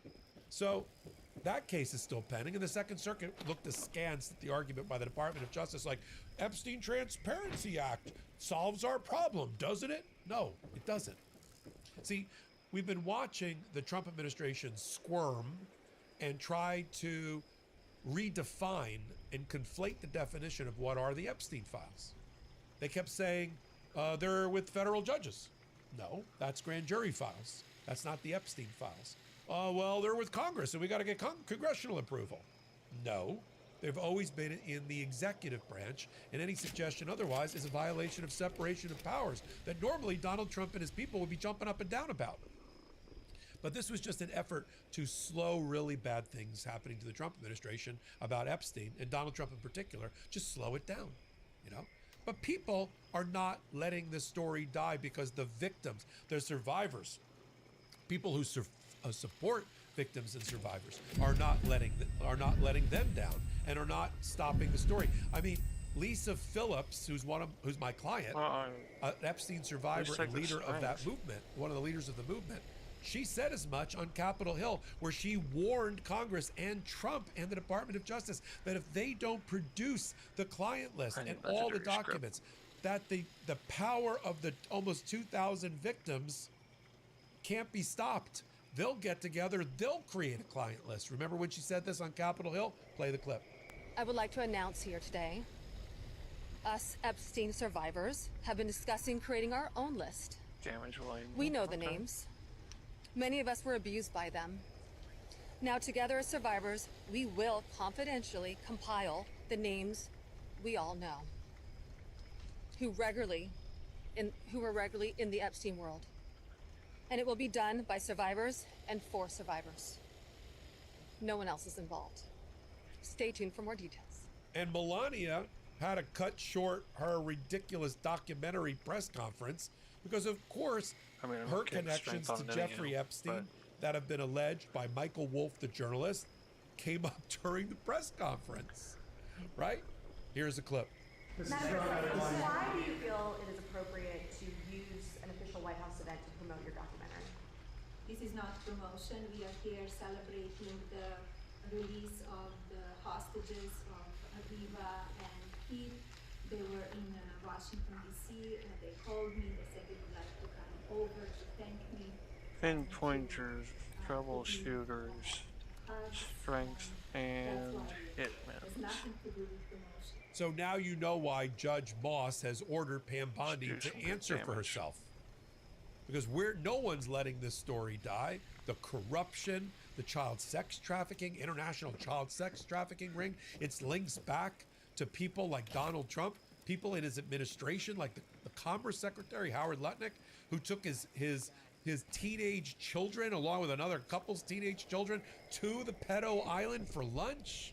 I'm not letting any of this die down. We defend and support the rights of the survivors to get justice in this case. And as full disclosure, we're about to announce that the Popak firm, in collaboration with Lisa Phillips, in collaboration with a group called Survivor Strategies, led by former State Senator Joe Dunn and Sam Maloney out of California, are going to work together collaboratively to bring justice to the survivors of any sex abuse scandal, any sex abuse, adult or child. We're going to be there for them together. And I'm really honored to be a part of that and to take on that responsibility, that solemn oath and responsibility to help defend victims of sex abuse. You're here on Legal AF. You know who we are. We don't blow smoke or sunshine. Hit the free subscribe button. Consider becoming a paid member as well. Come on over to Legal AF Substack. I'm running a sale, 35% off on annual membership. Now's the time to support independent journalism like Jimmy Tobias, who brought this case that's going to force Pam Bondi to eat crow. I'm Michael Popok. Hit the free subscribe button. Thank you. Can't get your fill of Legal AF? Me neither. That's why we formed the Legal AF Substack. Every time we mention something in a hot take, whether it's a court filing or a oral argument, come over to the Substack. You'll find the court filing and the oral argument there, including a daily roundup that I do called, wait for it, Morning AF. What else? All the other contributors from Legal AF are there as well. We got some new reporting. We got interviews. We got ad-free versions of the podcast and hot takes. Where? Legal AF on Substack.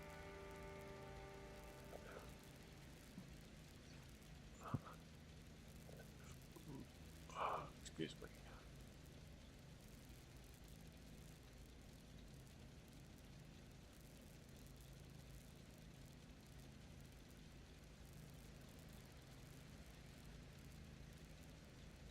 Where do Americans think the economy is going right now? Yeah, here is the reality check for everyone, and I would just say this is the problem for the President of the United States. You get elected to fix the economy, and the American people, they ain't buying it, because just take a look here. Say the economy is getting worse.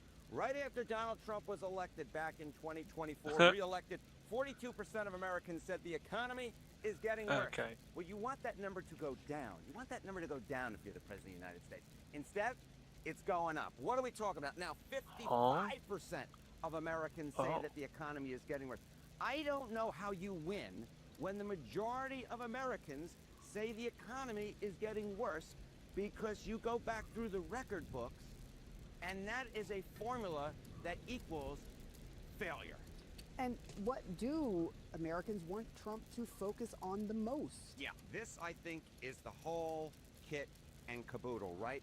Much of the news stories over the month of January were focused in on Minneapolis, focusing in on controlling immigration and reducing crime. Those are two things that the President of the United States and his administration has been arguing about. But where do the American folks say that Trump should be focused? Say their top priority should be lowering prices, 54%, the clear majority. We have looked at poll after poll after poll after poll after poll.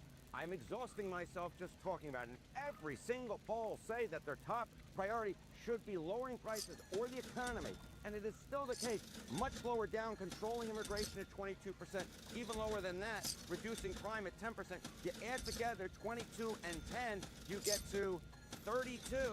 And you don't have to be a mathematical genius to know that 54 is larger than 32. The Trump administration is putting their focus on the wrong issues, the issues that are not most important to the American public. And when you're focusing on the wrong issues, and the vast majority of Americans, or the clear majority of Americans, say that the economy is getting worse, again, this is X plus Y equals failure.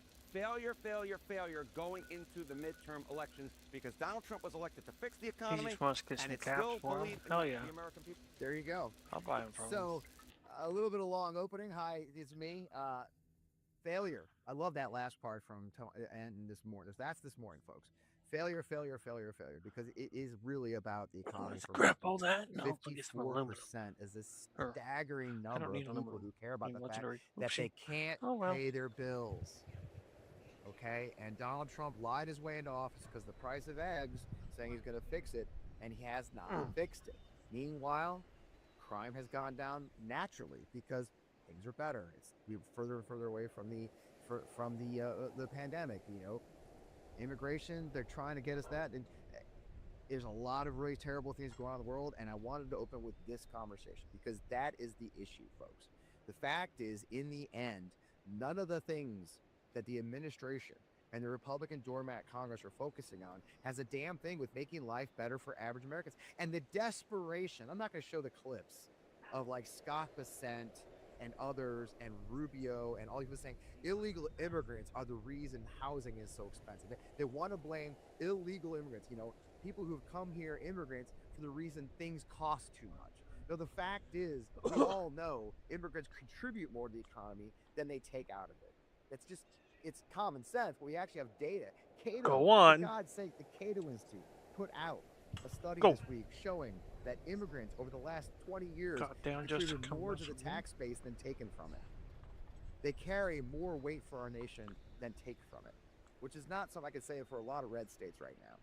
And the fact is, all they're trying to do, they're trying to lie to us. I cannot believe that Scott Bessent went before Congress a week and said that really is illegal immigrants making housing expensive. Like they're buying 500,000 homes and they're driving the rent up. It's stupid beyond measure, okay? And you and I live out in the real world. We live in a real world where real world issues face us. And one of those big issues right now is the fact we can't afford to buy food. Working class Americans, blue collar workers are getting hit the hardest by all of this.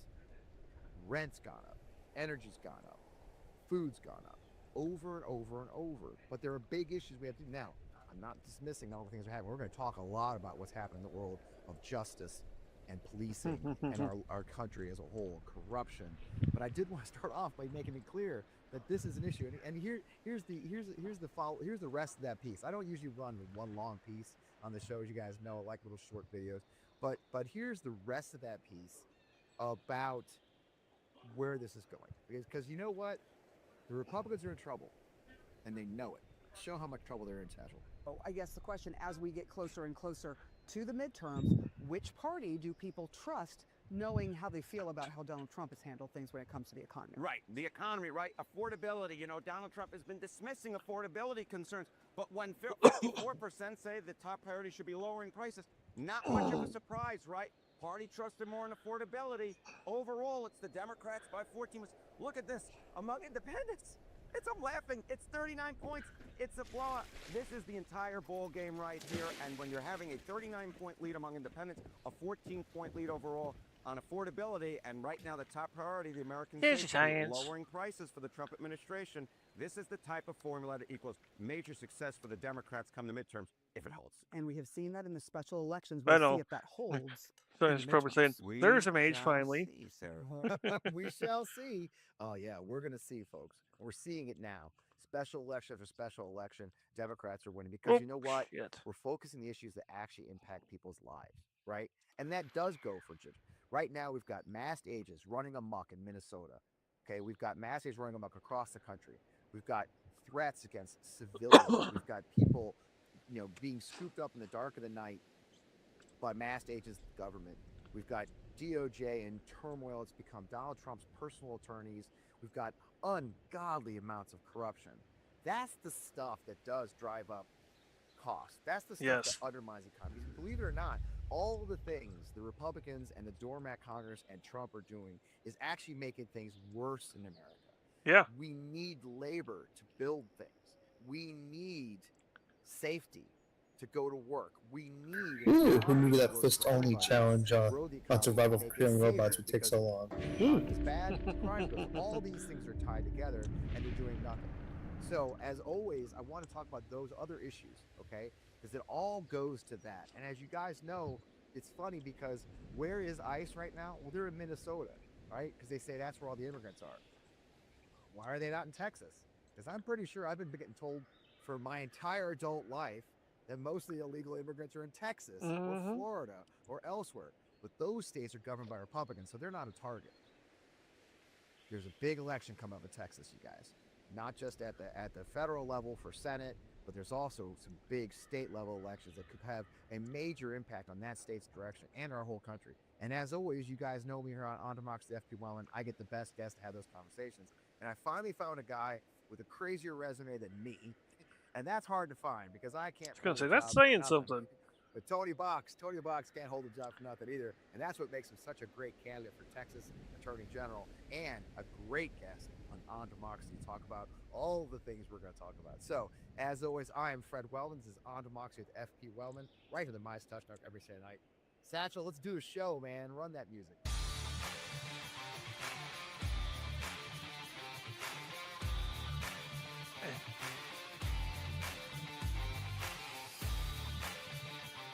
Oh, shoot, splash. Welcome, Blanco. There's Tony Box right there, because Satchel brought him in right away.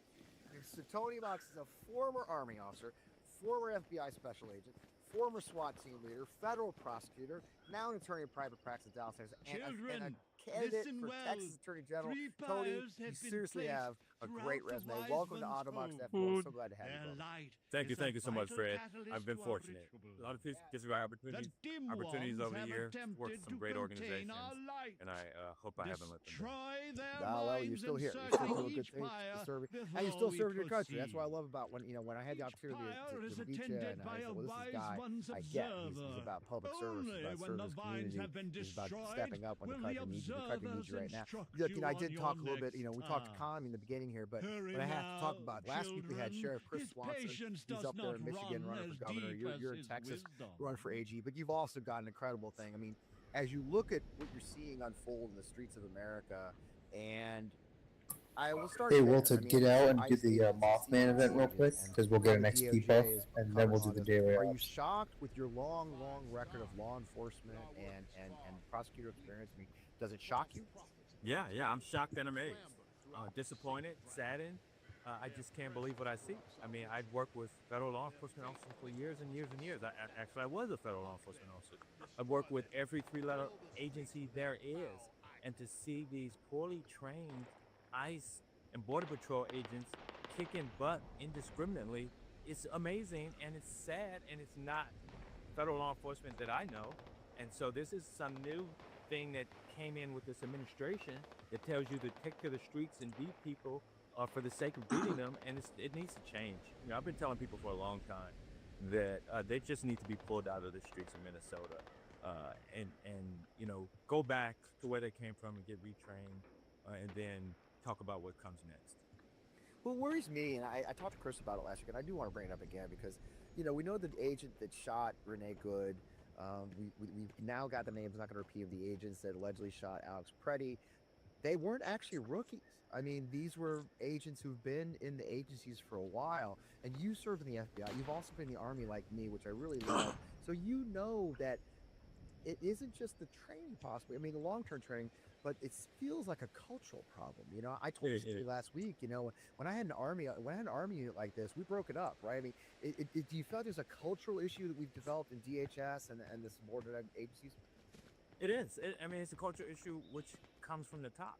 A fish rots from the head down, right? Yeah. And if the leadership is bad, you know this. I mean, you spent your entire life studying leadership and exercising leadership. If the leadership is poor and they give direction to the people under them to go out and bust heads, then that's what they're going to do. Especially if they don't have the moral compass or the ability to push back. And so, yes, it's the leadership, it's the culture. They have created a culture which says, go out, these people are the enemy, as opposed to American citizens. Did you really think you could sneak up on me without being seen? I'll be taking this. Who are exercising their First Amendment right lawfully, these are the enemies, and you must beat them and punish them for this. And so it's something that I've never seen before, and I hope I never see it again. Yeah, I saw a video when Bovino got sent home-ish, but I did see video of him hyping up the agents that were with him from CBP, saying, whose streets are streets, whose streets are. So like, the F they are, they're not your streets. They're the Minnesotas. They're they're Minnesotans. They are American streets, and there's people you're supposed to serve. And you served in Iraq. You were an advisor to the Ministry of Interior, like I was an advisor to the MOI. I was an advisor to the MOD. I mean, we didn't train the Iraqis to behave like this towards Iraqis. I mean, we punished Iraqis who divided the Iraqi people by religion, divided the Iraqi people by what militia they're a member of, didn't we? And we fought this, didn't we? I mean, you and I as service members, we fought this kind of mentality in our allied units, didn't we? We fought it tooth and nail because the damage that it does to the mission and everyone around. And here in this case, it's the damage it does to the American people, it gains our reputation, our standing in the world is all diminished because of what is taking place in Minneapolis and other large, mostly blue cities. Right. Right, and you're in Texas. I mean, they're not coming to Texas. It's the naked. So let's circle that politicization of so much that you served. I mean, that's one of the things that worries me. Is especially though I loved when you agreed to come on. I was like, oh my God, this guy. You served DOJ. You served an FBI. These are not. These are supposed to be nonpartisan roles. The DOJ is not the president's personal attorneys. You don't prosecute people. I mean, DOJ has truly gone off the rails. Yeah, way off the rails. So it must be a non-political organization. You cannot have a Department of Justice, which really its currency is its reputation. When he walks in court, that the judge trusts you, that you're not lying to him or her. And they have lost that. They are morally bankrupt right now. And what we see now, is a bleeding of professional lawyers, professional journalists who want nothing more than to serve the nation respectfully and to do the right thing. But instead, they're being thrown in a political arena to carry out personal prosecutions and political prosecutions, to be the president's personal lawyers.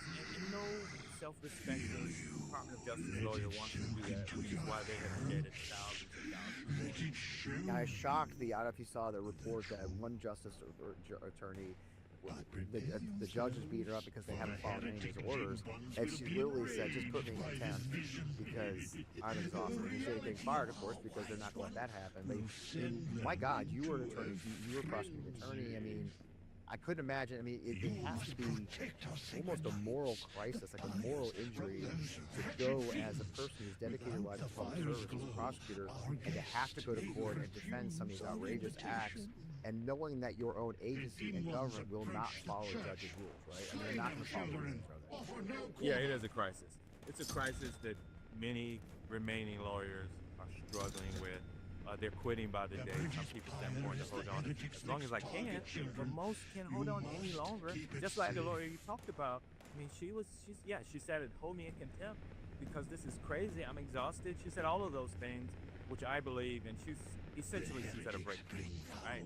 And so many, I'm communicating with my buddies who have left, my buddies who remain, and in my practice currently, I deal with DOJ lawyers on a daily basis, and they are all exhausted, and they all want to go back to a normal DOJ where they can serve and protect and prosecute bad guys and ladies, and not be the personal prosecution force of them.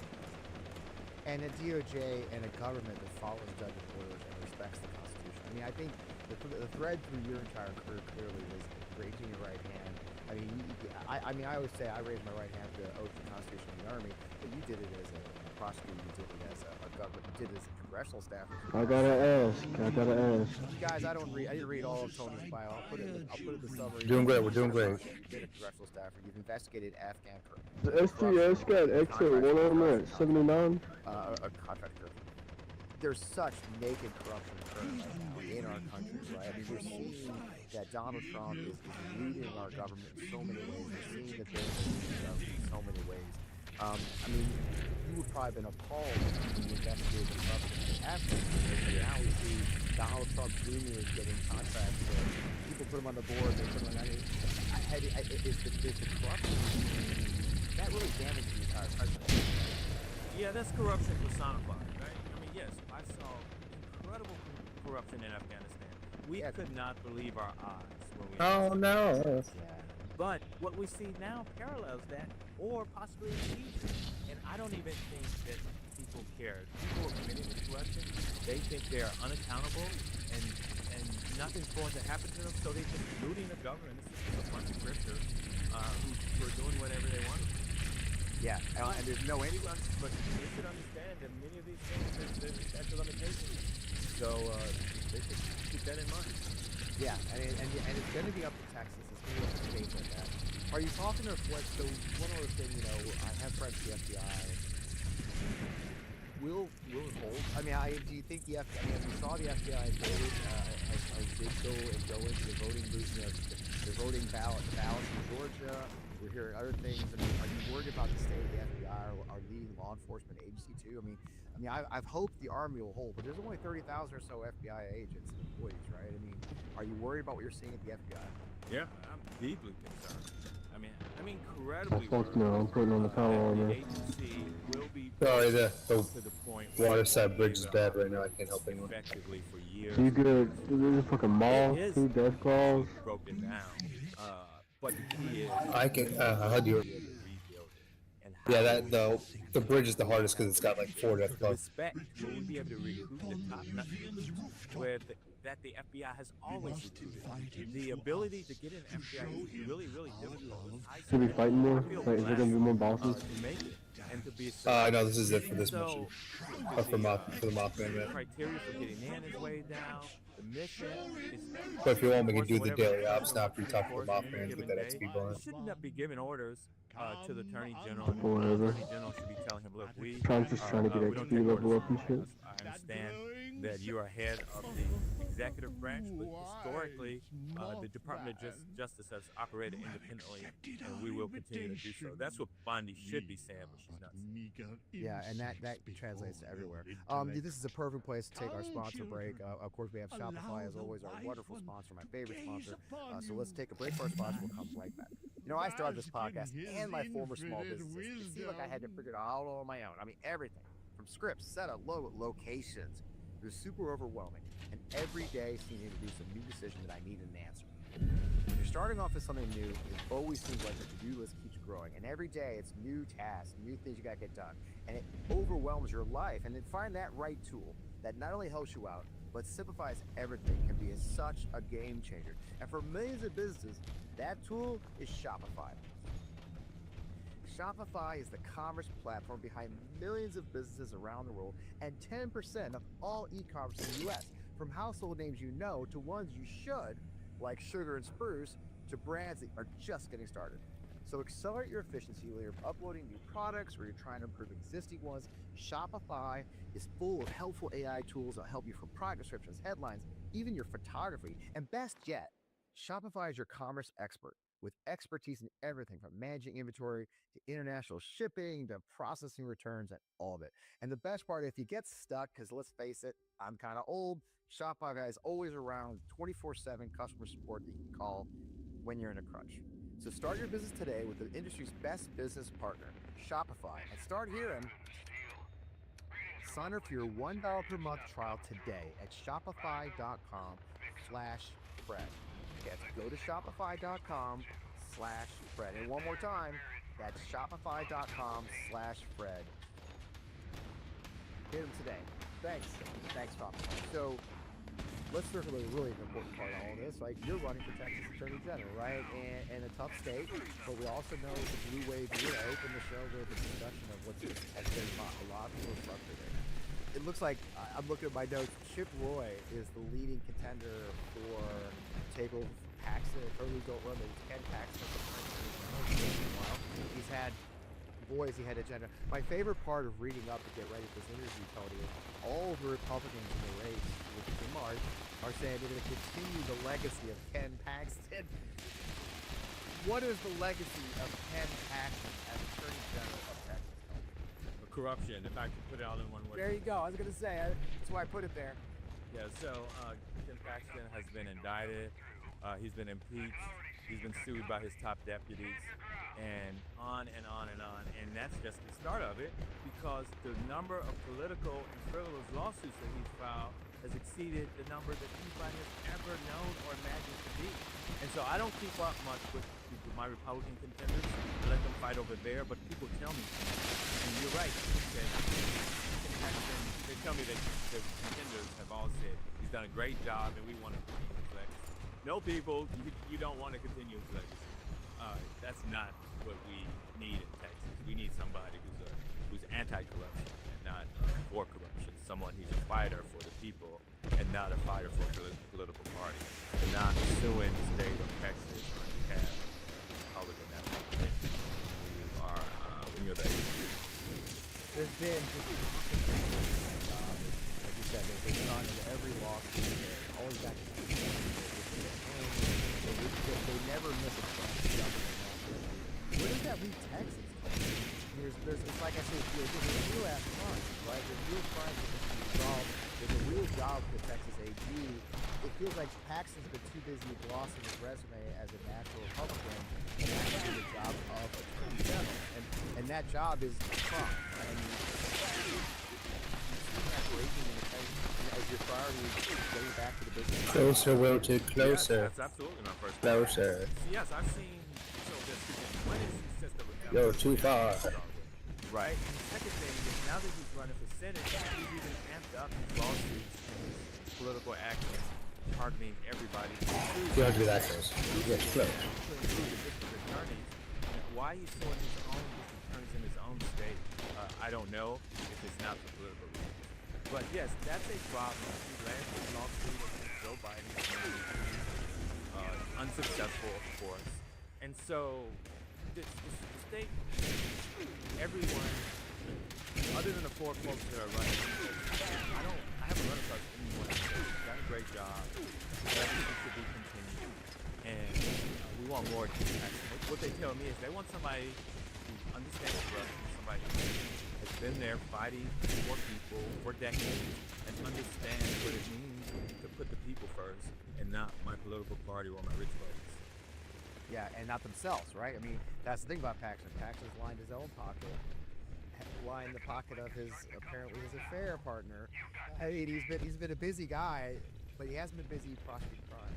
What will be your priority as you go into the job and you're looking at what Texas is dealing with? The border, it really is an actual border state. Where everybody tries to say they're a border state. Now, in my own Republican leadership in Missouri calls it a border state. I'm like, I am positive we're not a border state. And Tennessee has never invaded us. Yeah, well, maybe back in the 1800s. But having said that, Texas, you've got real challenges ahead of you. What do you, as you look at the state of Texas, a giant state, as an attorney general, it's a giant job. It's a statewide job with one of the top economies in the world. What do you prioritize as you go into that office, and what will you be doing to see? Really, it's rather simple, and it's prioritizing the people first. And that means that could be a lot of things, but as long as you have the guys in the job, the North Star, all the other things. And so, you're right, it's probably 30 people who the Attorney General is unhappy. But it hasn't been done. That office even been what the state of the office largely used for taxing purposes. Stream Elements says, find me in other places: Discord, Twitter, YouTube, Steam, Xbox, and PlayStation. Old Mage Guy on TikTok is Mage. Undone. Because there's still non-profit on and on and on. And so what I really want to do is keep up fight fraud, crypto fraud, elder fraud, running them up. You know, someone told me they recently called their office and they said, we don't do that. We don't investigate. And so we're gonna change that. Jesus, you know, I mean, it's got to be shocking to the average citizen, and this is, it sounds like a lot of conversations I've been having in my other job, right? It's not a partisan. This shouldn't be a partisan. It shouldn't be a partisan debate, right? This is about who's going to serve the state, who's going to save the confidence of people that they work with people of the state and their needs and the elderly of our state. This shouldn't be this partisan issue. No, I just want to be clear. It is not partisan. It is a political job. That office, I grew up in the department, FBI, all the FBI, OPA, it was not political. We didn't care what the political was. Whether you were a Republican or a Democrat, if you broke the law or harmed someone, you were going to be punished with equal measure. We didn't know what our colleagues' political affiliations were, and we didn't care. All we cared about was protecting the people. And that's what that office should be about. And when I come to Attorney General of the state of Texas, day one, I'm going to communicate with every general employee. This is the mission. And we do not do politics. We do An IQ of 115 to 145 is considered high, and an IQ 145 is considered genius. Look at you guys in your fancy power armors.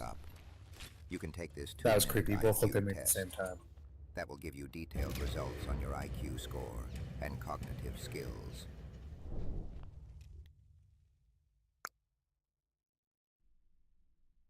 Hell no, I know I've seen some XL1.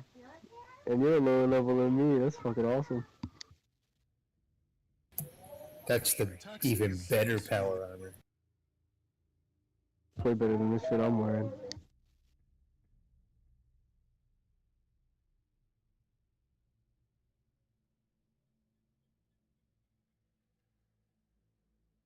Epstein conspired. This just came out yesterday in the millions of pages of documents, how crazy this is. Conspired against me in order to fight like hell to make sure I lose the election. That's the only thing that was mentioned about me. So that takes care of Epstein as far as Trump is concerned, but you got a lot of Democrats out there that are very much involved with Epstein. But I'll be honest with you, you got to get back to running the country, too. On the Epstein files, you talked about Democrats who were in there. Elon Musk was also in there, and so was your Commerce Secretary, Howard Lutnick, and correspondence that he had with him. Did you read those new files that were published to the Department of Justice? I have a lot of things I'm doing, and a lot of things I'm doing. I don't know. You mentioned two names. I'm sure they're fine. I'm sure they're fine. Otherwise, it would have been major headlines. I think it's really time for the country to get onto something else, really. You know, now that nothing came I'm proud of us. We did that easily. other than it was a conspiracy against me, literally, by Epstein and other people. But I think it's time now for the country to... And Wilton, if you need any like buffs or anything, you go to my camp, and I have the Mothman's Tome to do an extra 5% illusion that his crimes were isolated, contained, or fully exposed. Far from closing the book, the new haul of files suggests that Epstein's abuse network was broader, more organized, and more deliberately shielded than the public was ever led to believe.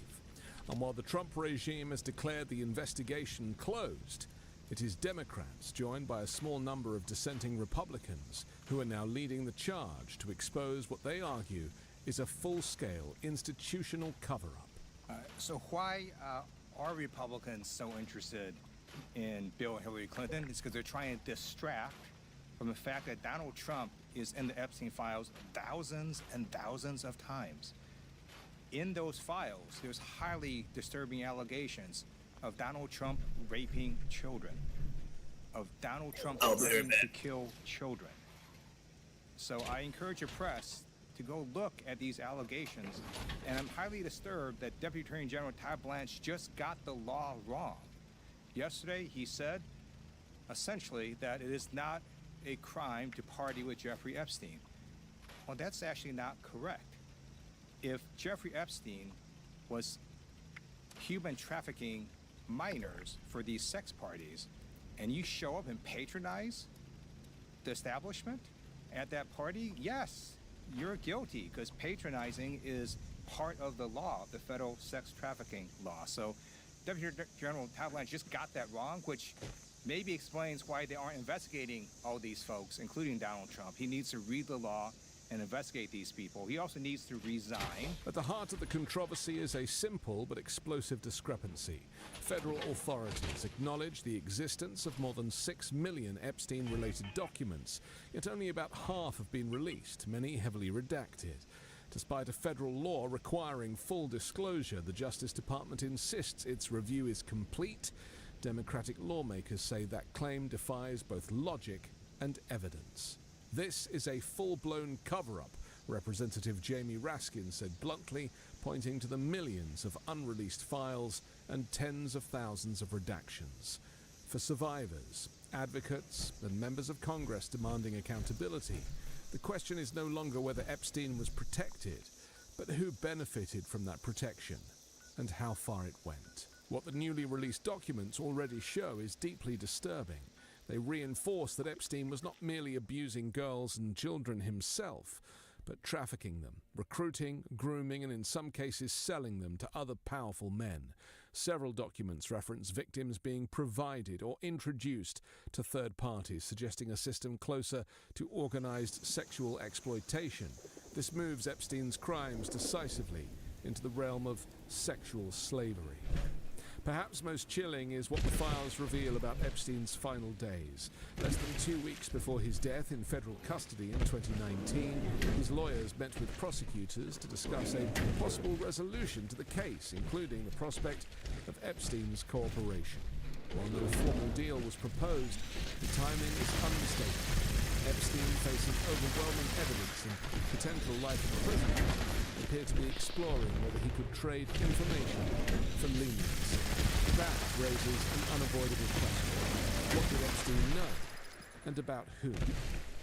The documents offer hints, if not answers. They include summaries of tips received by the FBI, including Donald Trump and Jeffrey Epstein, compiled by investigators last year. The claims are unverified, and Trump has forcefully denied any wrongdoing. The Justice Department has dismissed the allegations as unfounded, noting they were submitted close to the 2020 election. Still, the very existence of such summaries underscores the scope of Epstein's connections and the volume of information federal authorities chose not to pursue publicly. Trump is far from the only powerful figure whose name appears. Newly released emails suggest that Elon Musk had more contact with Epstein than previously acknowledged, including discussions about visiting Epstein's private island in 2012 and 2013. Musk says the trips never happened and that he rejected Epstein's invitations, describing him as a creep. There is no allegation of criminal behavior, but the correspondence contradicts earlier claims of minimal interaction. Meanwhile, Howard Lutnick, now serving as Commerce Secretary, reportedly planned a visit to Epstein's island in 2012, despite later stating he had severed ties years earlier. Prince Andrew, now Andrew Mountbatten Windsor, appears in emails inviting Epstein to Buckingham Palace after Epstein's release from house arrest. In one exchange, Epstein even offered to arrange a meeting with a young Russian woman shortly after his legal restrictions ended. Andrew has denied wrongdoing and claimed he traveled to the US to end the relationship, but the documentary trail tells a more complicated story. The files also expose a culture of casual normalization around Epstein. Emails show Richard Branson joking about Epstein arriving with a harem. Casey Wasserman, now a major Olympic organizer, exchanged sexually suggestive messages with Ghislaine Maxwell years before her conviction for sex trafficking. Steve Titch, co-owner of the New York Giants, acknowledged email exchanges involving adult women arranged by Epstein. And Brett Ratner, a Hollywood filmmaker and director of the new Melania documentary, appears in photographs alongside Epstein and unidentified women, despite earlier claims that he did not know him. None of these appearances alone prove criminal conduct. Taken together, however, they illustrate how Epstein operated in plain sight, welcomed, joked with, and socially integrated among elites long after his 2008 conviction for soliciting a minor. His access did not shrink after prison. In fact, it expanded. Equally damning is how the latest document release was handled. Thousands of pages were briefly made public with insufficient redactions exposing victims' identities. Lawyers for more than 200 survivors called it one of the worst violations of victim privacy in US history. Defense attorneys in an unrelated sex trafficking trial even sought a mistrial, arguing that improperly released Epstein documents had irreparably tainted proceedings. The Justice Department has blamed technical or human error, insisting that only a tiny fraction of files were affected. For survivors, that explanation rings hollow. The pattern, critics argue, is one of haste, incompetence, or indifference, each unacceptable in a case defined by decades of institutional failure. Against this backdrop, Democrats are refusing to let the regime declare victory and move on. House Minority Leader Hakeem Jeffries has said the process is not over and will not be over until survivors receive full transparency and accountability. Congressman Ro Khanna, co-author of the Epstein Files Transparency Act, argues that at best half the material has been released. Even Republican Thomas Massie has joined the push, enduring fierce backlash from his own party and direct attacks from Trump, who continues to dismiss the Epstein scandal as a Democrat hoax. Massey's response has been pointed. Real transparency, he says, will be evident when powerful men are led away in handcuffs. Until then, the cover-up continues. The Epstein files now make one thing unmistakably clear. Jeffrey Epstein was not an aberration quietly corrected by the justice system. He was a node in a larger network of wealth, power, and abuse, one that relied on silence, influence, blackmail, and institutional reluctance to survive. His death may have closed his mouth, but the documents suggest it did not end the story. Whether the rest of that story is told will depend on whether those demanding answers prevail over those determined to draw the curtain shut. I'm Anthony Davis. You can find me on the 5 Minute News YouTube channel and podcast, on Wednesdays co-hosting Uncovered, and on Sunday on The Weekend Show with Midas Touch.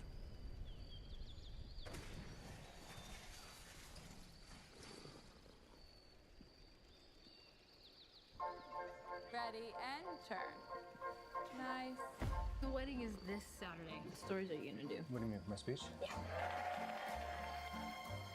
Are you gonna use the first time you met? Yes. Okay, what about the first date? Yeah, of course. Fuck! You don't have to do a speech. So you're saying Charlie is your first love? Yeah. First love or your first crush? Both, I think. Wait, is that insane? At 30? So I want to say this thing about her laugh. You know how it's very cute, but it's also kind of... The equivalent of a dose of radiation typically inflicted on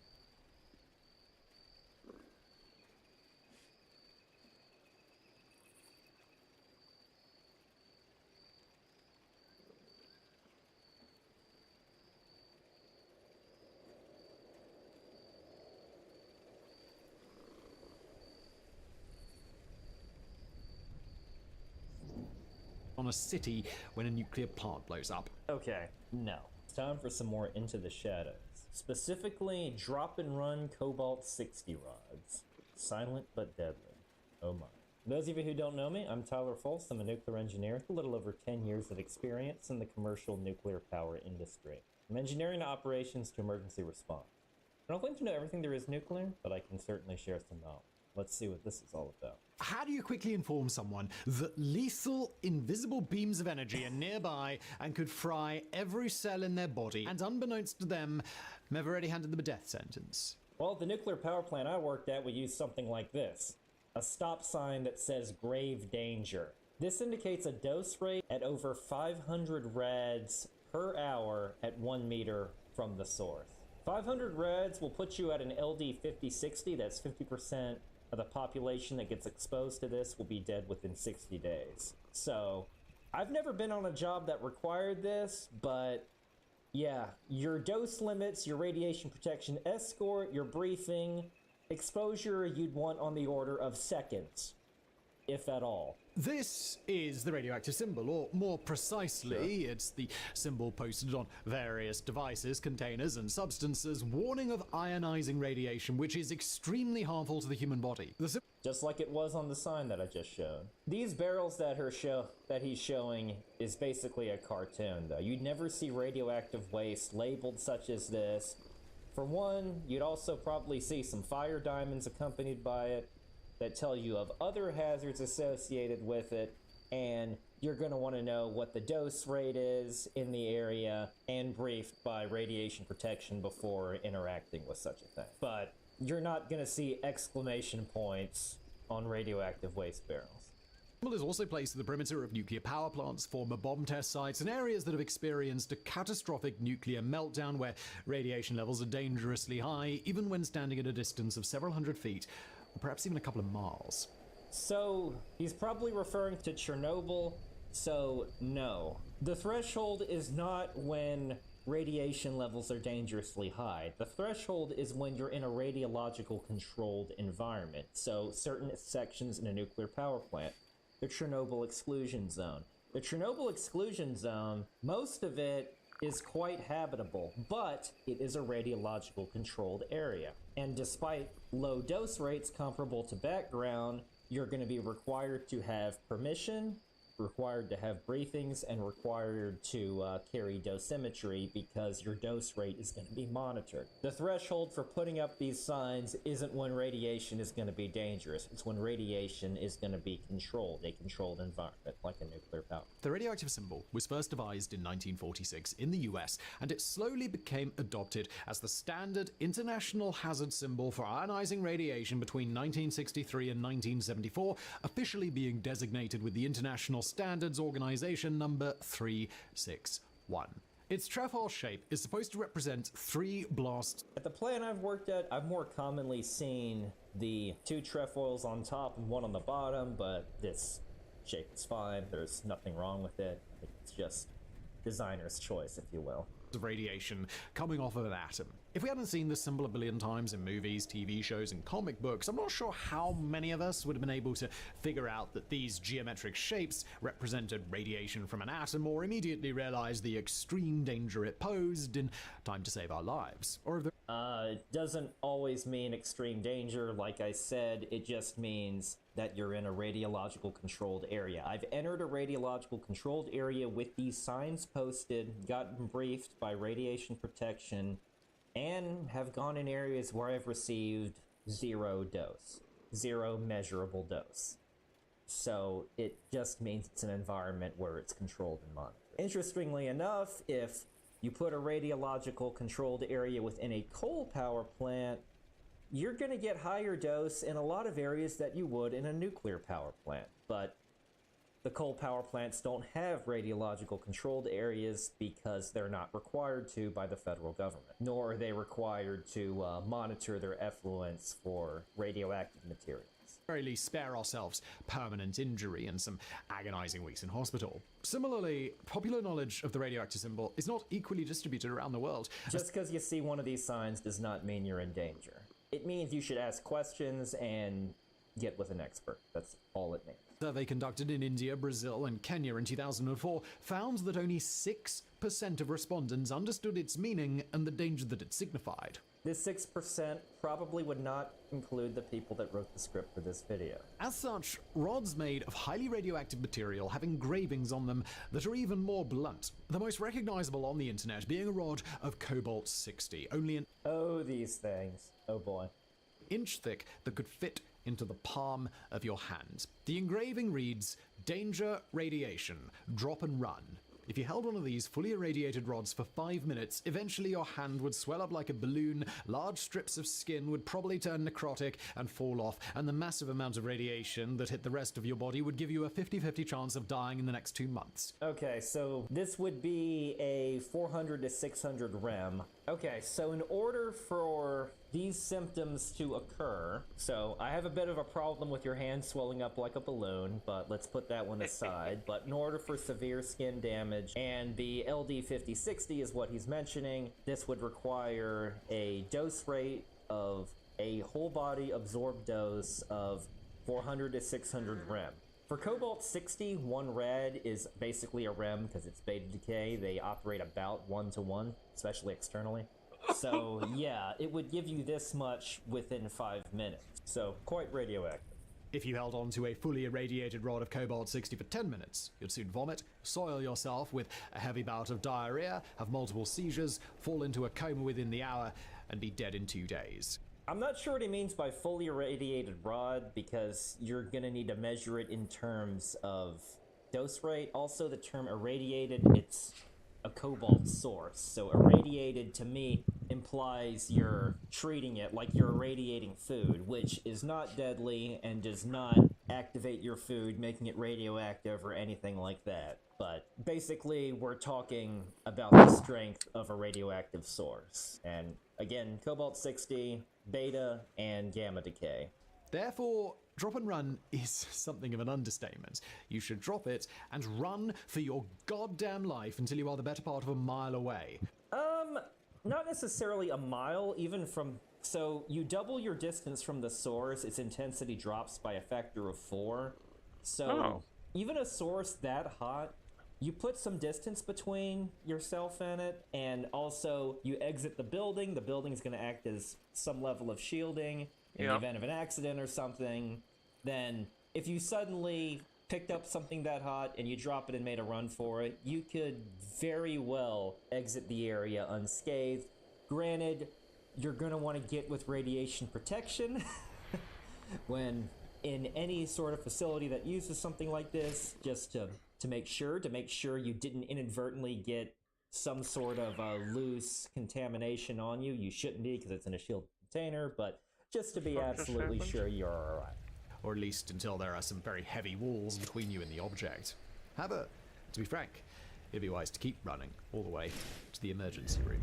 Given that the world's largest supplier of... I'd start with the radiation protection experts, because they're going to get you with specific dose assessments faster than any emergency room would. About 60 rods is Canada, and that the international language of science is English. Even this sinister warning might be missed by people who can't read English engravings and aren't terribly familiar with the concept of radioactivity. There are numerous cases from the developing world where people unwittingly dismantled nuclear devices and died horrible deaths. As such, in 2007, the International Atomic Energy Agency unveiled a supplementary radiation warning, ISO symbol 21482. It is meant to be pasted on nuclear devices in addition to the classic radioactive symbol. If a person ignores the trefoil... I mean, additional symbols are good to know, but if you're less familiar with other symbols, you might think pirates with propellers are coming after you or something. Symbol on the outside of this device and begins to dismantle it. Once they lift a panel or remove an outer casing, they will be confronted by a much more insistent blood red triangle with the classic radiation symbol at the top. But this time, the radiation symbol is emitting sinister lines of nuclear energy down towards a skull and crossbones representing high toxicity and death. And next to it, there's a man running for his life. Is it weird that when I see something like that, I just think of nuclear pirates? But anyway, kind of like the grave danger sign that I showed earlier. I mean, it's a stop sign. And keep in mind that is within the United States. And before you enter an environment that you could be exposed to that amount of radiation, such as very situational experiences in a nuclear power plant, you're required to take an exam on what radiation posting looks like, how each radiation hazard is contained and stored. And I'm not talking about for nuclear engineers, plant operators, or reactor operators. I'm talking about for anyone that sets foot in the nuclear plant. That includes security officers, fire watches, positions that in most cases would not be required to be a subject matter expert on all things radioactive, but that baseline level of knowledge is required or you will not be allowed to enter a radiological controlled area. As such, ISO 21482 is the international symbol of stop whatever the hell you're doing and get out of there, and if you're lucky, you haven't already signed your own death warrant.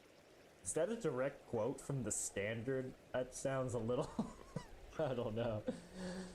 Due to the immense danger posed by radiation to human beings and the catastrophes that inevitably follow when radioactive materials... It's probably a quote from the debate regarding what you should set the symbol to be. ...are unleashed upon the public, everything in our power must be done to keep unsuspecting people away from them.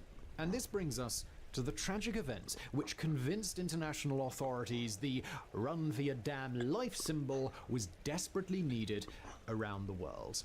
And that's the Samut Prakan radiation accident. Samut Prakan is a province included in the Bangkok metropolitan area of the Southeast Asian Kingdom of Thailand. It is a heavily urbanized region with well over 1 million people living on top of each other. And it was in this crowded area that in February of the year 2000, a source of tremendous radioactivity was left in a junkyard, sparking a state of emergency and endangering the local populace.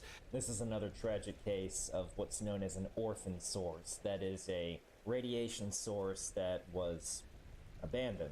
And within the US anyway, all radioactive sources are required to be tracked. It's a requirement, it's a federal law. The Nuclear Regulatory Commission requires not just nuclear power plants, but also medical facilities that use radioisotopes for treatment in order to keep an active inventory so they do not become lost. The seeds of the disaster were sown several decades earlier in 1969 when the German technology conglomerate Siemens exported a radiotherapy machine to a hospital in Bangkok. The machine used targeted radiation to induce cell death and shrink malignant tumors that would otherwise continue to grow rapidly, impeding a patient's bodily functions and ultimately killing them. The machine in question was powered by a rod of cobalt-60, which had been produced in Canada. Cobalt-60 is a radiation source that is not found in nature. It must be artificially made.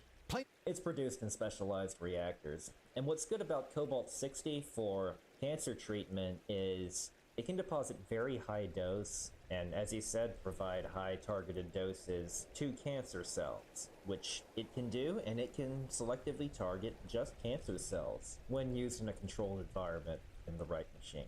Naturally occurring cobalt is usually extracted as a byproduct of nickel and copper mining, and when extracted from the ore, it can be smelted into a bluish-grey metal. Historically, cobalt was used to infuse a splash of blue in everything from ancient Roman jewelry to Chinese Ming vases. In the modern age, cobalt is instead frequently shipped to heavy-water nuclear plants like those in Canada, where it is bombarded with neutrons in order to fill the nucleus of a cobalt atom with more of them. Yep, you take cobalt-59, bombard with neutrons, becomes cobalt-60, and it undergoes both beta and gamma decay. From 27 neutrons to 33. This process of neutron enrichment takes the relatively stable blue metal and transforms it into a highly unstable radioactive one called an isotope. A neutron-laden isotope decays by emitting tremendous amounts of energy into the... So, an isotope just means a type, not... I know isotope most commonly comes up with radioactive material, but cobalt-59 is also an isotope. It just means, in this context, a different type of cobalt. Surrounding environment as it tries to settle into a more stable form again. This fierce blast of energy is called ionizing radiation. That's the deadly kind of radiation. No. Ionizing is the type of radiation that is high energy enough to strip atoms of their electrons. It's not necessarily deadly. You can get a low dose of ionizing radiation. We all get low doses of ionizing radiation all the time. That's called background radiation. It's also not the only type of radiation that could be deadly. Thermal radiation can get you to overheat. UV radiation can give you skin cancer. And visible light is a form of radiation. And visible light can get you in trouble because you watch a video that has some silly stunt on there, and then it makes you try to do it, and then you end up trying it, and it can have disastrous consequences. Okay, that last one was a bit of a stretch, but the point is, ionizing radiation is not the only dangerous form of radiation. Strong enough to strip electrons from the shell surrounding an atom. It's sort of like taking a sharp pick or a knife or a piece of steel wool and scraping the enamel off your teeth. As such, in living cells, ionizing radiation can have a huge... Bizarre analogy. Right. It's an electrical process, not a mechanical one. Hugely unhealthy and destabilizing effect on the body's complex and fragile patchwork of interwoven parts. It can create horrific swollen burns and skin necrosis, aka dead flesh that's still attached to your body. It can also destroy parts of your DNA, the very fiber of your being, creating grotesque mutations and vastly increasing the risk of cancer. That's the main thing, is the increasing risk of cancer. Yeah. The mutations, less common. I mean, it can destroy your cells, or increase cancer risks are the most common long-term effects. It can also destroy the marrow of your bones, which stops the production of white blood cells necessary to fight off viruses and hostile bacteria, meaning that the smallest of infections can... An acute dose meaning a lot of dose all at once, as opposed to a chronic overtime dose, but, yeah... kill you. It also destroys your gastric, vascular, neurological systems, causing intense nausea, vomiting, bloody diarrhea, unbearable abdominal pain, fever, the shutting down of vital organs, disorientation. All what he's describing there are symptoms of acute radiation syndrome, so high amount of dose over time is what can cause that, but very, very high doses. We're talking 100, 150 rem. Seizures, and ultimately death. Once blasted by a significant dose of... That is at 1000 rem, death is all but guaranteed. Ionizing radiation, there is often a period of initial nausea, followed by a latency period of several days where you show few symptoms. Meanwhile, the cells of your body will quietly contort and curdle until the whole fragile system breaks down and you suddenly become tremendously ill. Without medical treatment, you... What he's describing there is probably on the order of 300 or so rem, where it's still treatable with medical treatment. will almost certainly die. And if you got a heavy dose, it doesn't matter if you got medical treatment. You're gonna die anyway. That would be over 1,000 rem. In small targeted doses, via radiotherapy machines, ionizing radiation can do just enough damage to living cells that it slowly shrinks cancerous tumors. But if its full power is unleashed upon the world, it is a horrific thing to behold. So the key difference here is targeted dose to just cancer cells versus a whole body dose. The cancer cells can receive 100 plus rem, and the rest of you would be relatively okay. I mean, yeah, there's side effects associated with radiation therapy, the nausea that are not pleasant, but it's being used to treat the cancer in that case. No different than the fallout experienced by the people at Hiroshima and the people at Nagasaki. Okay, now he's talking specifically about the fallout and people that received high doses. High dose is high dose, but it's not going to cause any sort of explosion, thermal pulse, shock wave, anything like a nuclear weapon. We're just strictly talking about high doses of radiation. It could come from a nuclear weapon, it could come from an orphan source, it could come from a nuclear accident, but we're just talking about high doses. And these devices are in almost every hospital around the globe. As such, the rod of Cobalt-60, not nuclear weapons. 60 used in the Bangkok radiotherapy machine was housed inside a thick container made out of lead, a metal that is capable of stopping ionizing radiation dead in its tracks. It would have to be pretty thick, but yes, to stop gamma radiation in particular. A small amount of lead will stop the betas pretty much immediately, but typically you're going to want a few inches of lead in order to completely attenuate all that, and even then, teeny tiny. The container was surrounded by stainless steel. Because the rod of Cobalt-60 was only an inch thick and 1.5 inches long, the lead and steel container was also quite small, about 17 inches long and 8 inches wide. But due to all the heavy metals involved, the whole thing weighed an astonishingly hefty 230 pounds. Yeah, the entire container, okay, because I was like, the actual rod by itself, that's not that well built for the entire container. Over time, a rod in a radiotherapy machine will lose its strength. As the rod of Cobalt-60 emits an immense blast of radiation, it gradually decays into a stable form of nickel, chemically changing into a completely different element. It has so Cobalt-60 has a half-life of a little over 5 years. So most radiation protection experts say between 7 and 10 half-lives. It's gone, depending on how conservative you want to be. So a few decades, it's basically inert. But keep that in mind when you're going to upgrade your medical systems. You need to track and take into consideration that your radioactive source might outlive the institution that uses them. So that's why you have to track the radioactive sources, and regulators must assume that, hey, businesses are going to close and materials are going to be forgotten unless actively tracked and enforced. It takes 5.2714 years for exactly half of the cobalt atoms to decay, otherwise known as a half-life. As all the Cobalt-60 atoms are slowly used up, the radioactivity of a rod of cobalt becomes less fierce. Thereupon, the rod will need to be replaced. Fierce. But things That's didn't one way to work put out it. that way in Bangkok. Now, in the case of the rod of Cobalt-60 powering the radiotherapy machine in Bangkok, it was used from 1969 until 1981, 12 years, long after it should have been replaced with a new rod. What this meant for cancer patients at the Bangkok hospital was that they had to spend unreasonably long amounts of time being blasted by an increasingly weak machine in order to shrink their tumors. A new Cobalt-60 rod was installed in the machine in 1981. Thereafter, the pattern repeated itself. The rod was in use for a further 13 years until 1994. Thereupon, the Bangkok hospital replaced the entire radiotherapy machine with a new one manufactured by Nordion, a company based in Canada. It was here that a problem arose. Where do you put the old machine? Nordion refused to take it because they had not manufactured it. See, should be stored and associated with the hospitals and the Thailand government's regulatory arm of the Radiation Protection Agency. Siemens, the German company that did manufacture it in 1969, also refused to take it because they had long since stopped working with Cobalt-60 and no longer produced the machines.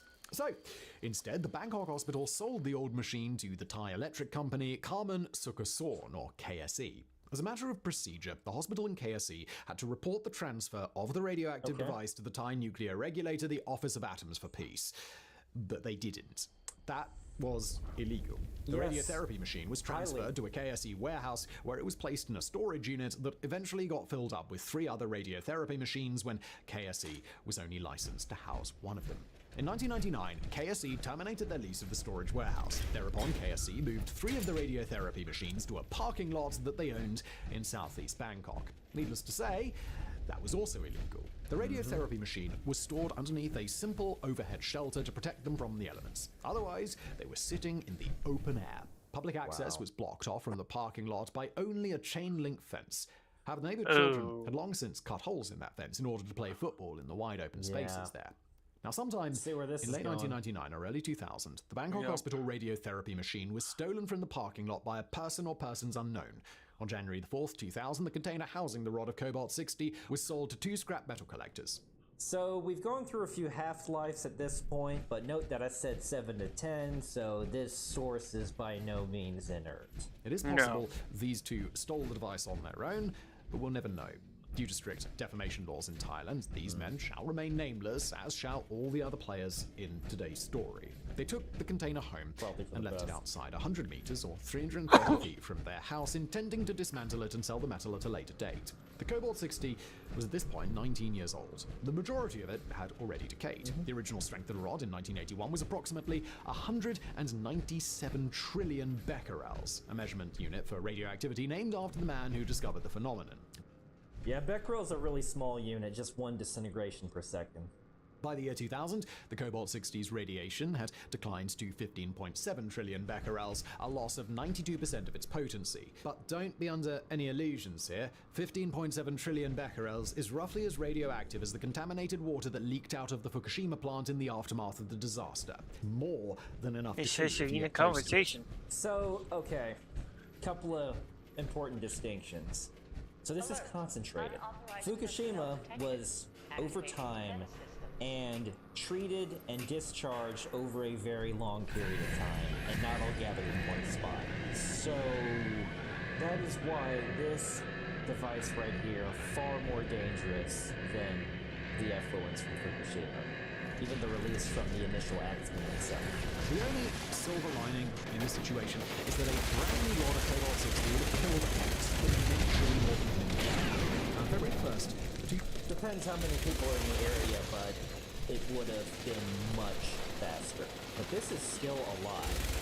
So 15.7 terabecquerels, that figures out to the curies. A good rule of thumb that the exposure rate per hour is 1.3 times the number in curies, 1 meter from the source. So that puts you up to, I'm going to call it 550 millimeters per hour. This is going to mainly be gamma at this point. So that figures out to 5.5 grays SGS per hour _science at 1 says, meter. I mistimed or my shot, lol. 550 rem per hour at 1 meter. So if you stand a meter away from it for an Stream hour Element straight, says, you're looking find at me in the other LD places, 5060. Discord, Twitter, However, YouTube, the square Steam, cube law can work Xbox, the and other way. PlayStation Old Mage So Guy if on you're TikTok 10 as Mage. centimeters away from it, then your dose rate is going to go up by a factor of 100, potentially giving you the LD 5060 dose in less than 1 minute. Scrap collectors were joined by 2 other men to try and bust the container open. One was a 23-year-old brother-in-law of one of the collectors, the other was a 19-year-old neighborhood lad just looking to help out. He was the same age as the rod of Carbon-60. For the next hour, they all tried to bust it open, and one of the scrap collectors took a hammer and a chisel to the device. The scrap collector managed to crack a welded seam between the stainless steel exterior and the thick lead container. Toxic, oily liquid came seeping out. That's not at all what it looked like, but decades of moisture inside the casing that had turned radioactive. Because the scrap collector did the majority of the work, he suffered most of the exposure to it, but the other men were exposed too. So exposure, radiation dose is determined by time, distance, and shielding. So you're near it more, you get more dose. You're closer to it, you get more dose, and less shielding between you and it, you're good. The container of Cobalt-60 remains largely unpenetrated, so it was not as bad as it could have been. At this point, the other scrap metal collector declared, "Okay, that's gonna lower it, but still, from what I said earlier." They weren't getting anywhere and proposed to take the device to a junkyard in Samad Prakan, about 30 minutes drive. There, the junkyard staff could dismantle the device on site, and the scrap collectors could sell them to This device was loaded onto a motorcycle-driven cart the initial scrap collector drove while the 19-year-old youth sat in the cart with his leg dangling over the now cracked and leaking radiotherapy device. The Chisel Man and the brother-in-law remained at the house and avoided being exposed to the worse. Arriving at the junkyard, the scrap collector approached the member of staff and asked him to cut open the steel and lead casing containing the Cobalt 60 with an oxy-acetylene welding unit. The burn for spot is 3,500 degrees Celsius or 6,000 Fahrenheit. So with that hot, you're going to have some airborne. Another junkyard worker observed the process and was puking away. The cutting released the foul-smelling yellow smoke into the air. Part of the lead casing, now cut in half, fell and hit the ground. On the next down, 1.5-inch long, 1-inch thick rod, Cobalt 60 also fell out and rolled into a nearby pile of scrap. With the rod unleashed, all 4 men in the junkyard were now getting blasted, with the potential of fatal-based radiation. The junkyard worker picked up the 2 pieces of lead casing and weighed them in his hands. His hands After putting the pieces down, the junkyard staff member continued. Unshielded. Yeah, forget that really the numbers mentioned at the beginning of the video. Yeah, it's going to be way worse. Need to work trying to separate the stainless steel from the lead. They already become alarmed by the yellow smoke. The owner of the junkyard, a 45-year-old woman, approached the men and told the scrap collector to take the radiotherapy device home and separate the rest of the lead and the steel there. 2 pieces of lead that had fallen to the ground were laid to one side. Meanwhile, the rod of Cobalt 16 was left a pile of scrap, blasting out radiation into the surrounding area. It was only 11 feet or 3.35 meters from the junkyard owner's office. Long after the scrap collector left. I mean, they released some airborne, but a lot of it's still going to be concentrated. But just the idea of unmonitored, uncontrolled exposure, I have no idea what it is. 2 junkyard employees got severe headaches and began to vomit. On the drive home, the scrap collector also came down with a splitting headache and began to feel nauseous. His 19-year-old sister also began to feel ill and felt an itching sensation on his leg where he had the radiotherapy device on the drive home. The scrap difference in 10 centimeters in B, so the dose is going to be drastically different from one part of the body to the other. For that reason, in nuclear power plants, there are certain jobs that you require to have dosimetry on your arms and your legs, as well as on your chest, which is where you normally keep it when entering a radiologically controlled area. But if you're in a high enough dose area, the dose on one part of the body can be significantly different from the other part. Collector and the 19-year-old boy managed to overcome their feelings of illness, and they separated the stainless steel from the rest of the lead. Because the Cobalt 60 was back at the yard, they didn't suffer further exposure in doing so. The scrap collector brought the stainless steel and the lead back to the junkyard for sale the next day on February the 2nd. Meanwhile, the junkyard owner and staff continued to feel the brunt of the radiation from the Cobalt 60 sat right there in the yard. The 2 junkyard employees took some time off to celebrate Chinese New Year, during which they lost weight and had no appetite. The irony of the lucky kids. They returned to work on February the 7th and continued to be exposed to radiation. The junkyard owner and a husband who lived across the street and both worked in the office only a few feet away from the Cobalt 60. Okay, if they're lived across the street and they're in the area, so they're further away, so I was going to say they're going to get a significantly less dose, but if you're going to be in the area, so their exposure time is going to go up, it could add up. It has the potential there. 60 also continued to be dosed over the next several days, as did the junkyard owner's 33-year-old maid who worked part-time in the yard and the owner's 75-year-old mother who regularly visited her daughter at work. On February the 12th, the junkyard owner grew alarmed at how sick her 2 employees were getting. They were suffering chronic diarrhea, which they could only halt by medication. The owner summoned the scrap collector and told him to take away the medication and sell it somewhere else, suspecting that it was the lead that was somehow making her staff sick. She also asked a different scrap collector to throw away the 2 smaller pieces that had hit the ground. Lead poisoning is no joke, but getting this close to the source that high might as well be. The man threw them down the nearby public drain pipe. Meanwhile, the rod of Cobalt 60 remained in the scrap pile in the yard. That same day, on February the 12th, the scrap collector who had gone to the junkyard became distressed with swollen burns on his hands and had them checked out at a private clinic. No diagnosis was reached. For the next few days, the burn continued to swell and darken. The scrap collector began vomiting and losing it. Now, to me, it's crazy that a lot of clinics wouldn't diagnose any sort of radiological exposure. Maybe I'm just used to it. And when I mentioned earlier about people getting trained on radiation signage and protection, that's pre-qualified. You have to take pre-qualifying exams every year. On February the 15th, he went to the outpatient clinic at Samad Prakan Hospital, where the doctors took some blood. The scrap collector returned on the 16th with the results and was told that his white blood cell count was alarmingly low, and he was immediately admitted to hospital. Also on the 16th, one junkyard staff went to Samad Prakan Hospital with a fever, rapid weight loss, diarrhea, burned hands, and loss of hair. He was examined and immediately admitted as well. The following day, the 17th, the junkyard owner grew distressed at how sick her other employee was getting. He was losing weight and his hair was falling out. The owner drove a second employee to the hospital and he too was admitted. Meanwhile, the other witness, a strange dog who frequently wandered into the junkyard, was lying there dead. Later, on the 17th, the owner and her husband drove to Bangkok General Hospital. The owner had feeling weak and noticed that air and cooling out. Her husband, meanwhile, was also feeling weak in addition to suffering severe abdominal pain and chronic nose bleeds. The doctors took blood and found their white blood cell count was dangerously low. A bone marrow biopsy was also taken from both of them. The husband was admitted due to his uncontrollable nosebleeds, while the junkyard owner was not admitted but remained as an outpatient at Bangkok Hospital. So, on the morning of February 18th, at Samad Prakan Hospital, the condition of the scrap collector and the junkyard employees continued to deteriorate. The doctors drew the connection between the symptoms of the three patients and concluded that they'd suffered acute radiation poisoning. At 11:10 a.m., they called the Office of Atoms Police and dispatched 2 investigators to Samad Prakan. They arrived at 12:30 p.m., concurred with the diagnosis. This is just so late, but you're dealing with what should have been. But this is the consequence of orphan sources. Things get diagnosed way too late. And summoned the junkyard owner from her husband's bedside at Bangkok General to Samad Prakan for questioning. From there, the investigators went to the public drain pipe to fish out the 2 small pieces of lead.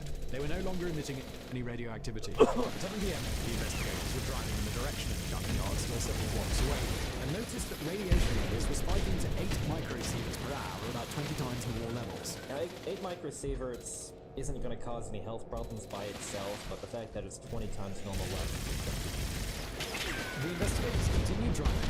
When they arrived at the junkyard, the radiation levels in their car spiked to 125 times higher, to 1 millisievert, the same level as fenced-off high radiation areas of a nuclear power plant. Well, that's right.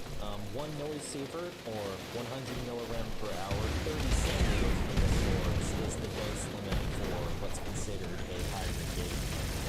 But the 8 microsieverts is marked as a radiation area, but for a millisievert, I've been into areas that were that hot, and they require a more detailed radiological briefing. Some areas in the plant, depending on where you are, could require you to submit a swift tracking device on it, so radiation detection technicians can monitor your area.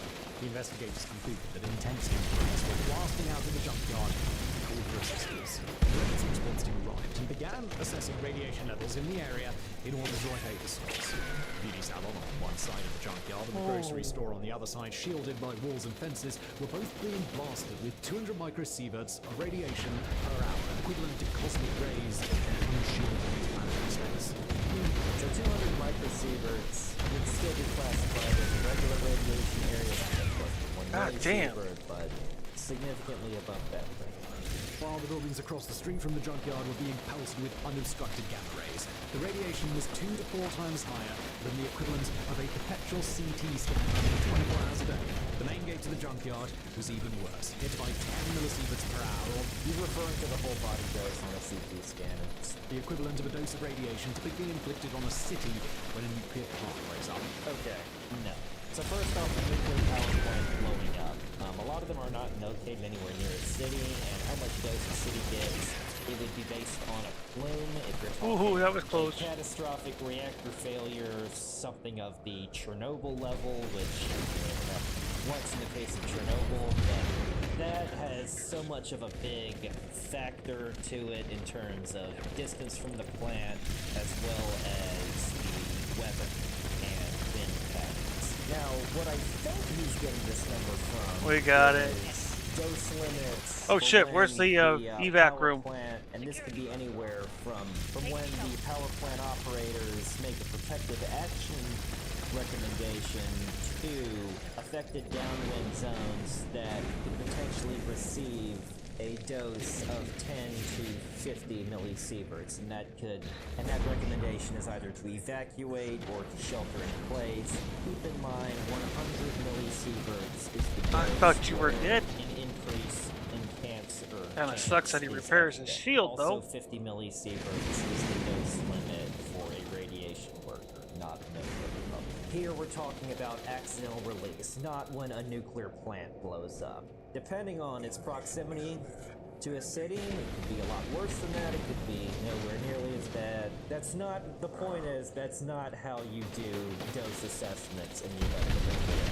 The junkyard office, being only a few feet from the rod of Cobalt 50, was being hit by 100 millisieverts per hour, or roughly 2,000 times higher than the radiation experienced by a nuclear reactor technician in that same space of time. Actually, guys in the control room hardly get any dose. If he means reactor technician as in a reactor operator, not only do you not get any dose, you're actually in a positive pressure sealed environment that, in the event of a release, is designed to keep you safe so you can respond to the accident and do what you need to do. Plant operators, well, it depends on where the accident is. They could potentially get exposed to a lot more than that. But if an accident goes really bad, like in the case of Chernobyl, just not being able to get enough damage done fast enough.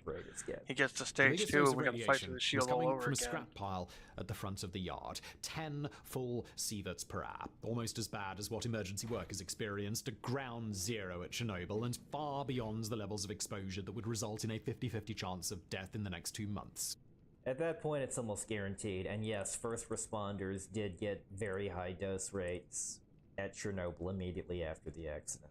In fact, 10 full sieverts would typically result in a 99 to 100% mortality rate, even with medical intervention. Okay, he got that part right. Such, the emergency response team couldn't get near the pile of scrap in order to locate the source of the radiation. The street was closed to traffic, and the immediate area, 10 meters from the entrance to the junkyard, was cordoned off. But I mentioned it in REM earlier, 1 sievert is 100. Evacuation of the wider area was deemed unnecessary. There were 1,872 people SGS_sign within says, 100 meters I or felt so 330 dumb feet of Minerva the has my junkyard, fucking mechanic's and they best were allowed friend to stay plan, but put. it's 1K bullying. Emergency workers continued to narrow down the location of the source of the SGS_sign radiation says, throughout feel. the night until 4 a.m. on February the 19th, when operations were suspended as they formulated a plan to remove the source from the scrap pile. Yep, you've identified it, make it a radiological control area. Anything, which kind of sucks. Meanwhile, the junkyard owner's maid as was far as admitted I to hospital with know, I nausea, can't give you vomiting, and bullion. headache. The condition of the 2 junkyard workers Otherwise I continued to would. worsen. Their white cell count dropped to near 0. They had radiation burns all over their arms, chests, and faces. They had fever, nosebleeds that required nasal packing to staunch the flow, and their lips and tongues had become painfully swollen. Back at the junkyard at 4 p.m., the source removal plan speaking was of put into which, action. A thank mechanical you for excavator saying that. tore down the fence at the front of the yard. A bulldozer was rigged up SGS_sign with says, spotlights and a lead no, shield but it's the that was legendary that you can 6.5 craft that feet has tall trouble and 2 shooters on inches it. thick to allow emergency workers to hide behind it in an effort to get closer to the scrap pile. The workers Shielding. did not have hazmat suits, but wore cloth gloves and face masks, which were Hazmat suits aren't going to do you much good against a gamma source. practically useless. Some of the workers also insisted on wearing lead aprons, which are appropriate for dentists during an x-ray, but they offered next to no protection from the immense amount of radiation being blasted out by the Cobalt 60. Technically better than nothing, but not by much. In fact, the aprons slowed the workers' movements, increasing the risk of exposure. And that's the key factor. You're welcome. That's what's included in radiological briefings is wearing the extra PPE actually going to be harmful, and that it's going to slow you down. That But you yeah, get dose. The officials in charge of Minerva's the not emergency response team here allowed the until workers to wear the lead aprons as a Monday, sort of if I'm not security mistaken. blanket to allay their fears and keep them calm. That would...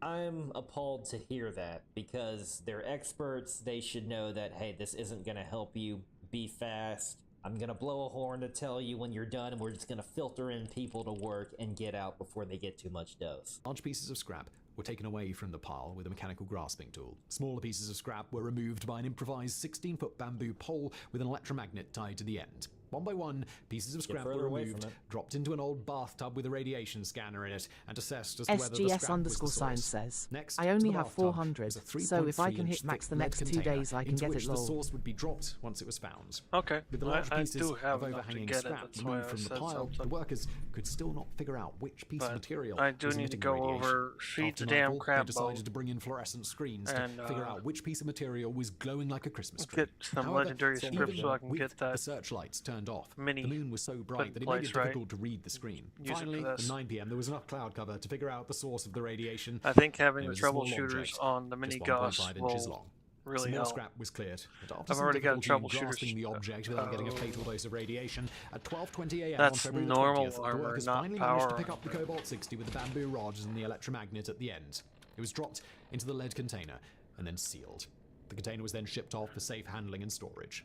Despite shoddy and makeshift equipment, the emergency Yeah, response I team don't managed to have pull any it off without getting a troubleshooters heavy on dose this. of That makes radiation. more sense. At the uppermost, Good. 6 of the volunteers received the equivalent of a full-body CT scan, while the remaining 46 emergency workers received considerably less. That's really not that much considering the amount of source you're dealing with. As ramshackle as the effort may seem, the lead shield and the grappling tools were a success. A few hours A later, lot of times it requires very simple solutions because ultimately the mission objective is to pick up a rock and encase it in something lined with heavy rocks to prevent the rock from giving you a lethal dose. on February the 20th, authorities located the second scrap collector, the chisel man who had initially cracked the welded seam, and took him to Samut Prakan Hospital. His white blood cell count was low, and his hands were swollen bright reds and looked as if they were half-melted candles. The 19-year-old lad who had draped his leg over the radiotherapy machine on the way to the junkyard was also located. Predictably, the young man had a severe radiation burn down the back of his right leg, stretching from the thigh to the calf. The skin was falling off and slowly becoming necrotic, risking a grisly infection. There was a second burn, 10 inches in diameter, on his right knee. He also had suffered radiation burns to some of his fingers, and as with the others, he was running low on white blood cells. The junkyard owner was admitted to hospital on the 20th, was accordingly treated for low white blood cells, and later treated for fever and a rectal bleed. She also suffered vascular deterioration and damage to her lungs, but thankfully, with regular blood transfusions and antibiotics, she did not require invasive surgery or a respirator. By the end of March, she'd made a full recovery. The junkyard owner's mother was admitted to hospital on February the 22nd. She'd been suffering nausea, fever, and a low white blood cell count. The brother-in-law of one of the scrap collectors wasn't located until March the 3rd. He had only been present during the hammer and chisel stage. Nevertheless, he had sustained radiation burns to his right hand. The nails on his middle finger and pinky had fallen off. The 2 scrap collectors, the brother-in-law, the 19-year-old, the junkyard owner, her maid, and her mother, spent about a month in hospital and eventually made full recoveries. The others weren't so lucky. The 2 junkyard workers who had received the full brunt of the Cobalt 60 when they'd cut open the lead container. I feel like including these images right here cheapens it. And worked in the yard for a further week with the Cobalt 60 right there, slowly killed them. The junkyard worker who had actually cut open the container could not recover his white blood cell counts. Open sores began appearing in his mouth and on his tongue, and large segments of his skin began falling off. He got severe diarrhea again on the 2nd of March, and by March the 6th he could no longer eat food and had to be fed through a tube. On the 15th, his lungs began to shut down and he was hooked up to a respirator. On the 17th, he fell into a coma. It was the low white blood cell count and infection that got him in the end. And on March the 18th, he died of sepsis. The other junkyard worker suffered intense fever. His hair almost completely fell out and open sores began appearing in his mouth and on the sides of his head. By March the 17th, he was no longer able to eat or breathe. He began bleeding in his gastrointestinal tract. On March the 9th, he went into septic shock, suffered a seizure, his heart stopped, defibrillation didn't work, and he died that evening. Finally, the junkyard owner's husband developed hives over his back from a fungal infection, fell into a dangerously high fever, and his white cell count could not be improved. He was put on a respirator on March 22nd as liquid began to fill his lungs, and on the morning of March 24th, his heart gave out from the stress of his many symptoms.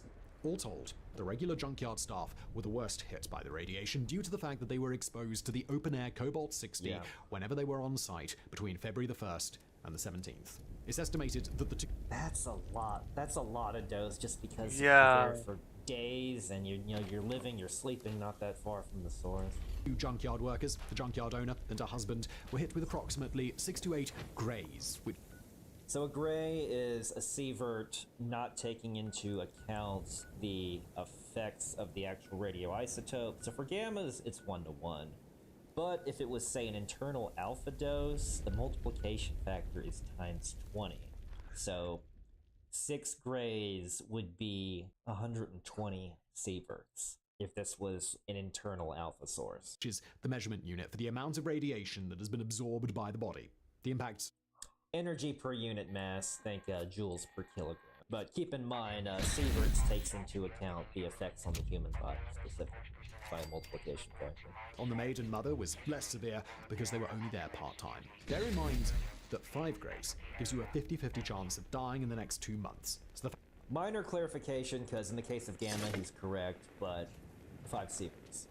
And it's really a range. I would call it 4 to 6. The fact that the junkyard owner survived at all when the other 3 men died is something of a miracle. It's likely due to the fact that she didn't work outside her office as often as her 2 employees and her husband. Not that the nuclear reactor levels of radiation in her office were by any means safe. Meanwhile, the 2 scrap collectors, the brother-in-law... I know he's trying to exaggerate at this point, but yeah, nuclear reactor, this dose rate is nothing compared to that. Like an active running reactor, and especially considering its neutrons, which have a multiplying factor of anywhere from 5 to 20 depending on the speed of the neutrons. But nuclear reactors also have fission product barriers in the forms of the cladding around the fuel, the reactor coolant system, and the containment building, which contains several thick concrete walls. Concrete is highly effective at stopping neutron dose. Or in the 19-year-old were hit by 1 to 3 grays. At 1 to 3 grays, with medical intervention, there's a 5 to 30% chance you'll die in the next 2 months. Most of their symptoms were burns, where they'd That one's a bit more broad as far as 1 to 3 sieverts goes, and I mean 5 to 30 probably covers you, but that's an even greater range. Depends on various aspects of the victim, what body parts were effective, and keep in mind these numbers that are being said are all whole body dose. Handled the radiotherapy device in their attempts to open and transport it. Despite low white blood cell counts, I'm sorry, they all I'm made back. full recoveries. As for the 1,872 people who lived within 100 meters or 330 feet of the junkyard, they had received a range of doses equivalent to being blasted by cosmic rays in outer space to getting multiple CT scans to a bad sunburn, all of which would increase their risks of cancer in later life. Yeah, this is where it gets harder to measure because risk of cancer, radiation is obviously not the only thing that affects the risk of cancer, and a pretty wide range. Like there's a massive difference between 100 and 300 feet. I mean, in terms of dose, that's going to be a factor of 9 because again, you're tripling the distance. It's a 9-fold difference. 862 of them were checked out by doctors, 782 of them had their blood taken, 907 of them received government advice. The other half of them got nothing. 5 pregnant women, not sure. That tips on how to, hey, you were blasted by radiation. Perhaps you should try to avoid that. I don't know what that means, government advice. Lived within 50 meters or 165 feet. One of them decided to have an abortion, feeling that the radiation might cause the child to be born with mutations. KSE, hopefully under the guise of a medical professional. Electricity company who had initially stored the radiotherapy device in a parking lot along with 2 other machines was initially fined just $450.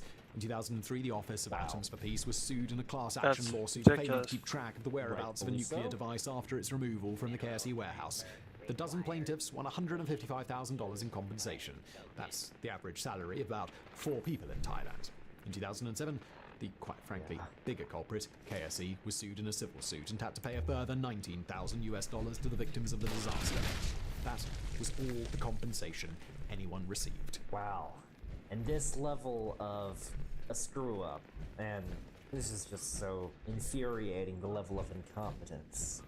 Regulation must track their sources from cradle to grave, even if said grave is decades out.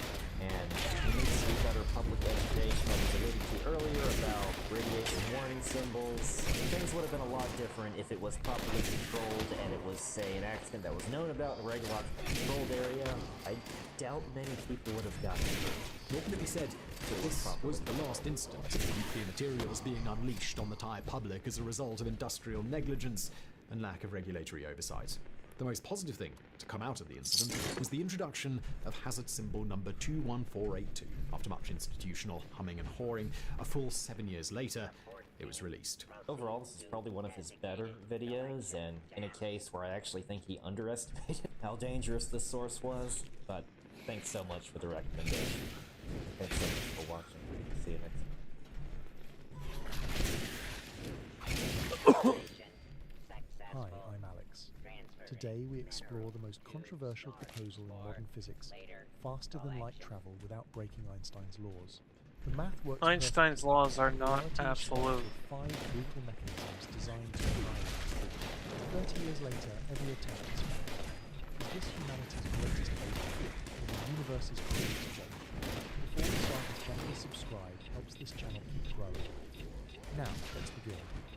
In 1994, Einstein discovered the cheating universe, and the universe struck back at the vengeance. For over a century, we believe Einstein had locked the door to faster-than-light travel, sealed it shut, welded it closed.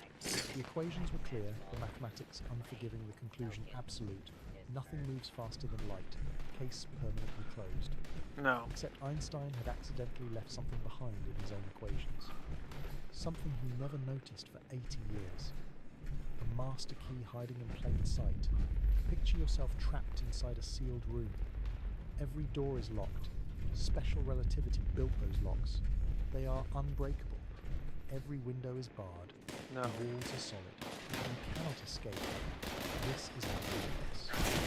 Then suddenly you realize something extraordinary. You do not need to break through the doors.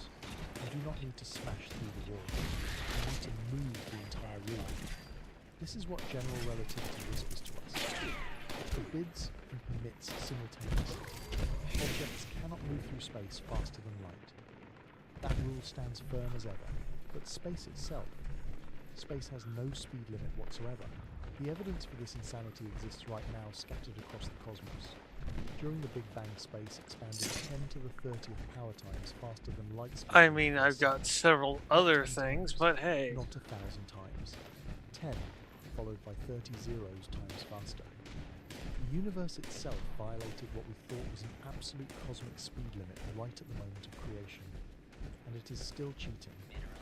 Right now, no, it's not. This very moment, there are galaxies 46 I understand it's just trash. Wait, there's a difference. The universe is only 13.8 billion years old. How can anything be 46 billion light years distant? The math does not work.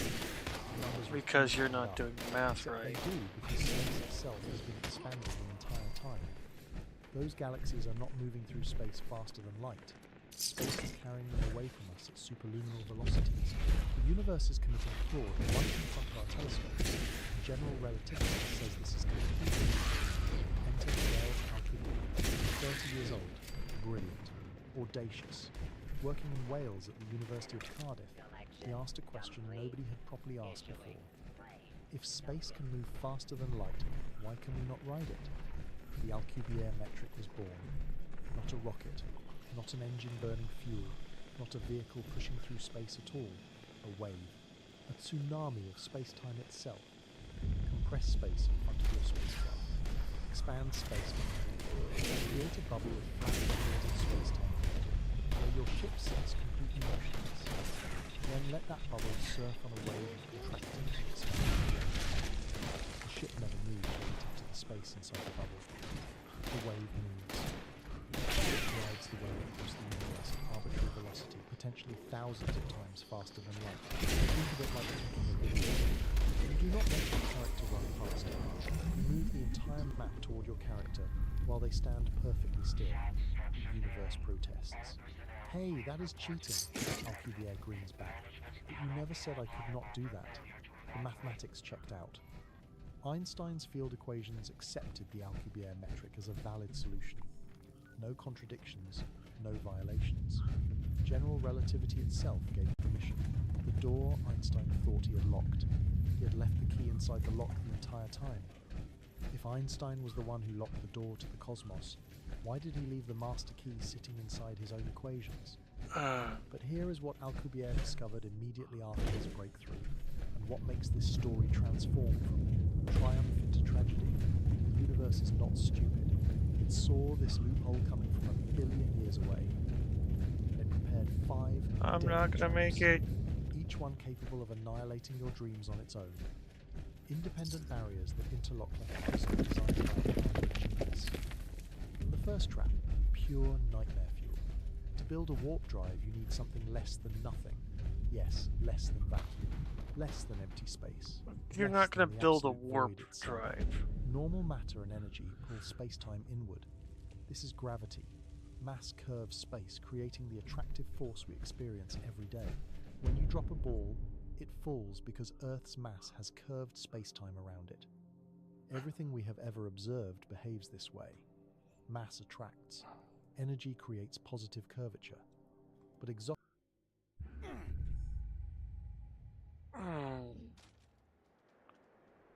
Motherfucker's talking like he actually knows what he's talking about. When he doesn't!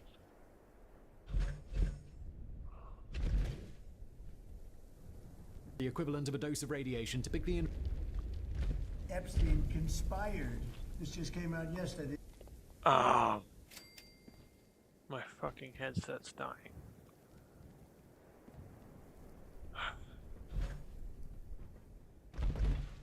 I've been forgetting to charge the damn thing.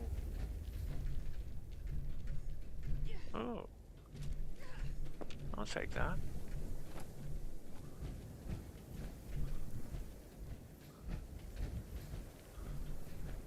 Any more goodies needed? This is going to annoy the shit out of me.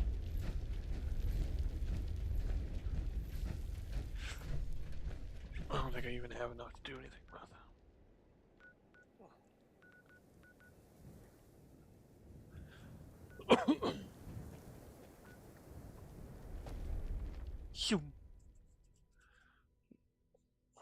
Oh crap. Need to go to my base first. And I forgot. Good thing it doesn't cost me anything to travel. Well, these places.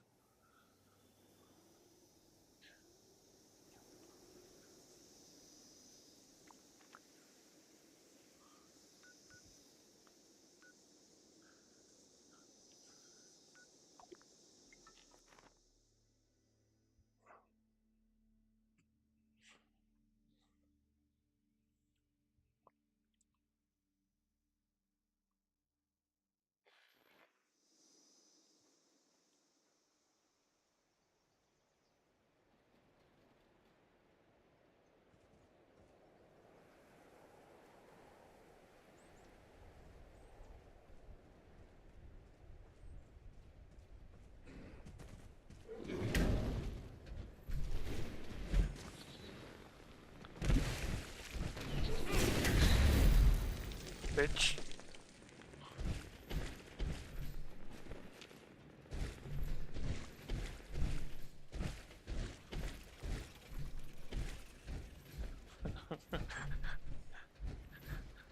Oh, bitch better get capped.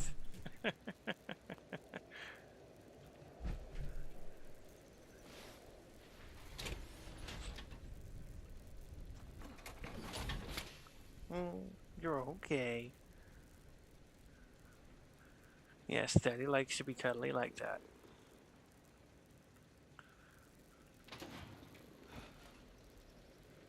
Yes, she is.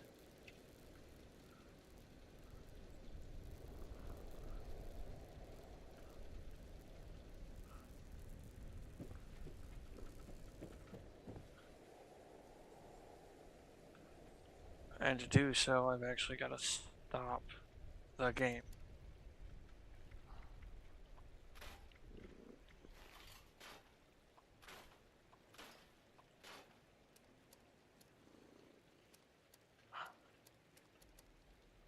Rawr.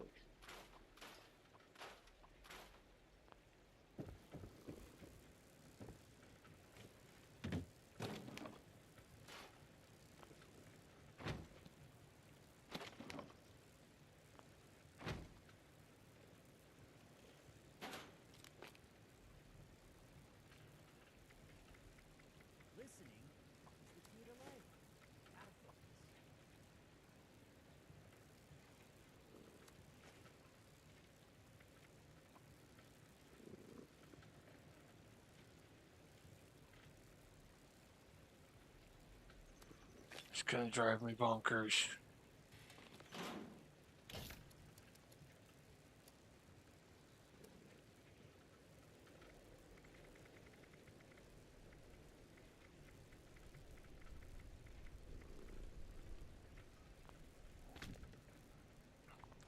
So I will join back on you, science.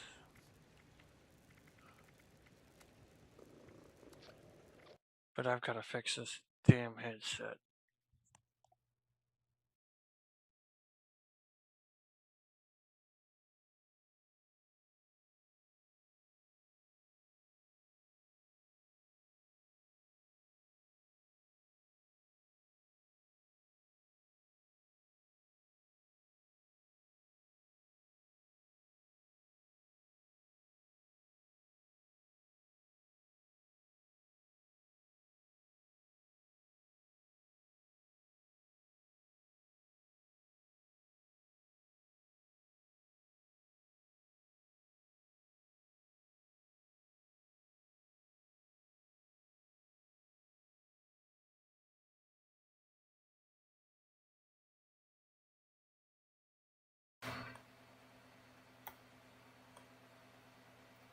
Okay.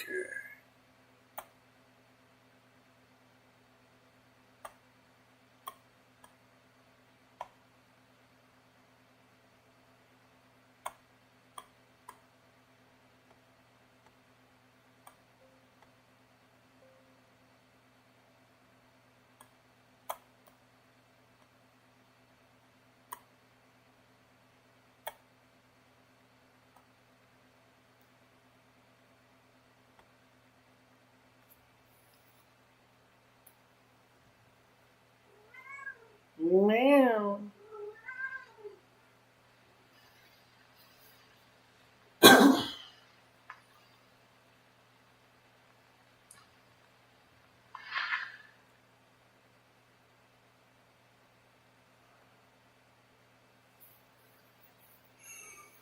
mean, I guess technically I could put chat and whatnot over there now. Or,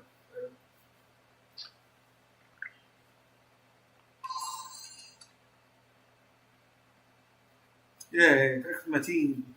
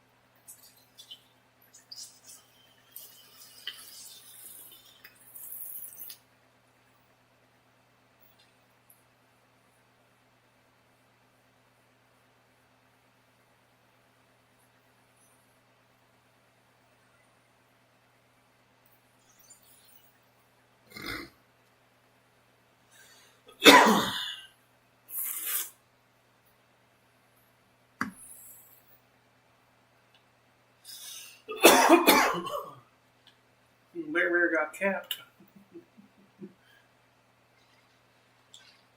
Well, shit.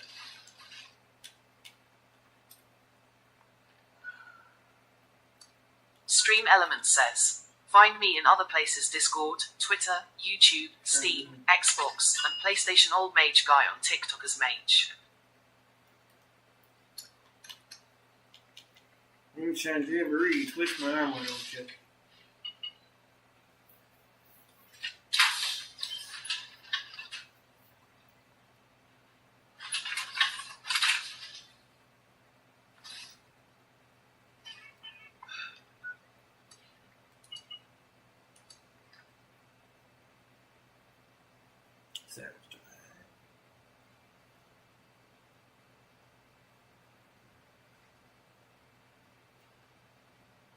That was before we did the event. Or, no. I don't know.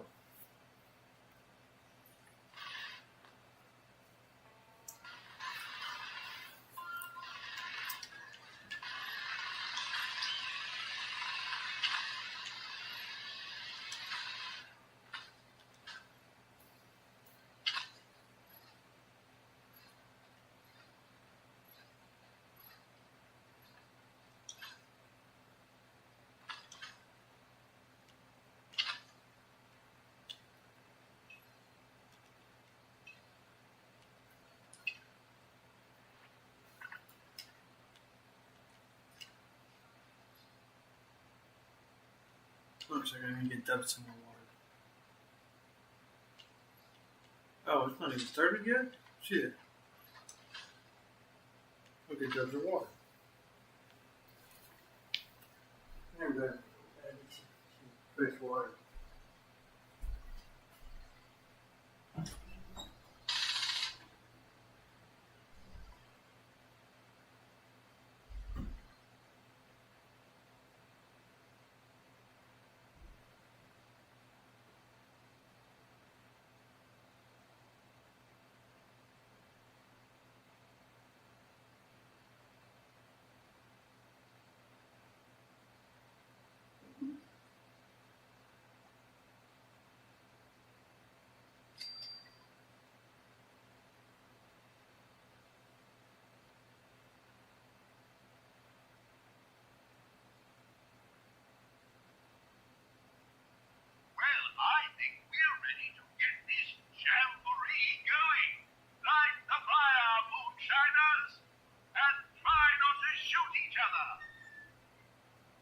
Don't you run out there, young lady.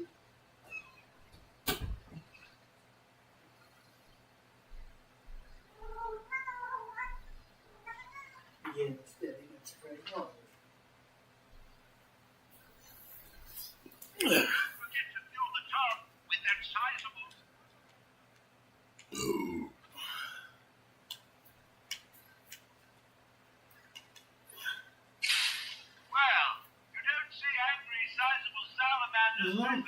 Everything.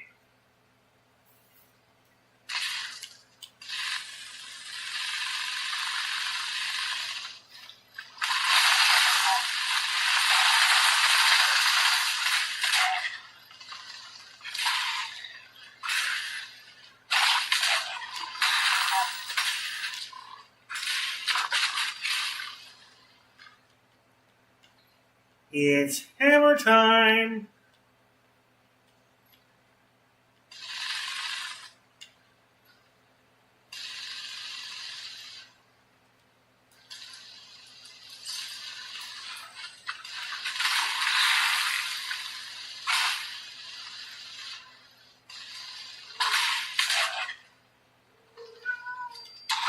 Goblin.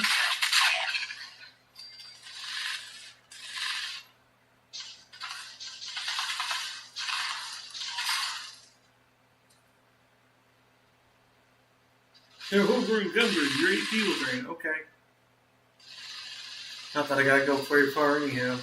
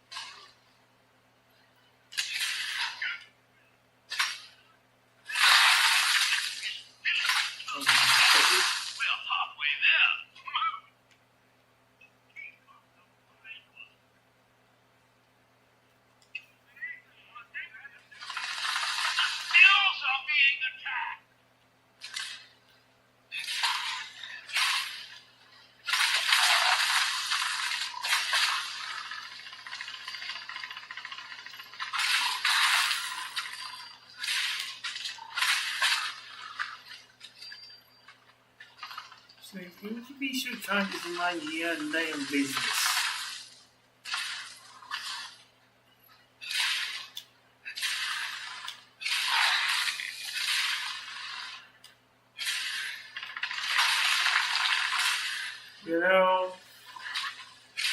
If you wouldn't shoot at my fucking enemies, I wouldn't have this problem.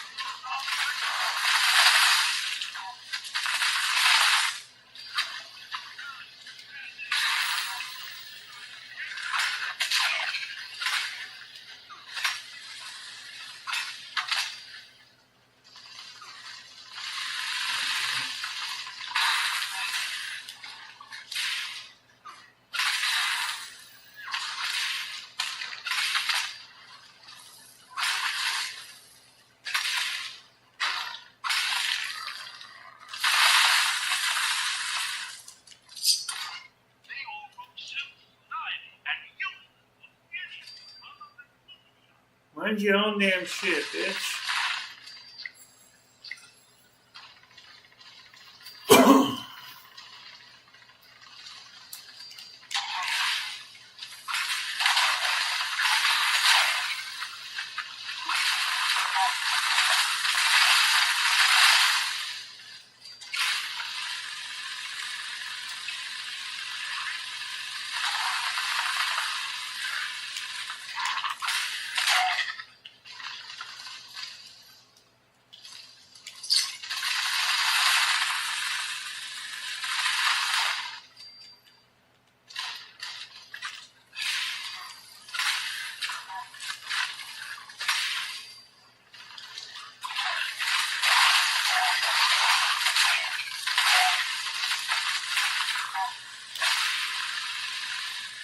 No, it's gonna be a problem if you fuckers would mind your own goddamn business.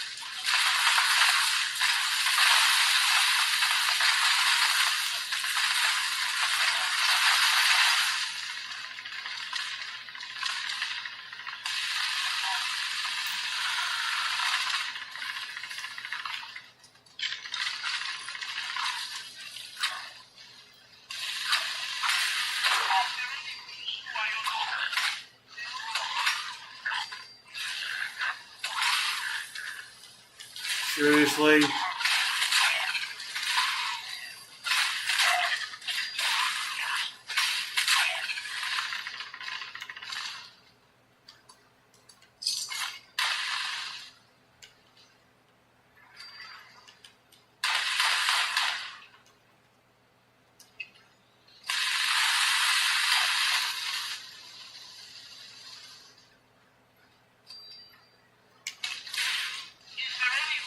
Fucking bastards.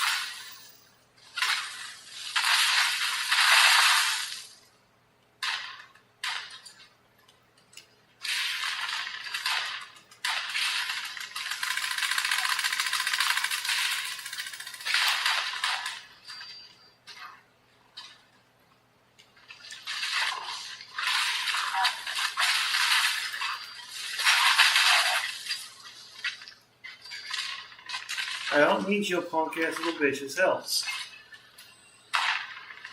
I can do hammer time all on my own. You don't need to pay attention to your own stills.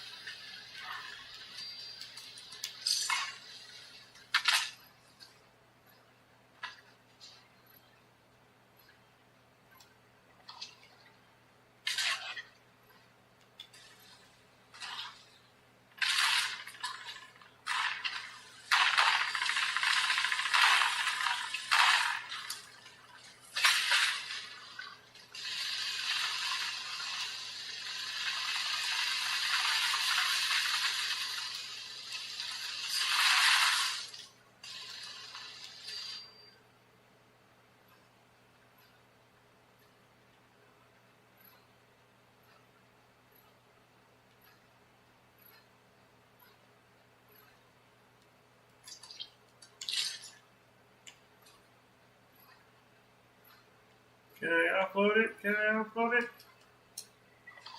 Yes.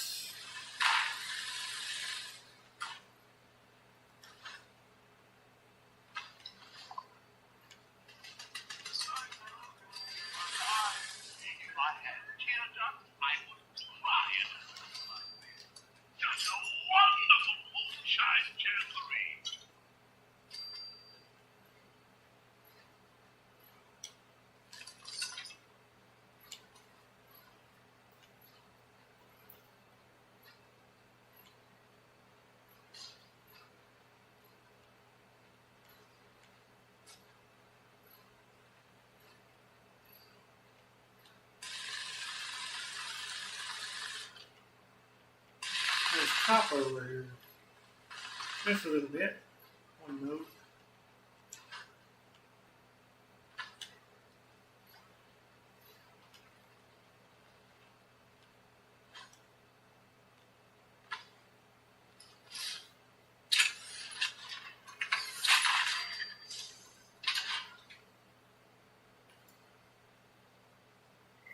Oh, I hope my power armor was recalled to my inventory. I told it to.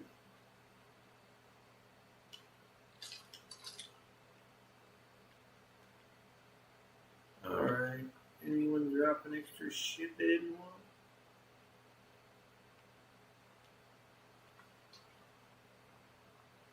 Like a bag of guts or anything? What?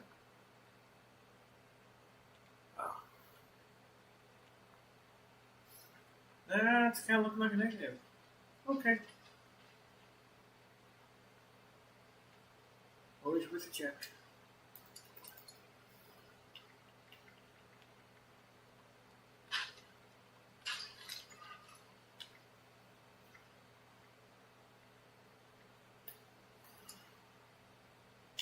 That might be just enough to get in the script. When I say that's more than enough to get in the script I need.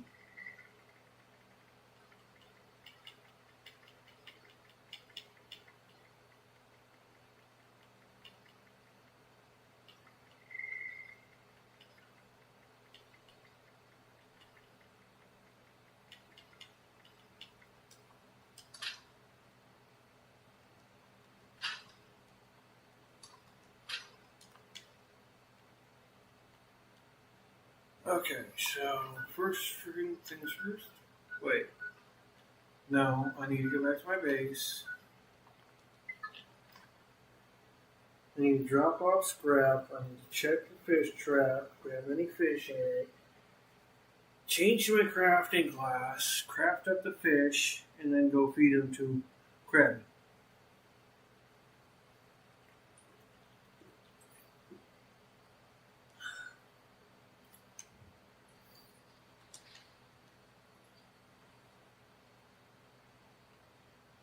Grab a fish.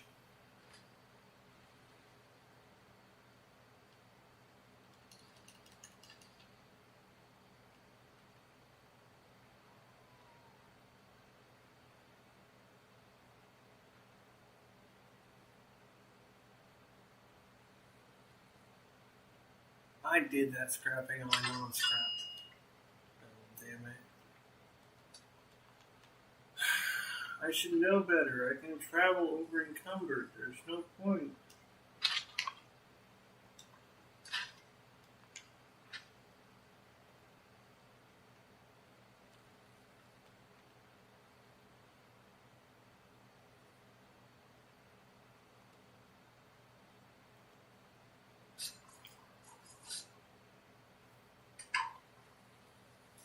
When you realize you accidentally put your cooking setup to where the chef's in the spotlight.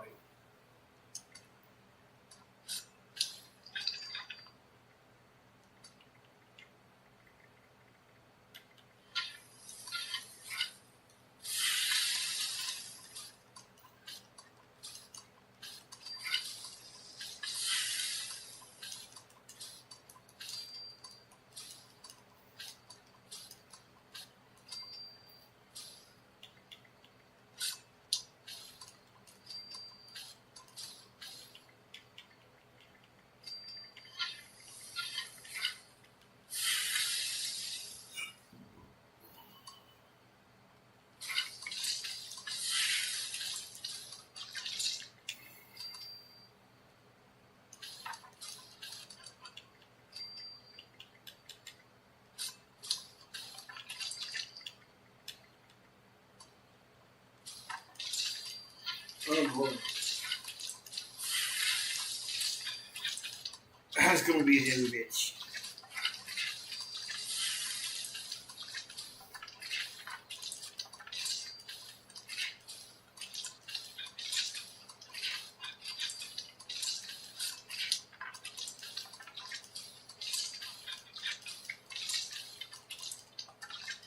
Because you mostly invisible.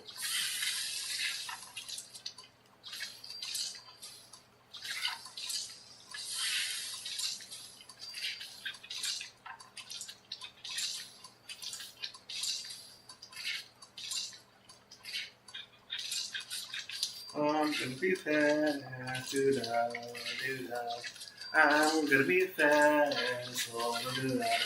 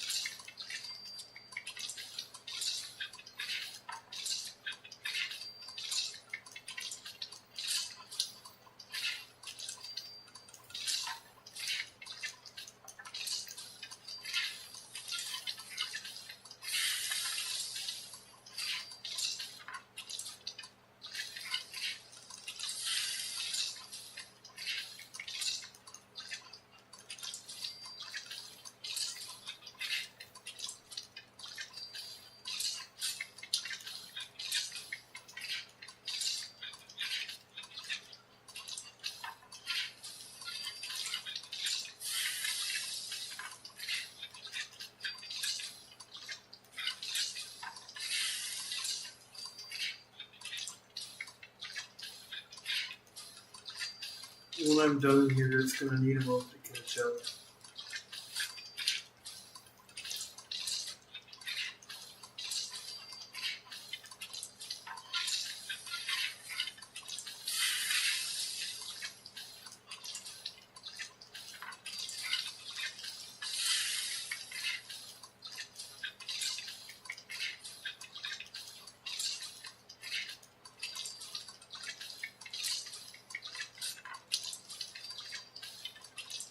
I can hear bits of sound cutting off already.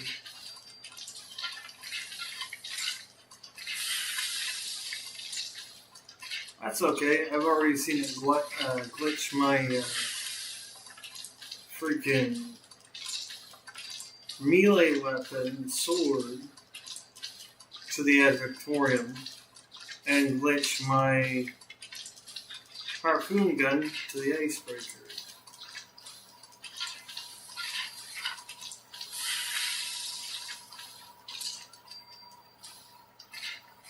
Which are the unique legendary versions of each item.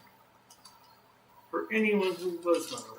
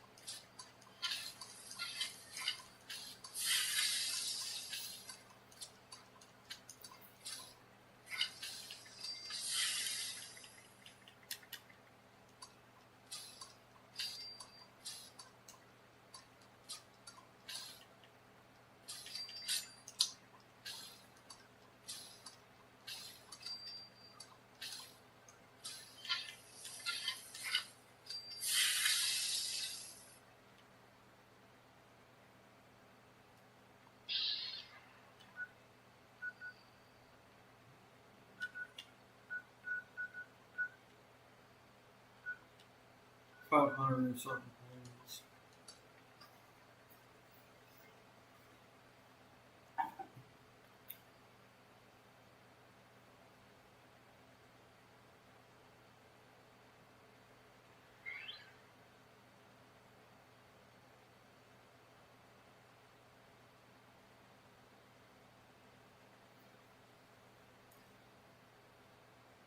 Did you know that February axolotl has just updated? Head over to the Forest Region Only Cranberry Bog and in your Newt only weather stations. Make sure you've got the highest mark rail on your rod, whichever mod you want on it. Select your improved bait. Don't use your superb keeper for local legends and get yourself fishing. With luck, you'll catch yourself a brand new pink axolotl, which will be the first one that's ever been available. Get yours now until February 3rd and March 3rd.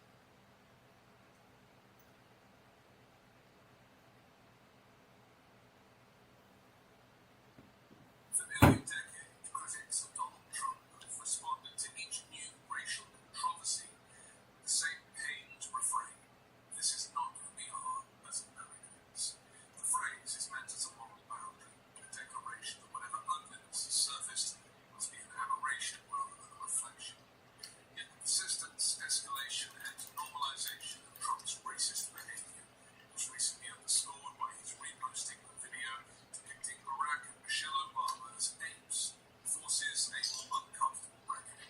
The evidence does not merely suggest personal prejudice or momentary lapses in judgment. It points instead to a lifelong commitment to racial grievance, nurtured by, rewarded within a political culture that is deeply racist. If Trump is a set, not an anomaly, then perhaps this is who America is, or at least who it has repeatedly allowed itself to be. Restreambot says, YouTube, a Valdiviaro, a shame of our presidency. Yeah. That's to put it lightly.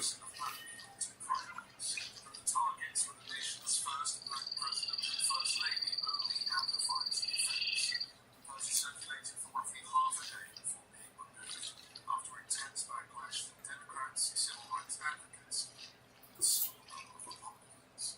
The White House initially attempted to dismiss the outrage as an overreaction to an internet meme, and then later claiming the post had been made erroneously by a staffer.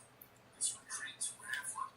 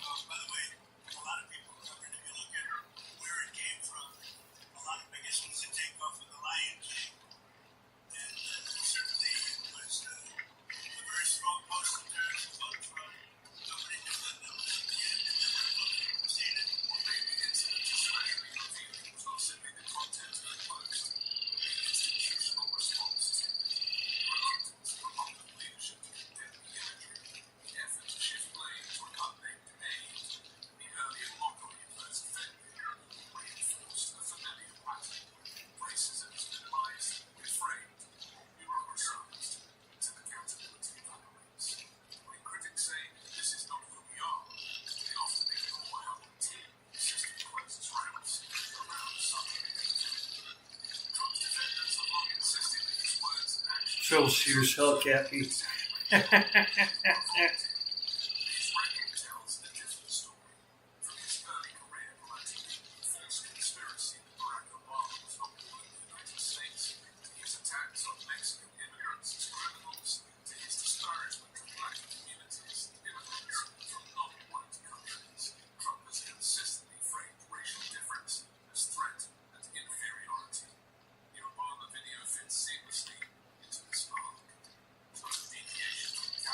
SGS_sign says, are you down to run another daily ops so I can gain some free ammo for the Gauss Mini? Sure. Give me a moment to finish feeding Krabby here. What was your name? You gonna give me a name? Do I gotta look on the butt? Do I gotta look on your butt? Yes, no. Nope, it's hidden. Maybe.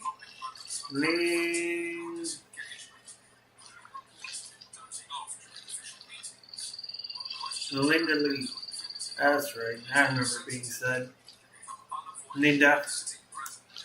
Are you hungry? Want some more? Here you go, Linda. Hey, some more.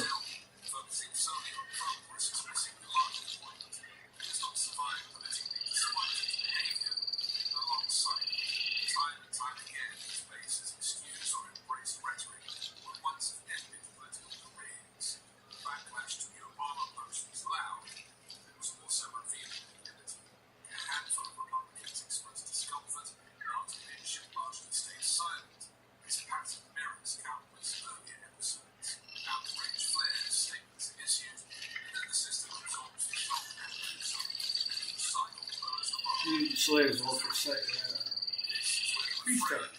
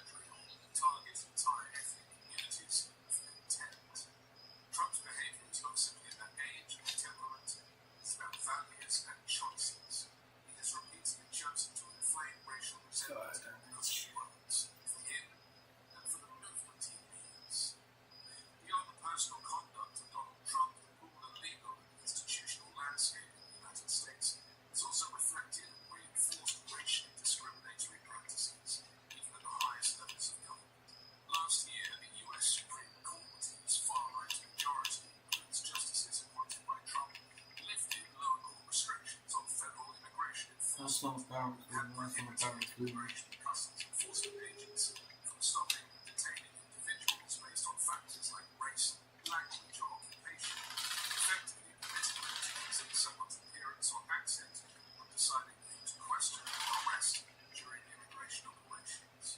This judicial decision, coming at a time of aggressive immigration enforcement under the Trump regime, underscores how systemic racism is not only reflected in rhetoric, but also codified in legal and enforcement frameworks, challenging the notion of discriminatory practices or isolated aberrations rather than structural features of American governance. The Obama post may eventually fade from headlines, absorbed into the long list of Trump controversies, but it should linger as a mirror. Oh, yeah. Americans insist again and again that this is not who we are. They must confront why such moments keep happening, why they are tolerated, and why they rarely produce lasting Holy consequences. shit. Trump did not smuggle racism into American politics. He exposed how deeply embedded it already was. In that sense, the most disturbing aspect of Trump's lifelong commitment to racism is not its brazenness, but its familiarity. The outrage it provokes coexists with resignation, and condemnation with complicity. If America truly wants to claim that this is not who it is, then claim must be proven through action, not repetition. Until then, the evidence suggests a harsher truth. Trump is not an aberration standing outside American values. He is a reflection of a nation still unwilling to fully reckon with its own. I'm Anthony Davis. Yeah, right. Find me on the 5 Minute News YouTube channel or Give me podcast. that On Wednesdays, co-hosting And- Uncovered, and on Sunday on the Weekend Show with Midas Touch.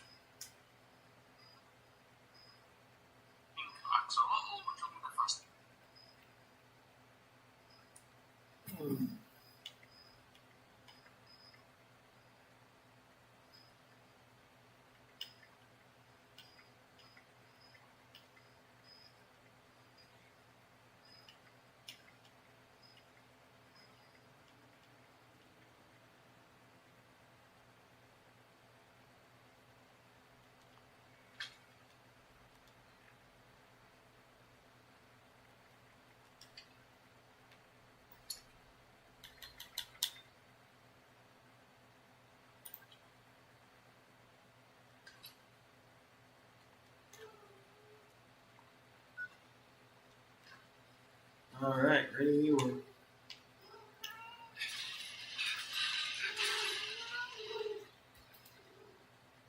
Oh wait, maybe I'm not quite.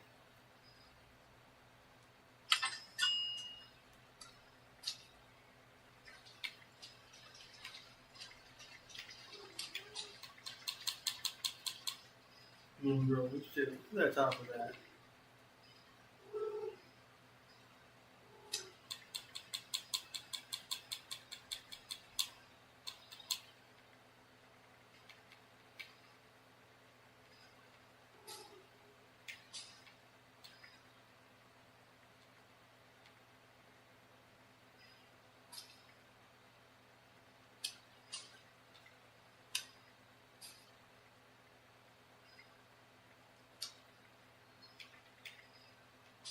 Points.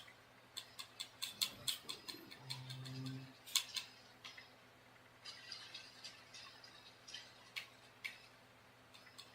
And save it back.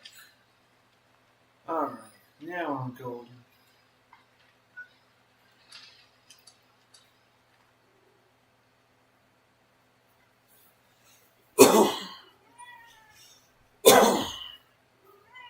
Fish do more damage based on DR. Okay.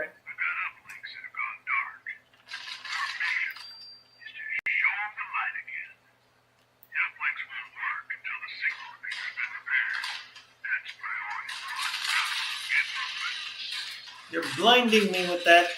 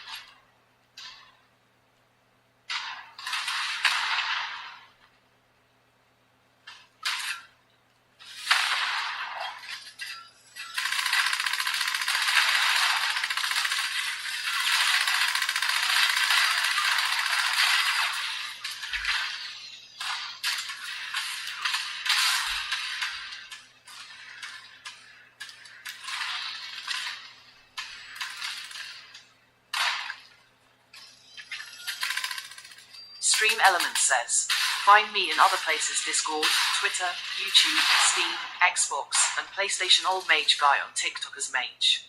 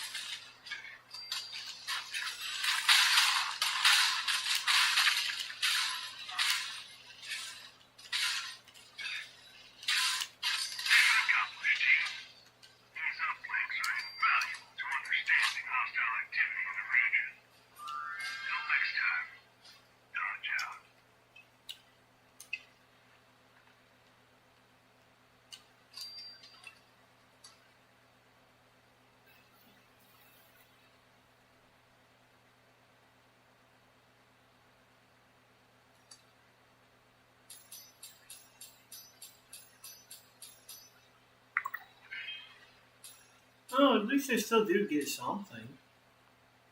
So it's not worthless to keep running them.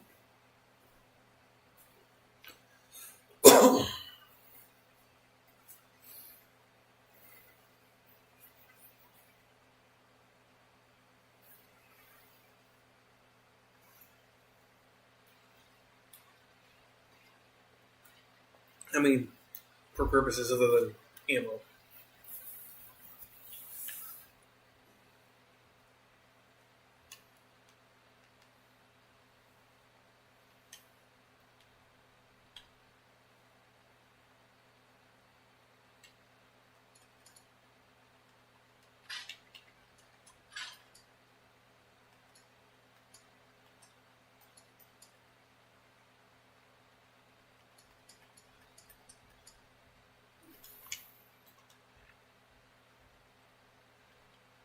Grenades like crazy.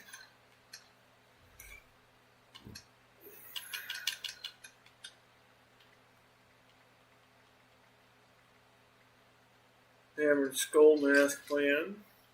Nice. Raider power chest piece.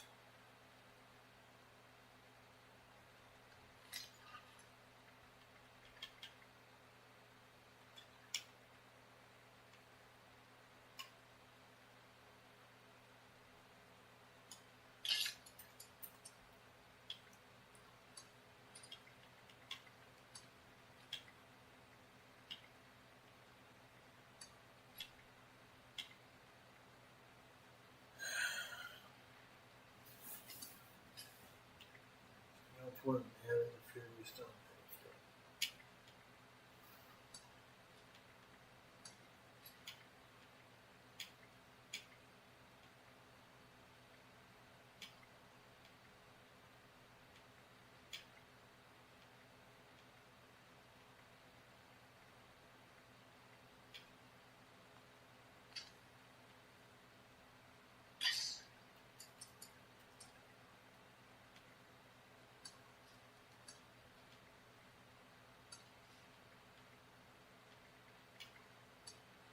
Now the troubleshooter stays.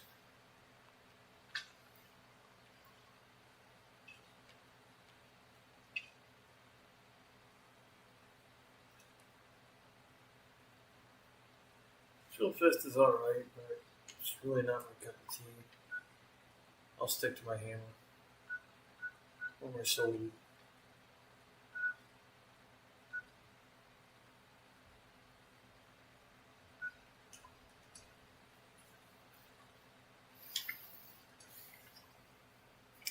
No symptomatic plans yet either, or the vendor, water vendor.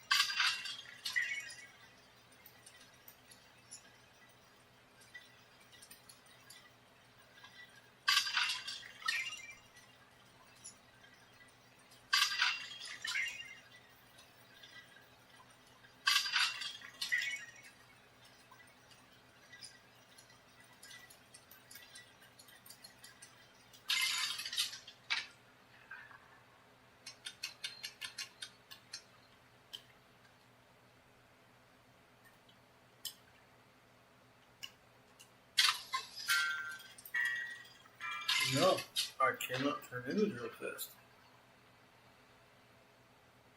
I only have the option to scrap it.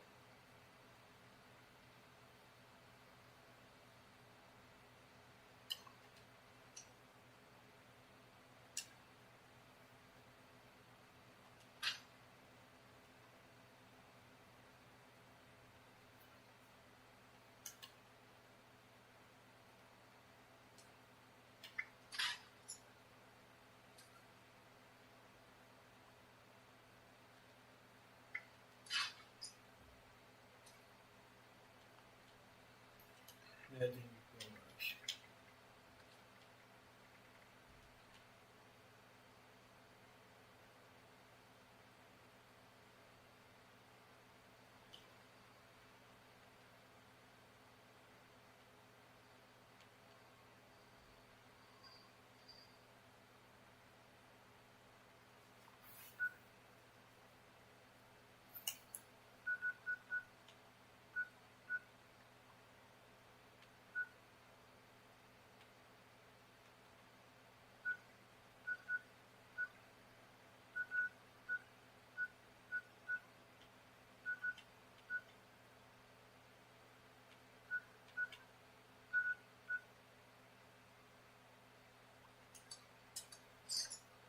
630 plans. What do you got, bud?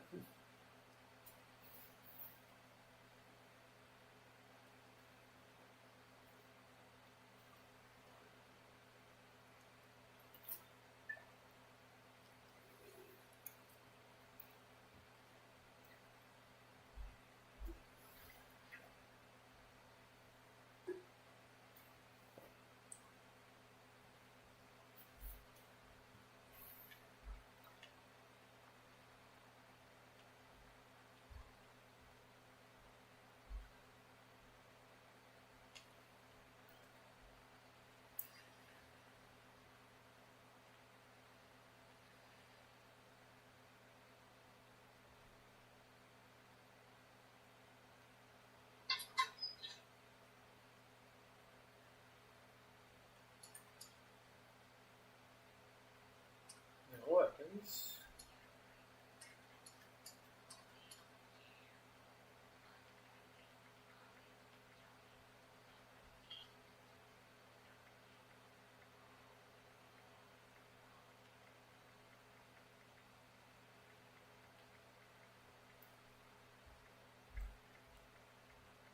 Batman.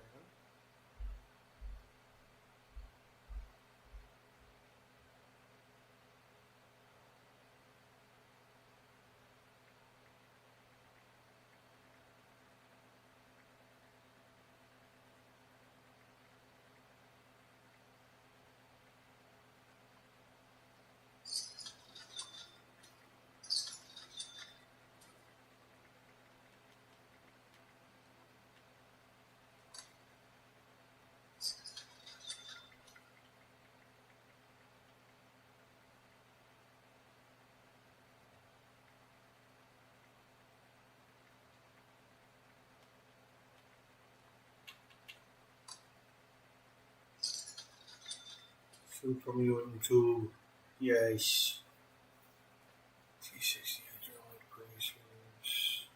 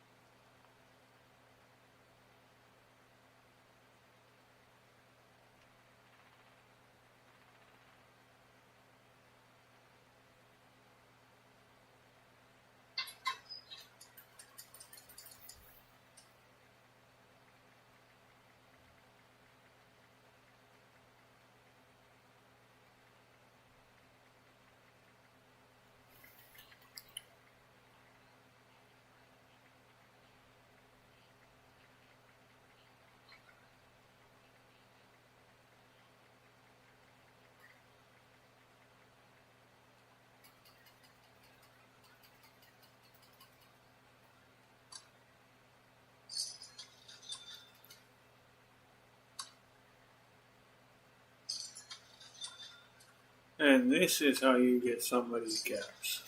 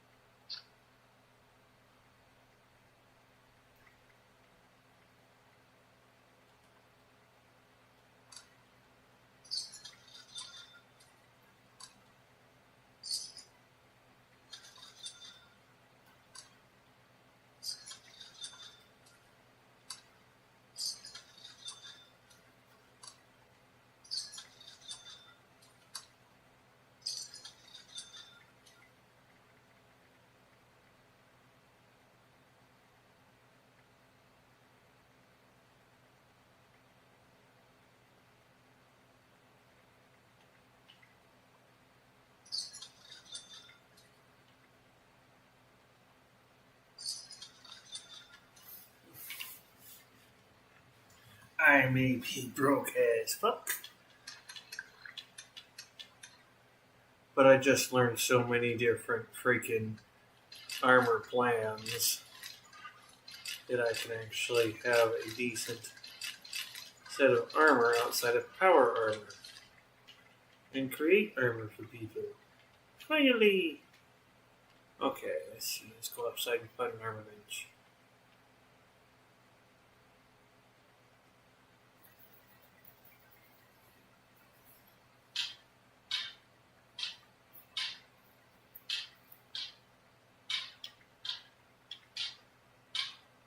Cigars here.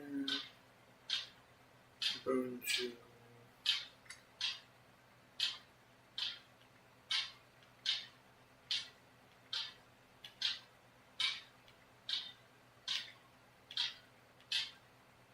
Hammered Skull.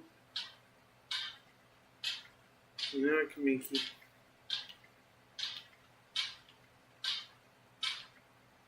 Tough love, Ulysses.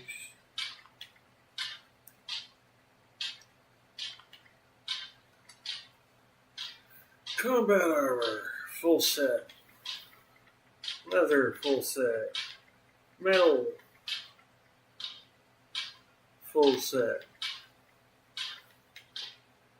Raider, missing legs.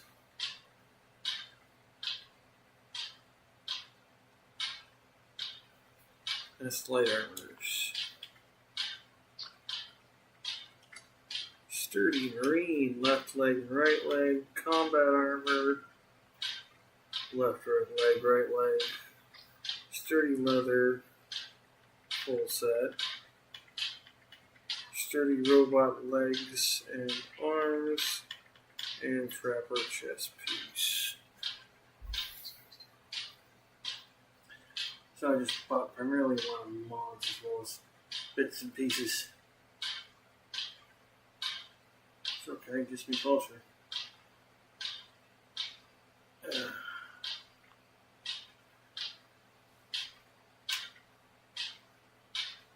Secret Service, Marine wetsuit. Vault 33, Vault 51, flannel jeans.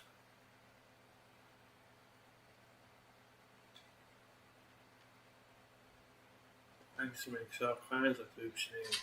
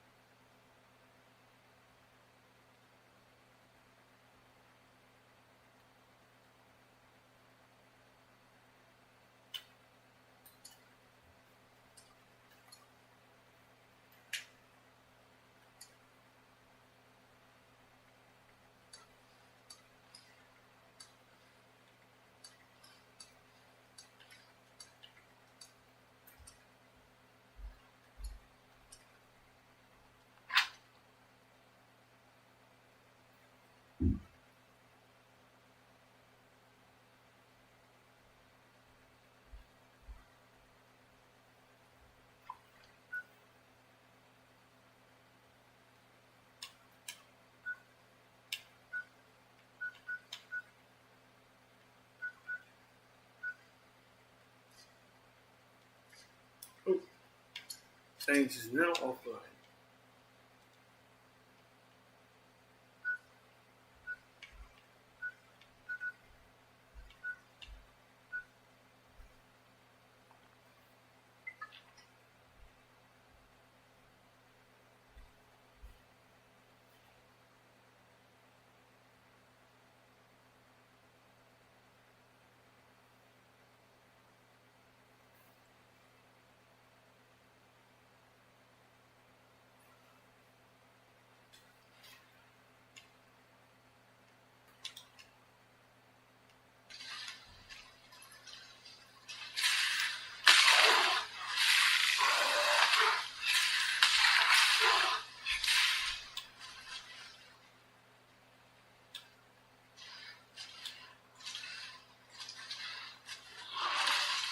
Bullshit.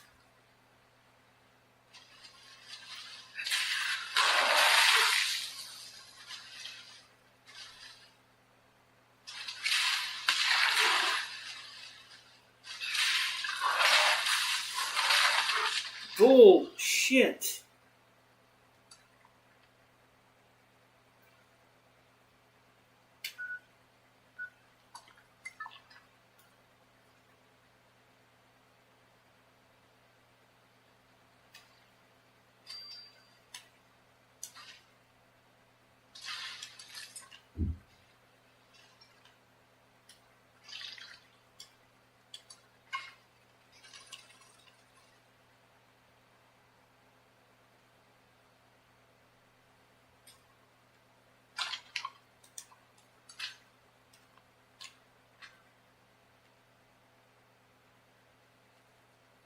Alright, I need to use the bathroom.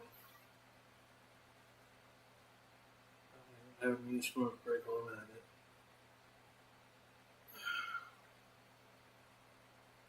So I shall return.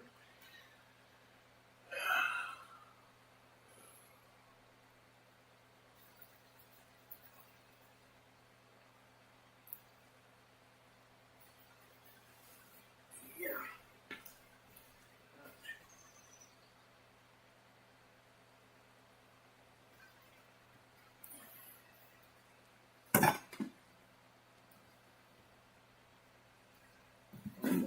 Jesus.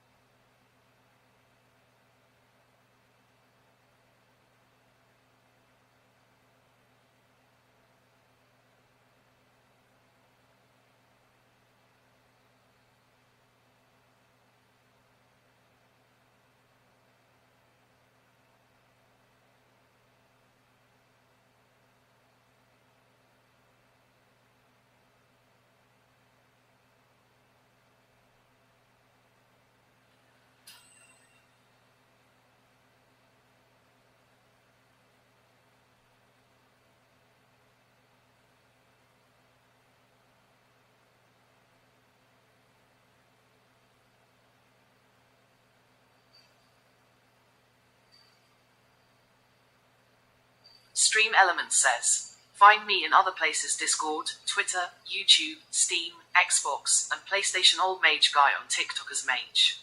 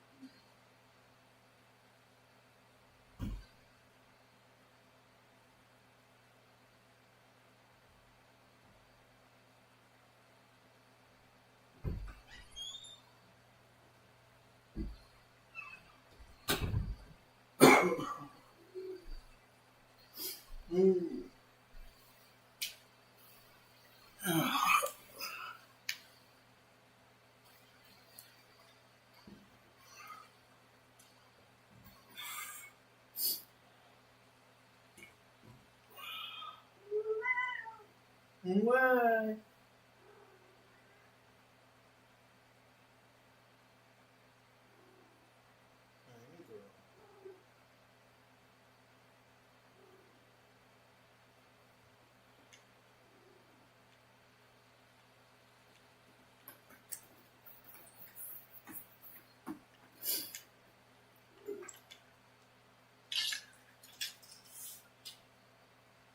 Oh, you brought me something.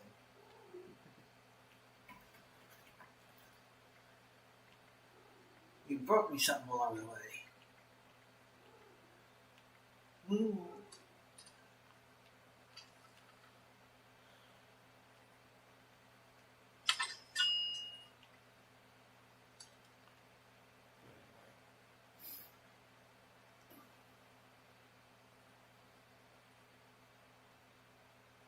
What you doing?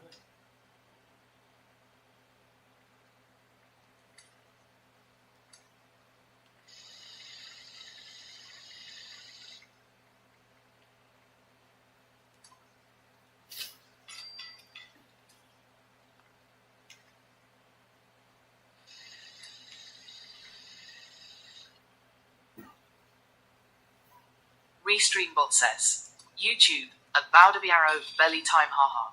Hey Arrow, how you doing?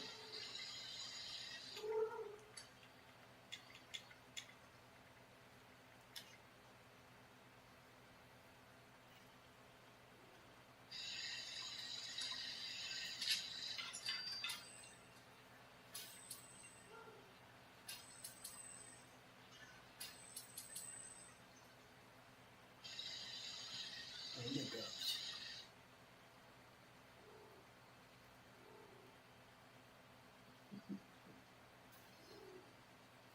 Yeah, I know.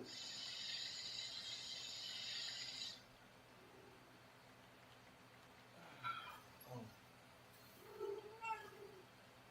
Speaking of not having my headset on, do it.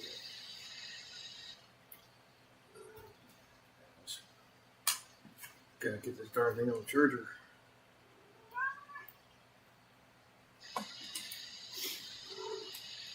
Let it go.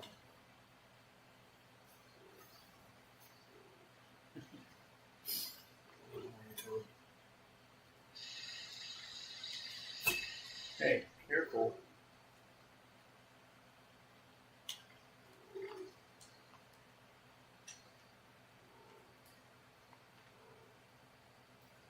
Come on.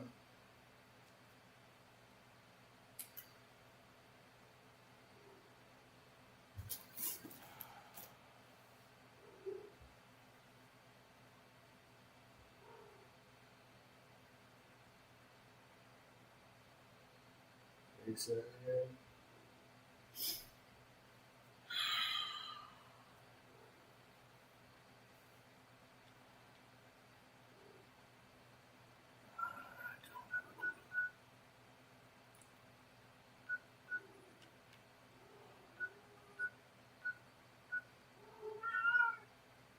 Show me. No yelling.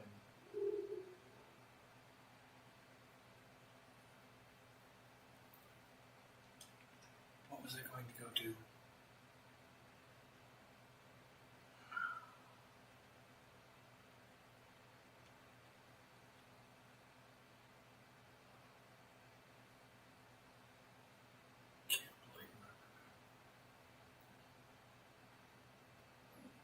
Restreambot says, Oh, no. YouTube, at bow to the arrow, what's your cat's name?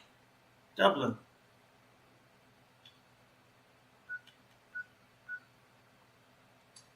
Our name is Dublin.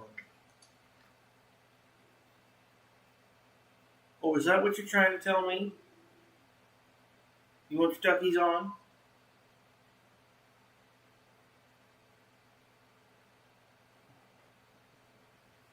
Sick maybe.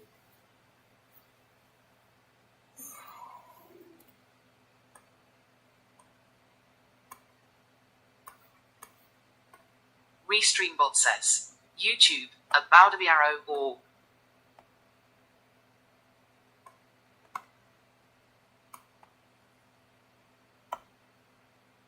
Oh, not YouTube.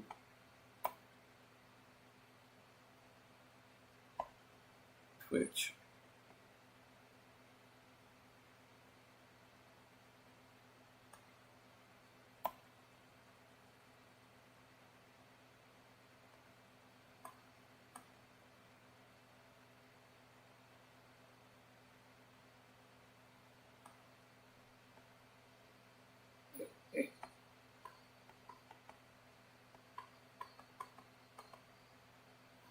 Okay, I said following.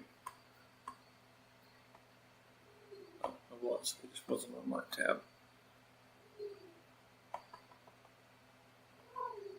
Hold on, young lady.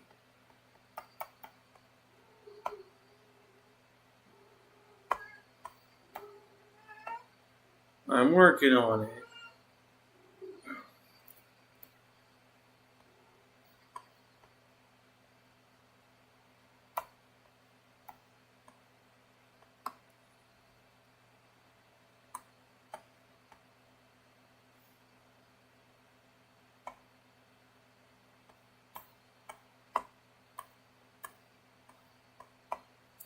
There you go.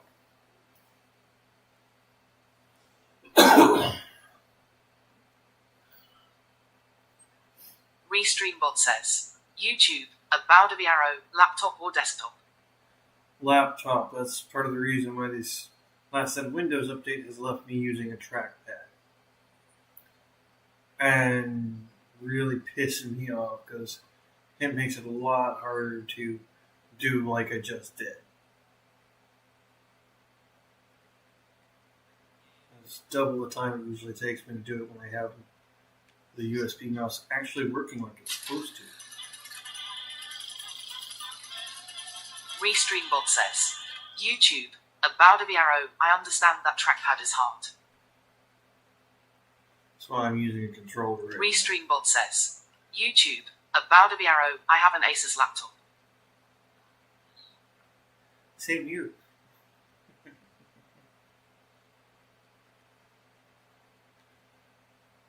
Okay, so Nerva's supposed to come Monday.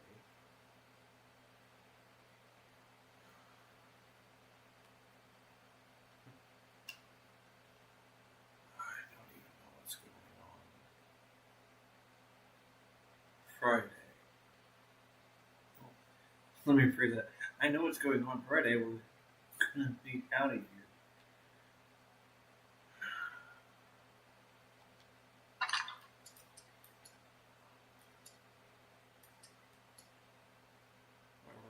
I have no goddamn clue.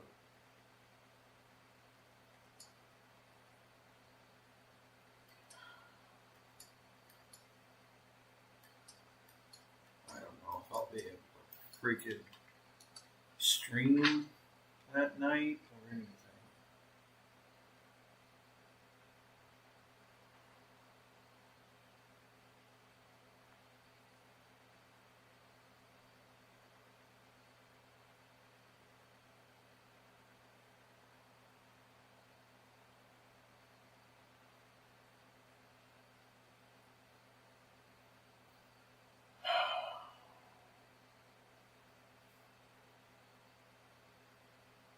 Start packing.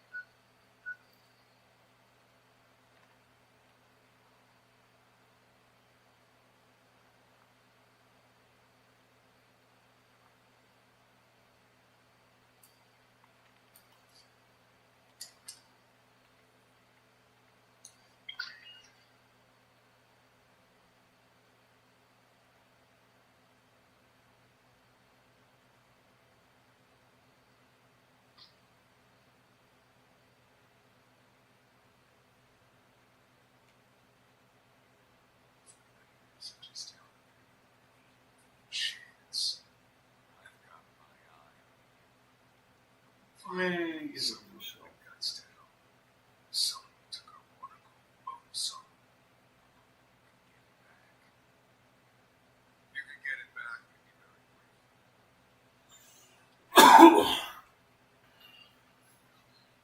you're Restreambot says, YouTube, at Bounderby Arrow, I'm staying up with you. I had a hard last few days, my uncle in the hospital. Ooh. I can show you roughly where it is, but sorry to hear that. exact fix on it.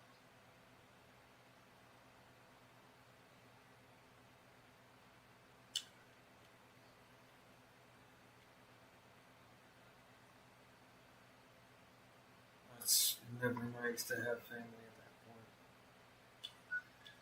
It doesn't matter if they're blood family or just family by a friendship.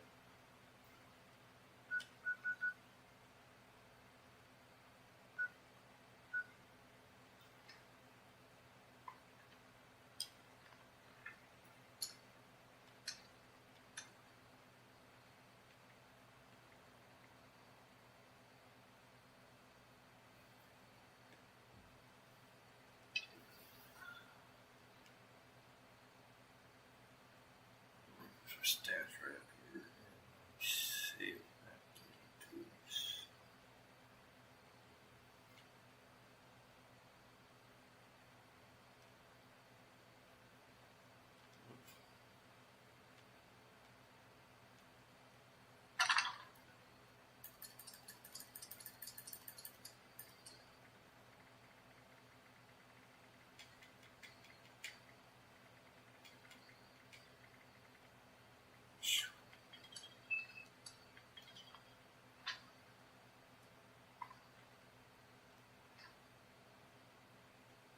Why?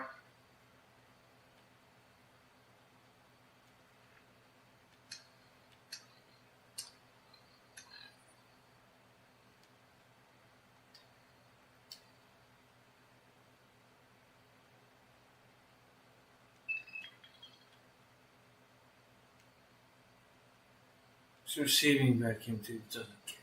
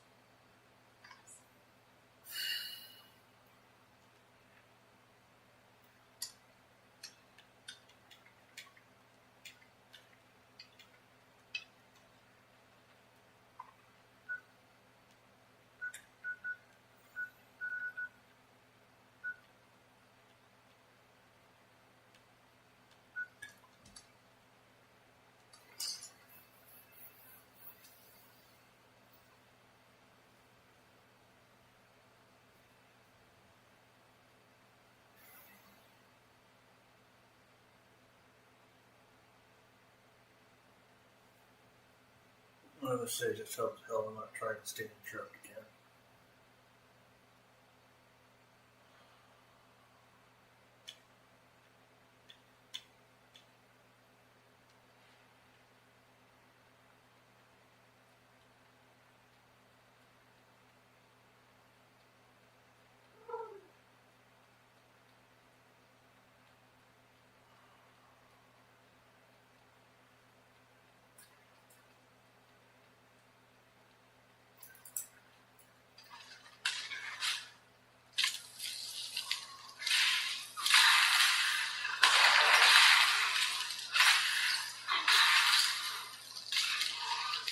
Bitch.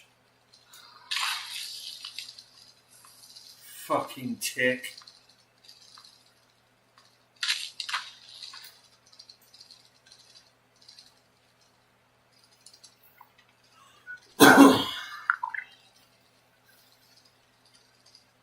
Bear and tick simultaneously. Lovely.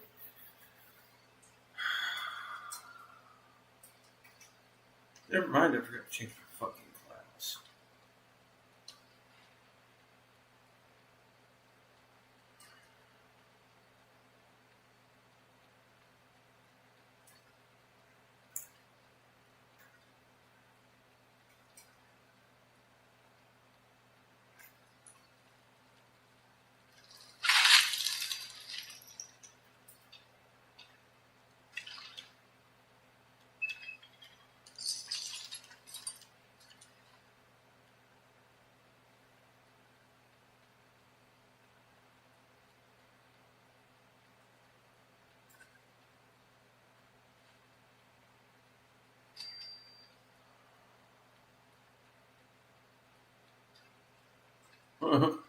Instant shift to dark.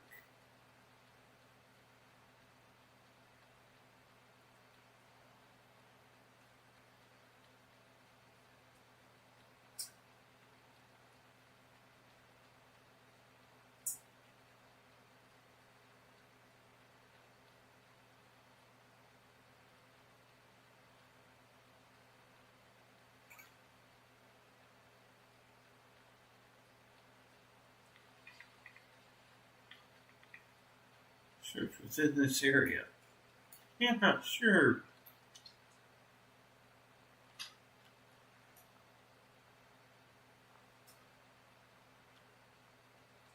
Because there's definitely something to see here.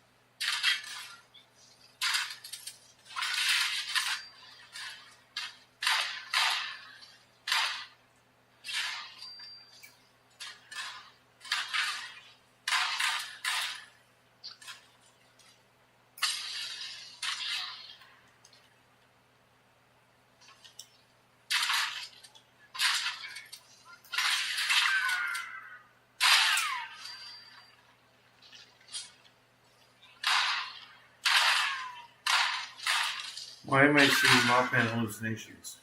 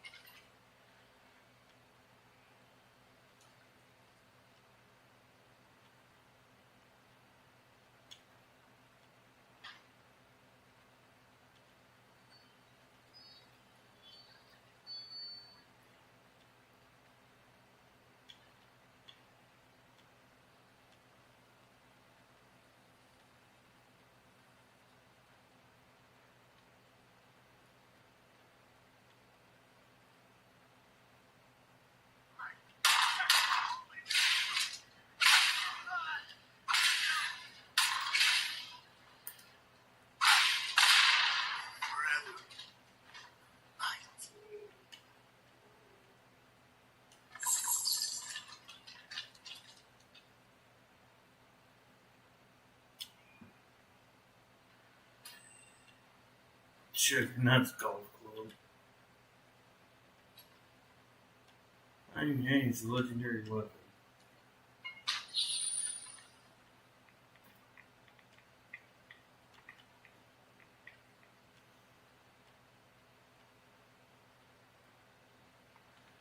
Now back to weed.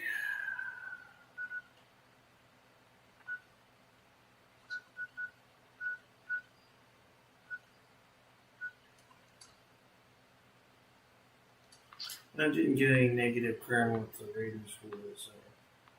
Well, what happened? I saw the Mothman.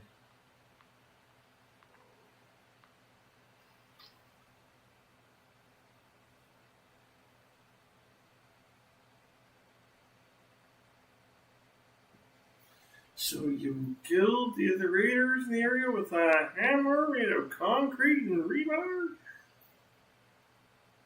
Well, I mean, they didn't look like our family, but do you say so?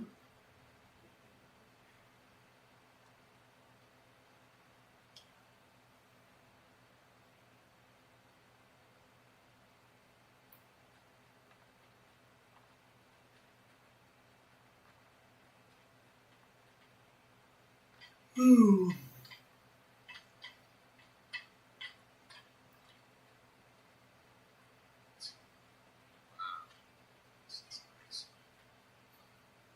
the moment, it looks like there's a storm carrying away.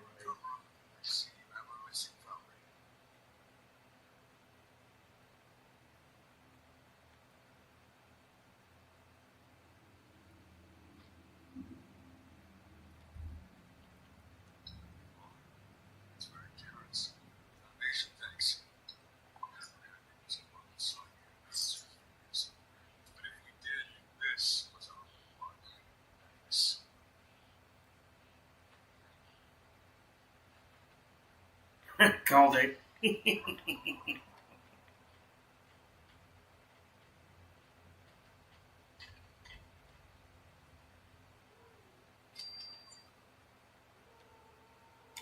What?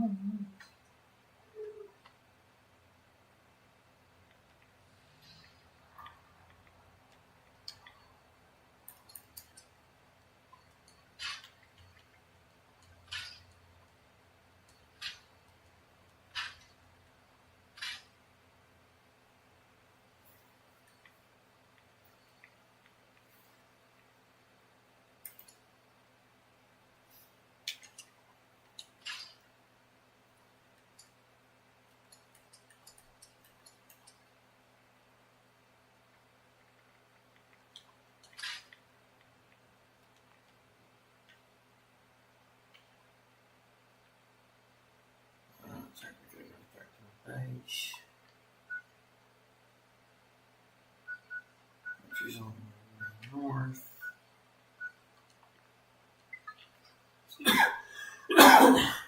To go see Miss Roxy.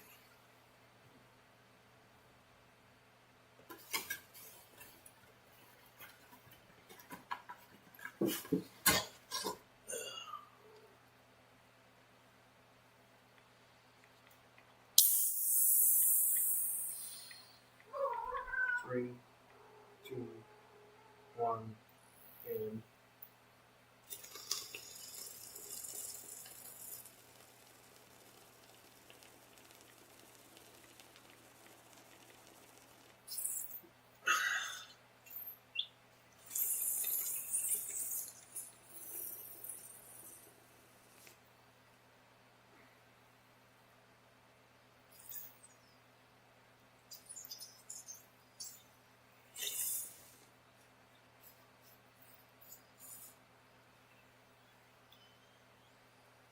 Mercy, he only showed us also a grenade.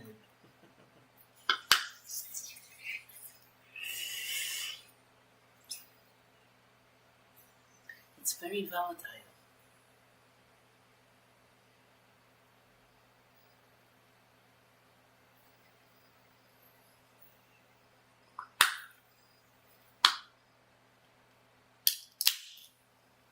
Or not really, but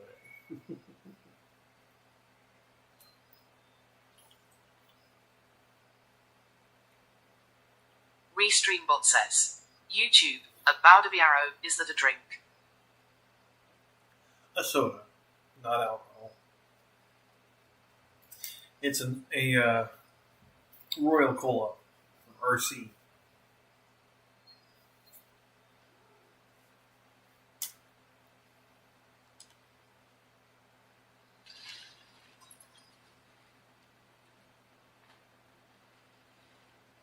The only soda that's secretly also a grenade.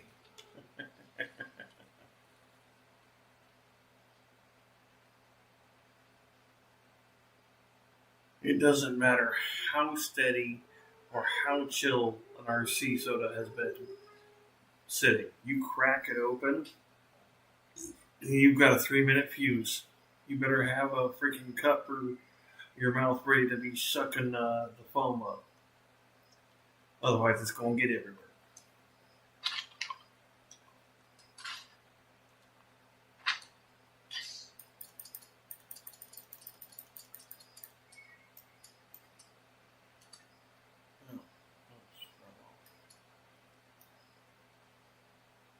Chinese officers were electrified, serrated. Yep. Restreambot says, YouTube, at Bow to the Arrow, wow that's sexy as fuck.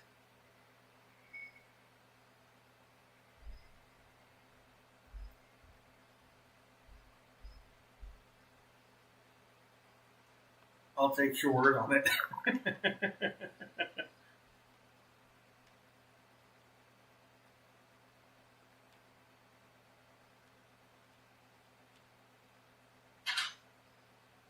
Because I know not. I will not claim to know that kind of stuff. As odd as that may sound. Why do I have 45 ammo? Oh, I don't need a 45 ammo.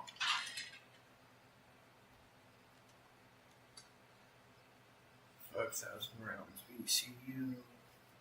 Cool. I am stocked up a little bit. I can make a bit more though. Got a few thousand designs.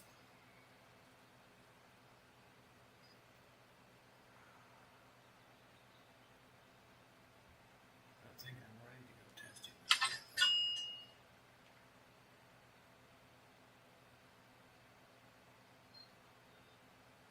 Especially not alone.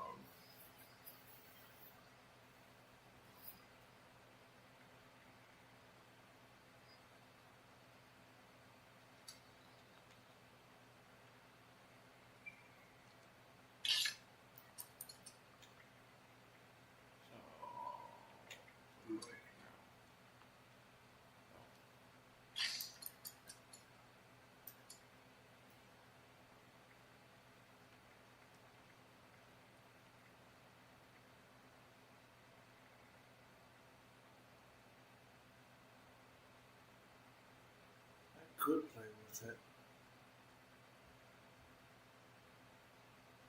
but it doesn't have the special that makes the hammer worth it.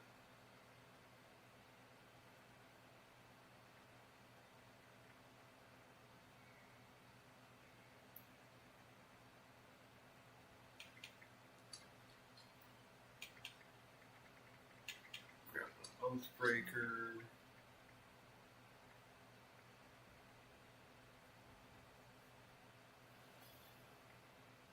Oh. Why did I get disconnected from the server?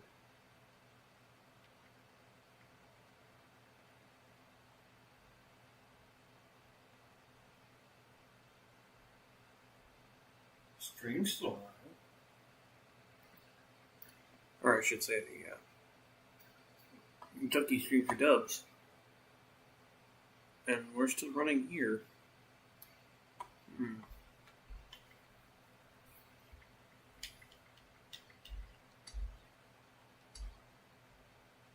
That's weird.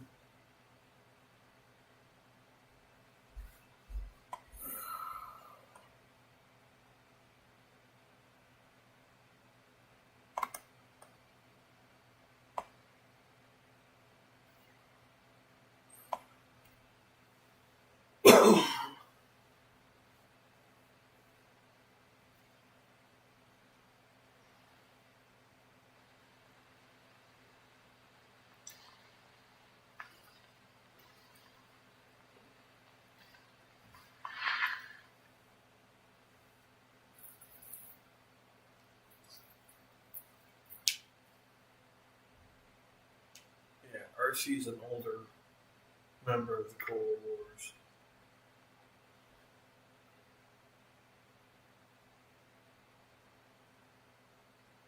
What do you mean, lady?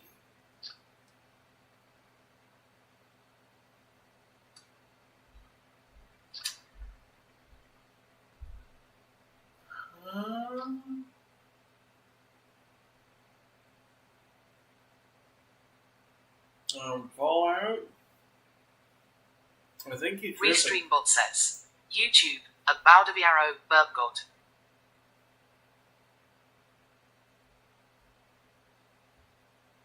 If I sat there and chugged it, yeah. It's definitely one to make you belch.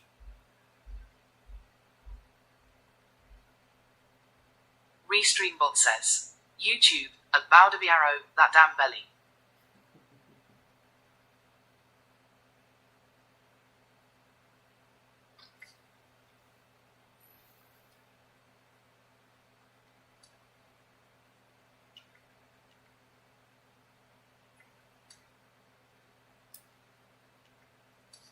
I didn't want to.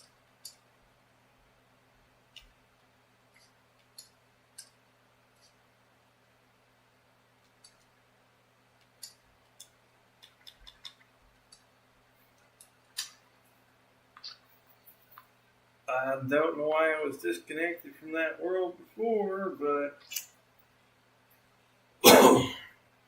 it doesn't want to let me back to it either. I didn't join a private server, and I don't have. No, I don't even do exploits.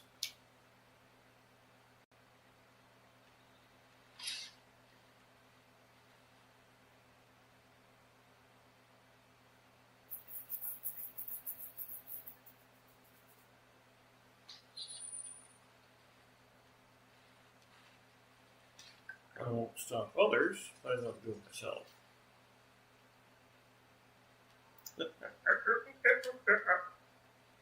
Oh, yeah, everybody's here.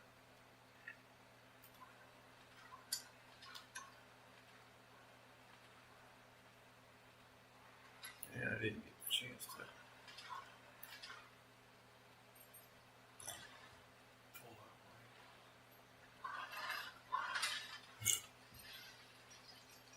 Go. Stream Elements says, find me in other places: Discord, Twitter, YouTube, Steam, Xbox, and PlayStation. Old Mage Guy on TikTok as Mage.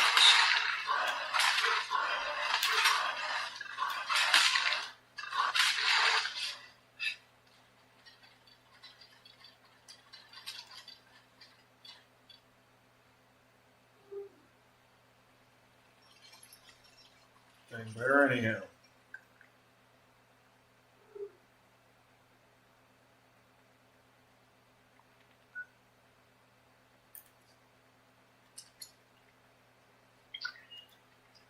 Hell yes.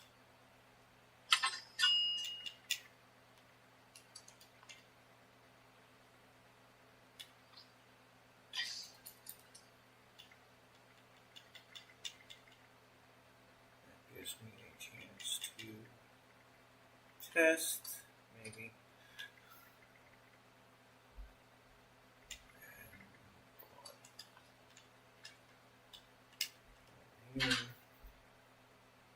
Restreambot says, YouTube, at bow to the arrow, I was out hunting today. This remind me of it nice.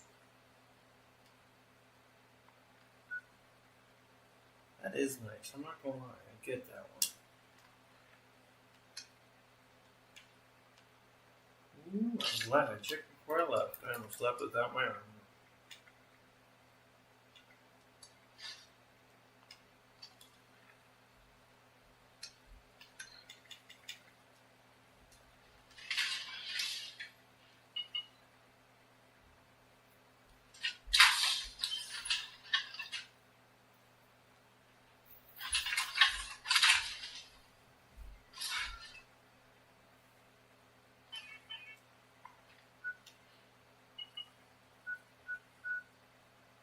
Ammo so heavy. Yeah, that's what I thought.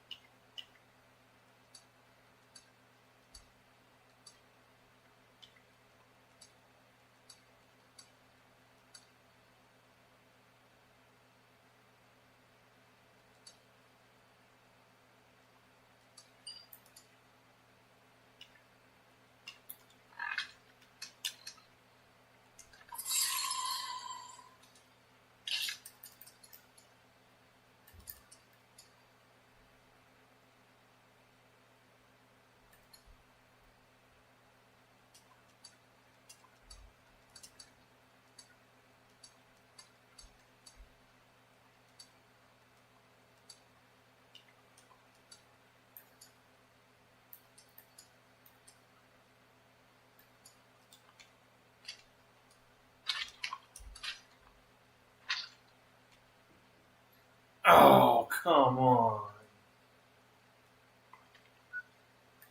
I was getting all geared up too.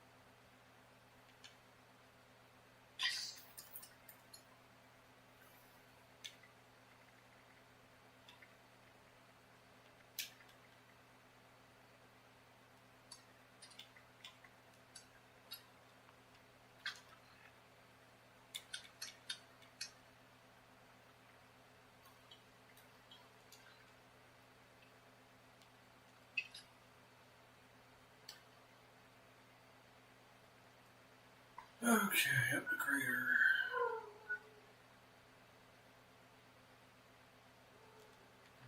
No, not up the crater yet.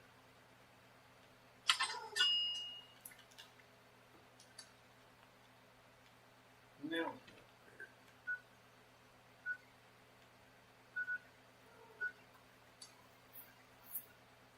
What you doing? What? Here. Here. You want your child. You make very much your child.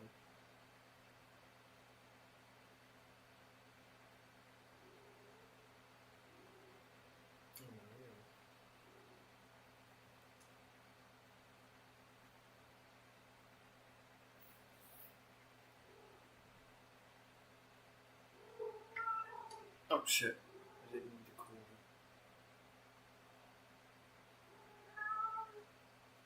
him. No, he's right.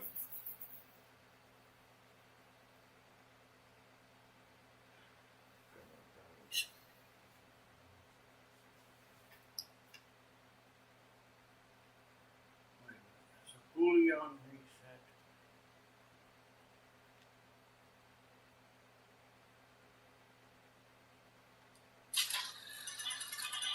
Oh, shit. Good day to you. Don't let that little girl near me. She keeps trying to make me play with her. Don't get me started on the fingerprints.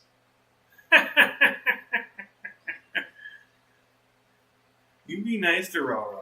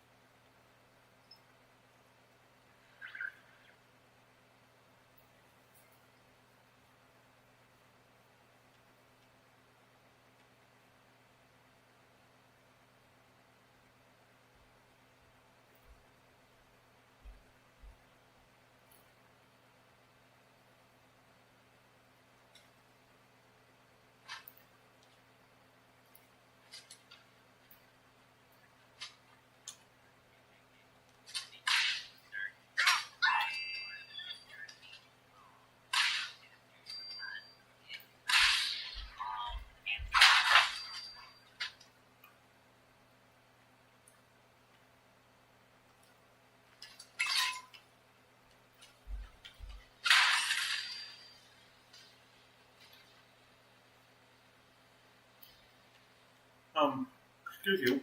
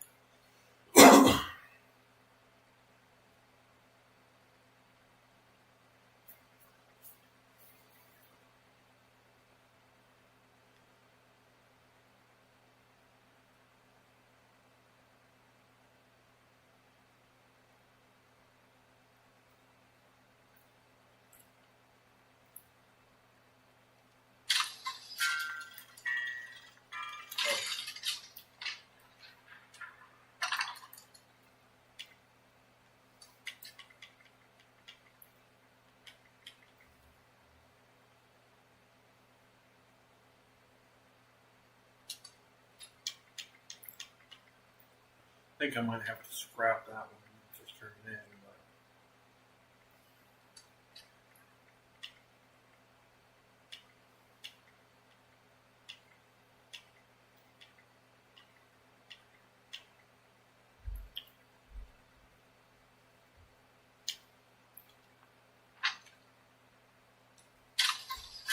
But I'm not thinking cool.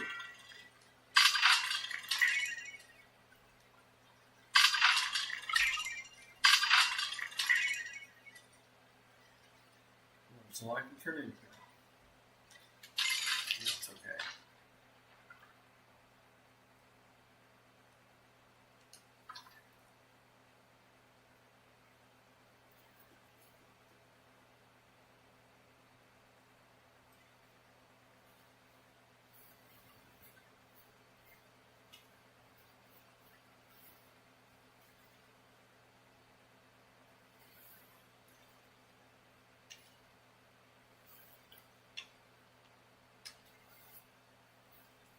Oh.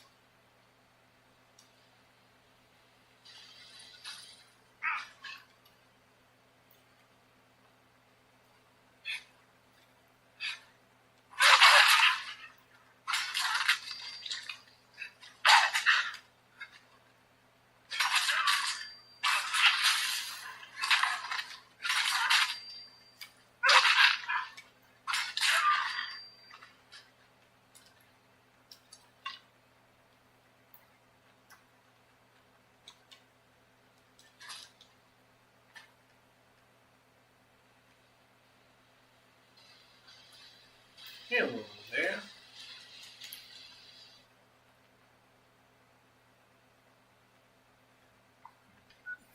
Red doesn't have two of them.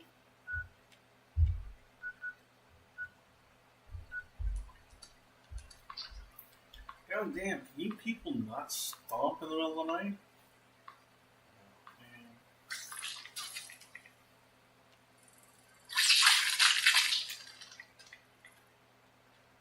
Trying to fast travel, thank you.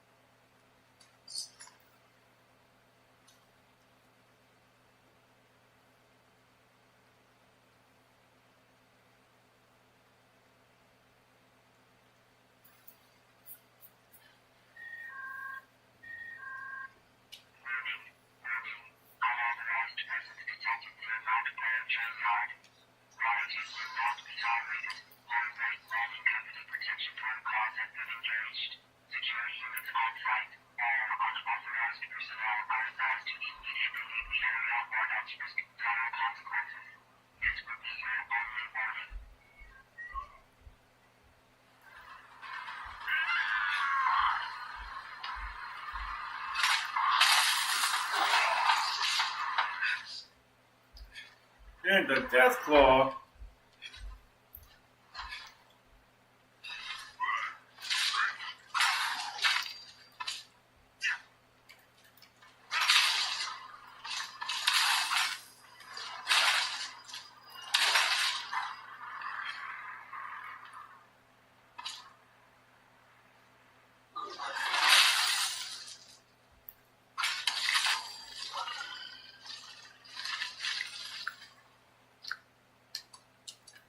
Well, I mean, I did need to kill one.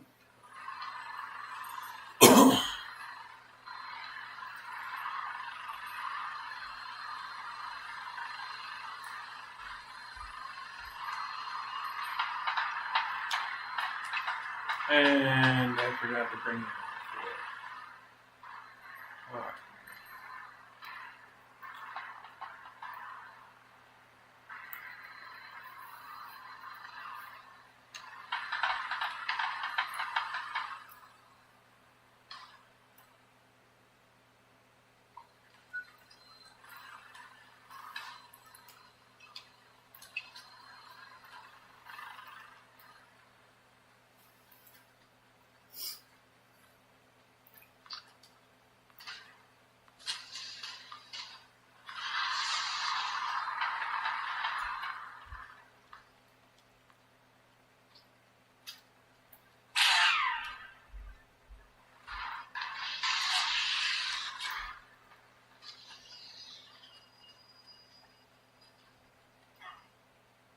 Huh?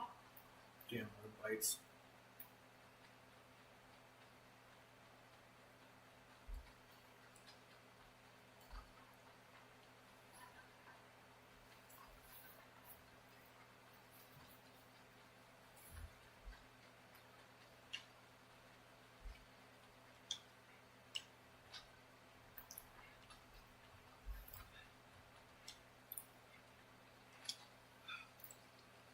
Don't you fucking do it.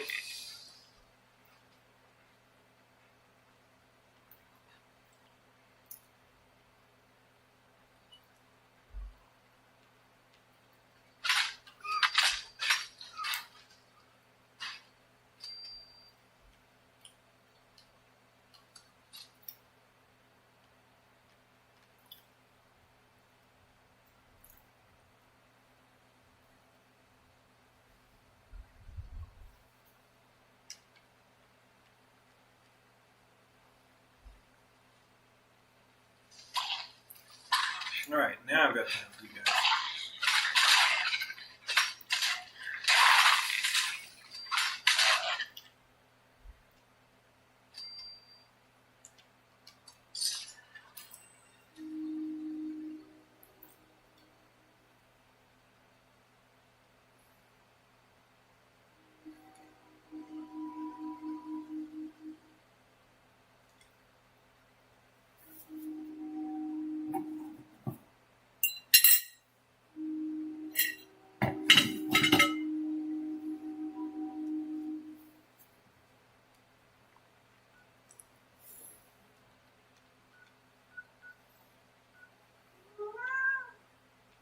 No yelling.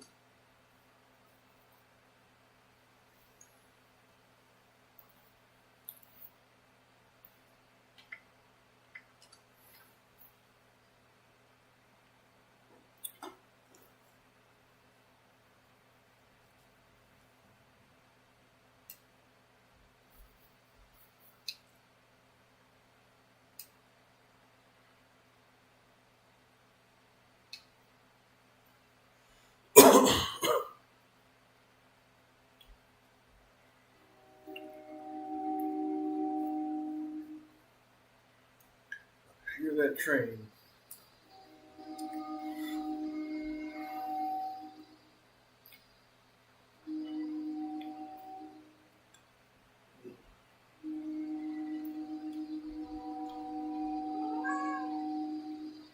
What?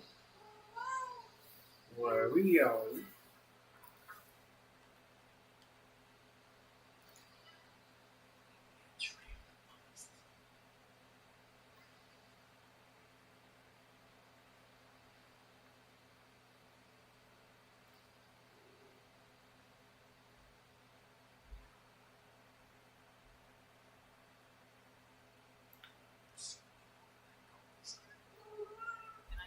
No. Nice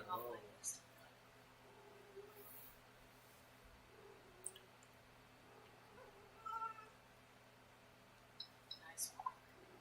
Got a little extra for the side of us hunters here. Thanks for dealing with this kid. So you're due some payment. Hard work deserves repay. Now,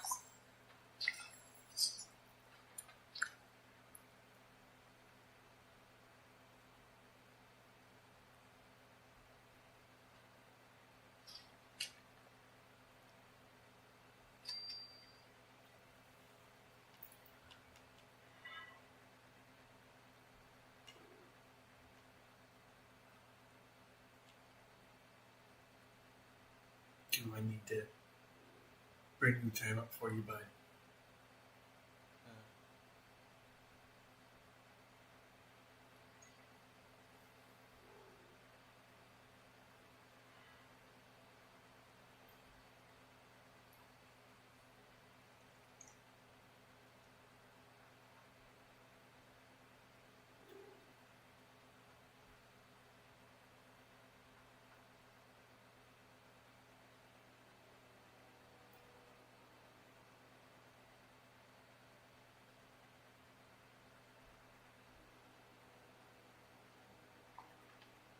Okay, two reputation quests are done.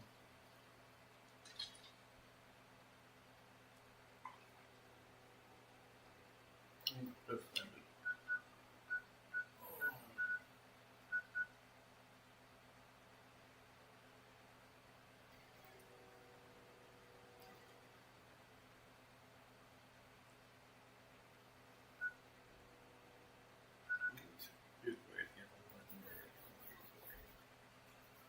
There's always launching and dropping nuke. Not sure one of those will allow right now.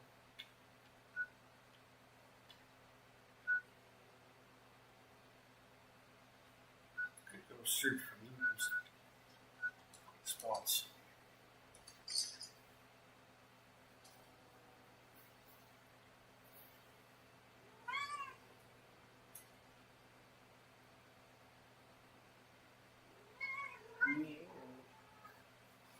Yeah, jadi bin kali. Kali tapi.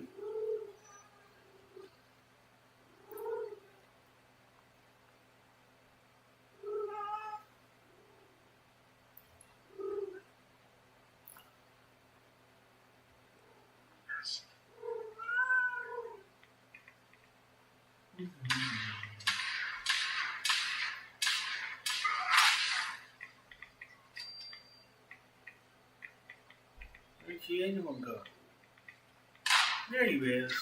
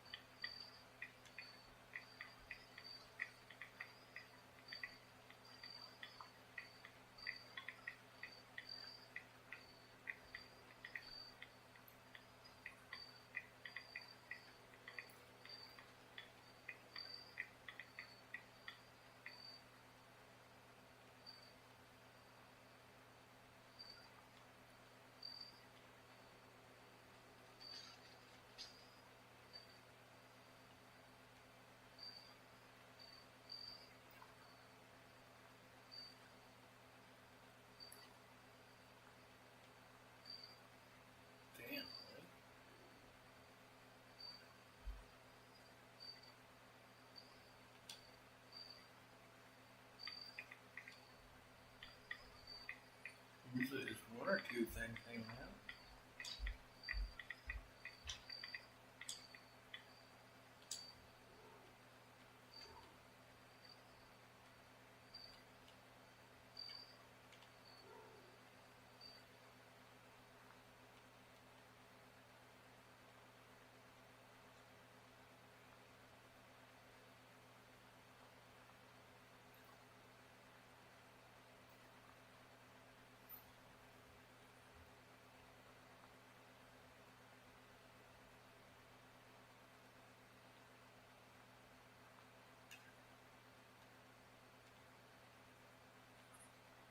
must have been an eviction notice somewhere recently.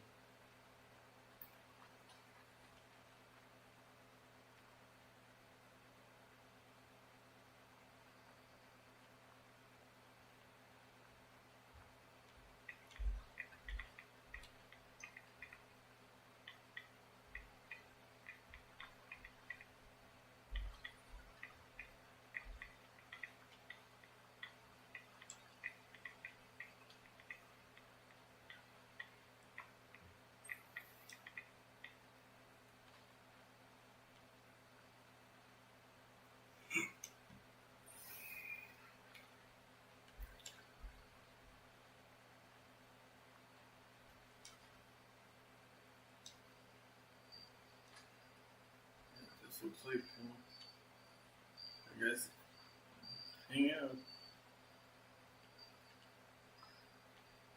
Stuff like rolling spawns here.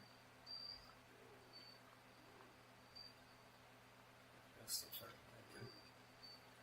So, no. This spawns better in only been there. Oh, that has been happening.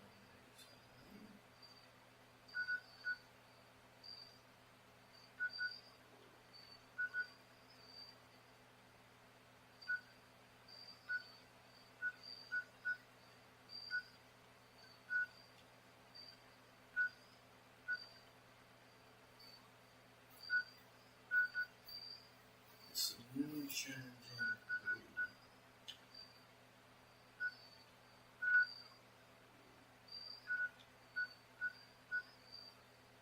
That's all about the room that I take place.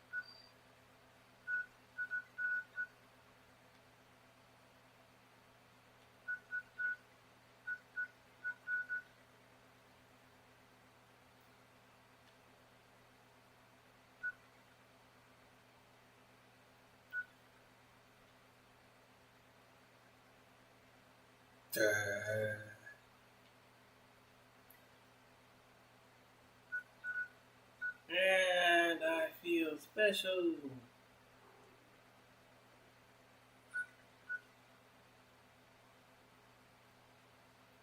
Because I cannot remember where Moonshine Jamboree takes place. Fire bases.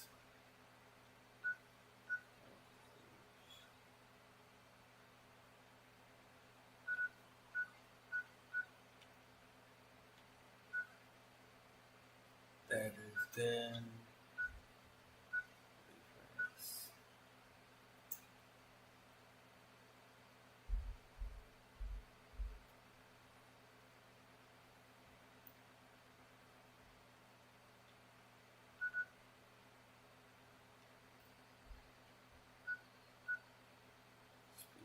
Oh. No. He said no become good. Talk to the curator.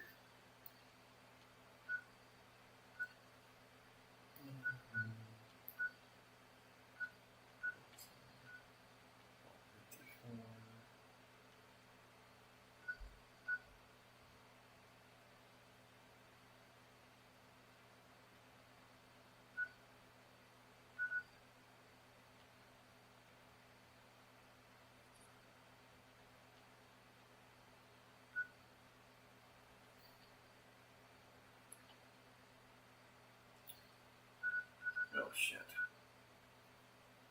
Okay, it's a damn one.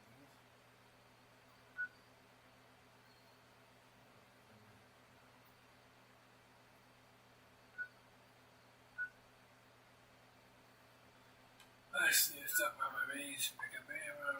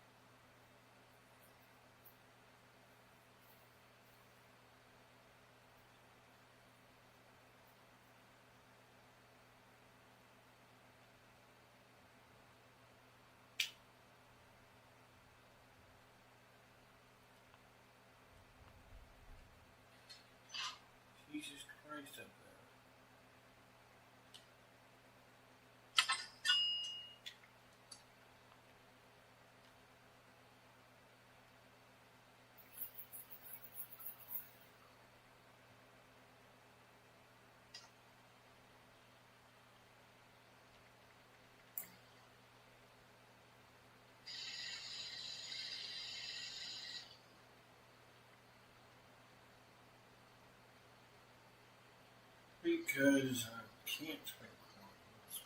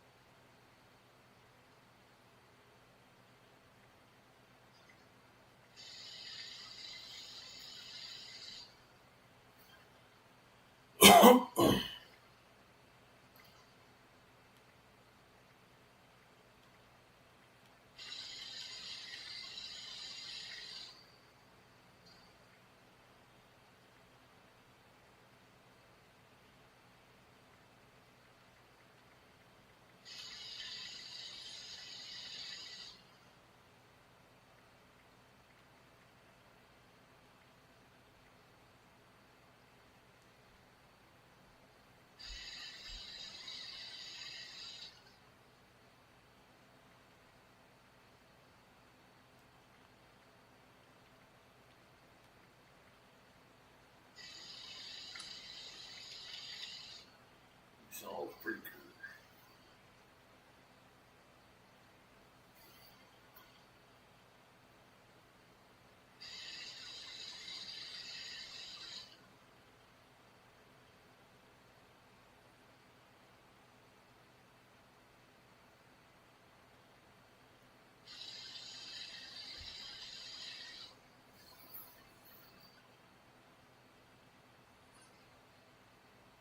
Only capacity of 12.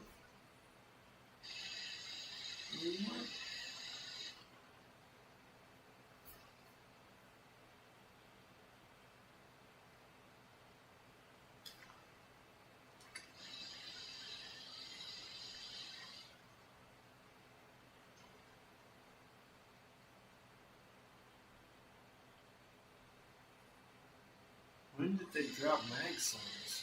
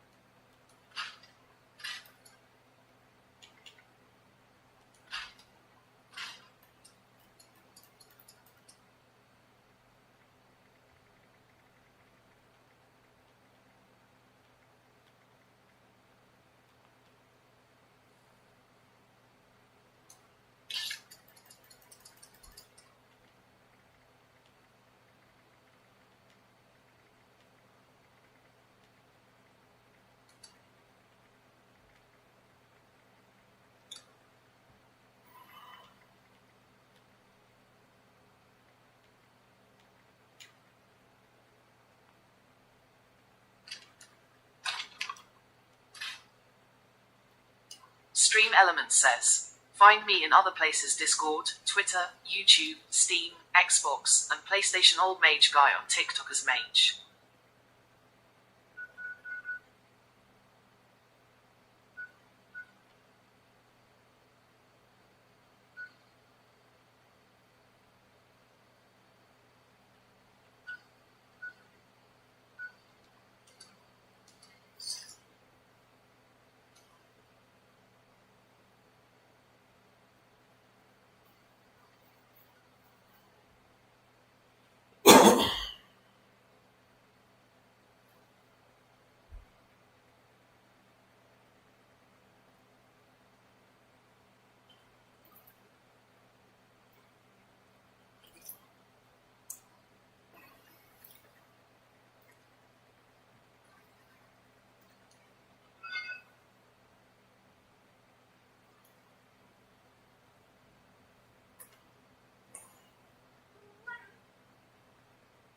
You don't have to go. Daddy just had to move his leg. So it was starting to hurt.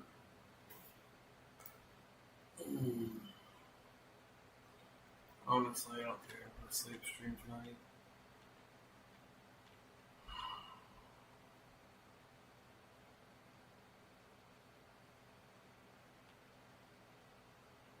But I'm looking at the next week. I'm kind of want my warm, dark space, privacy. I don't want privacy too long. It's not a bad thing. It just means I need a little bit of breathing room. The hell knowing me and like change my mind and still try it out. Doesn't happen too often, but it does happen.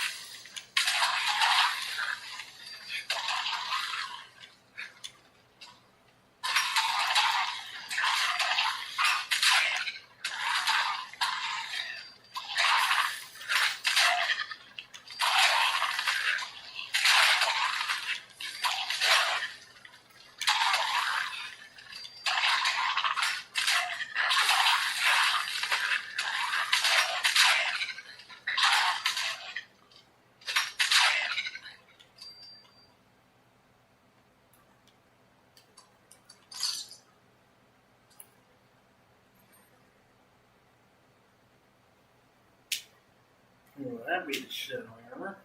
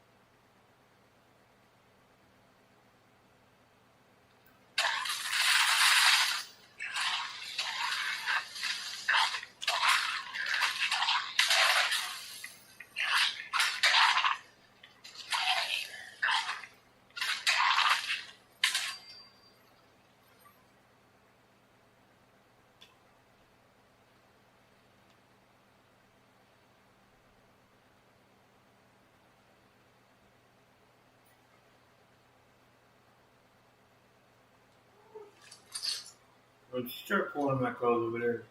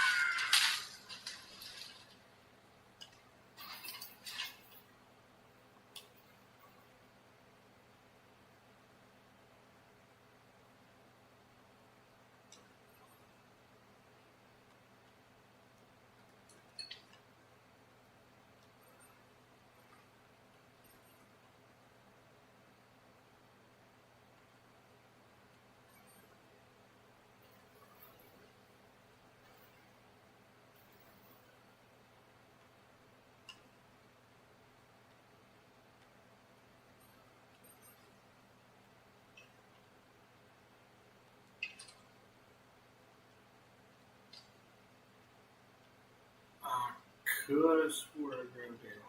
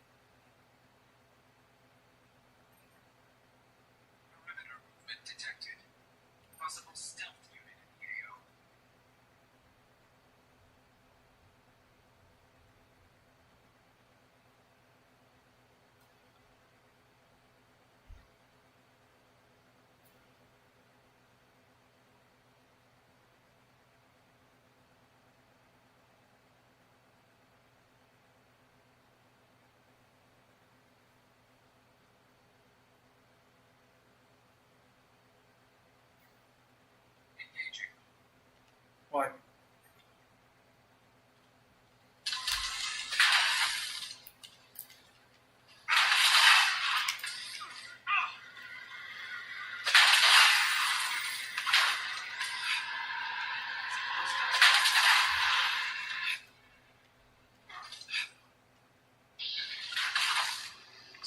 That was kind of horse shit.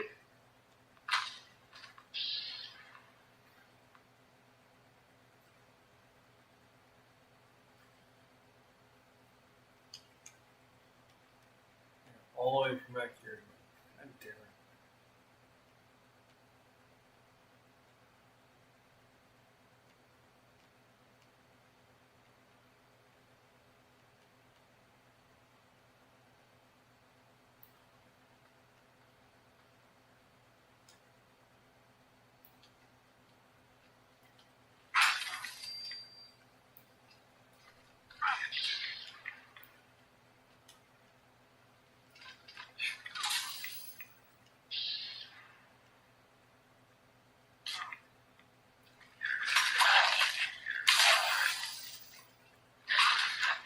Oh, come off it.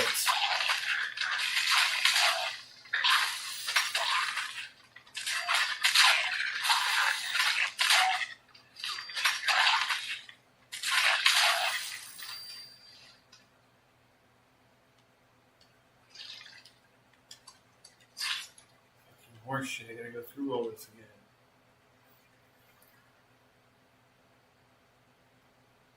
I should not have fucking respawned.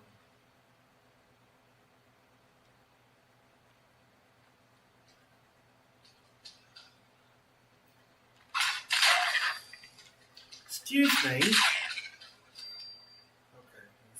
that's a little bit better than what I was thinking.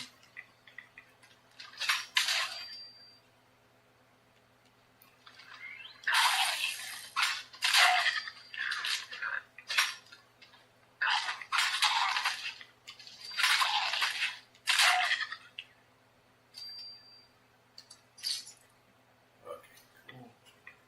Oh, shit.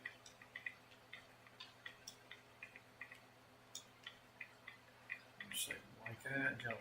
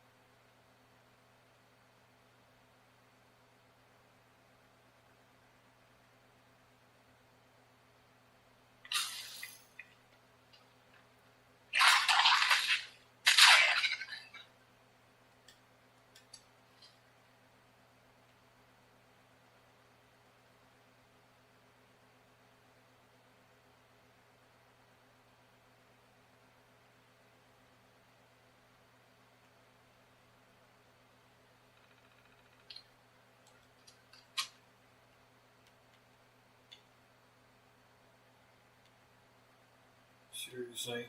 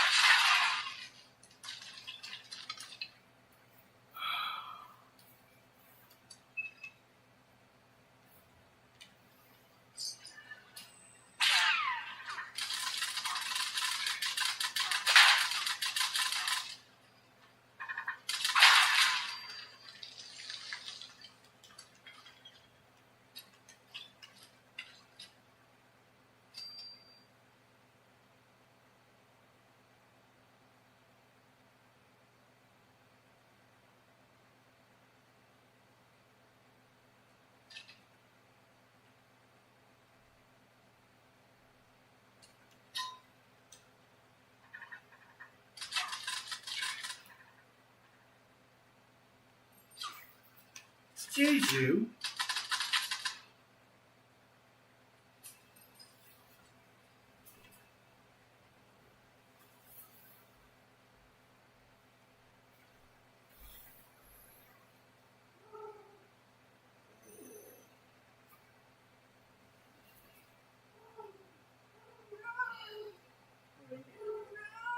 Yeah.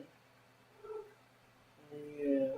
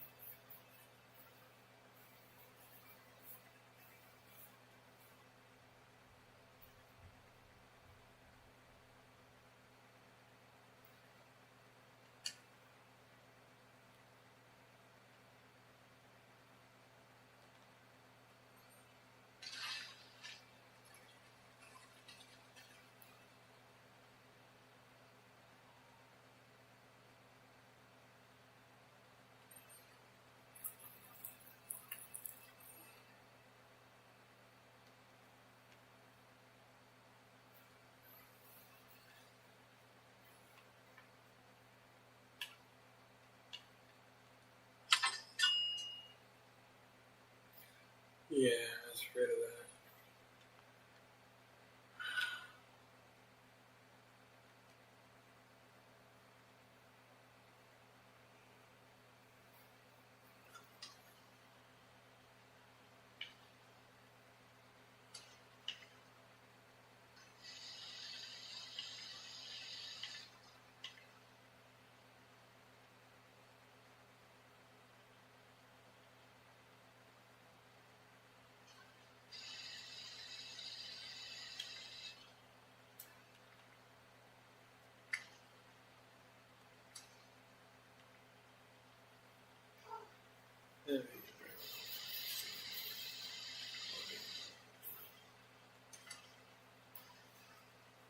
Every girl increases the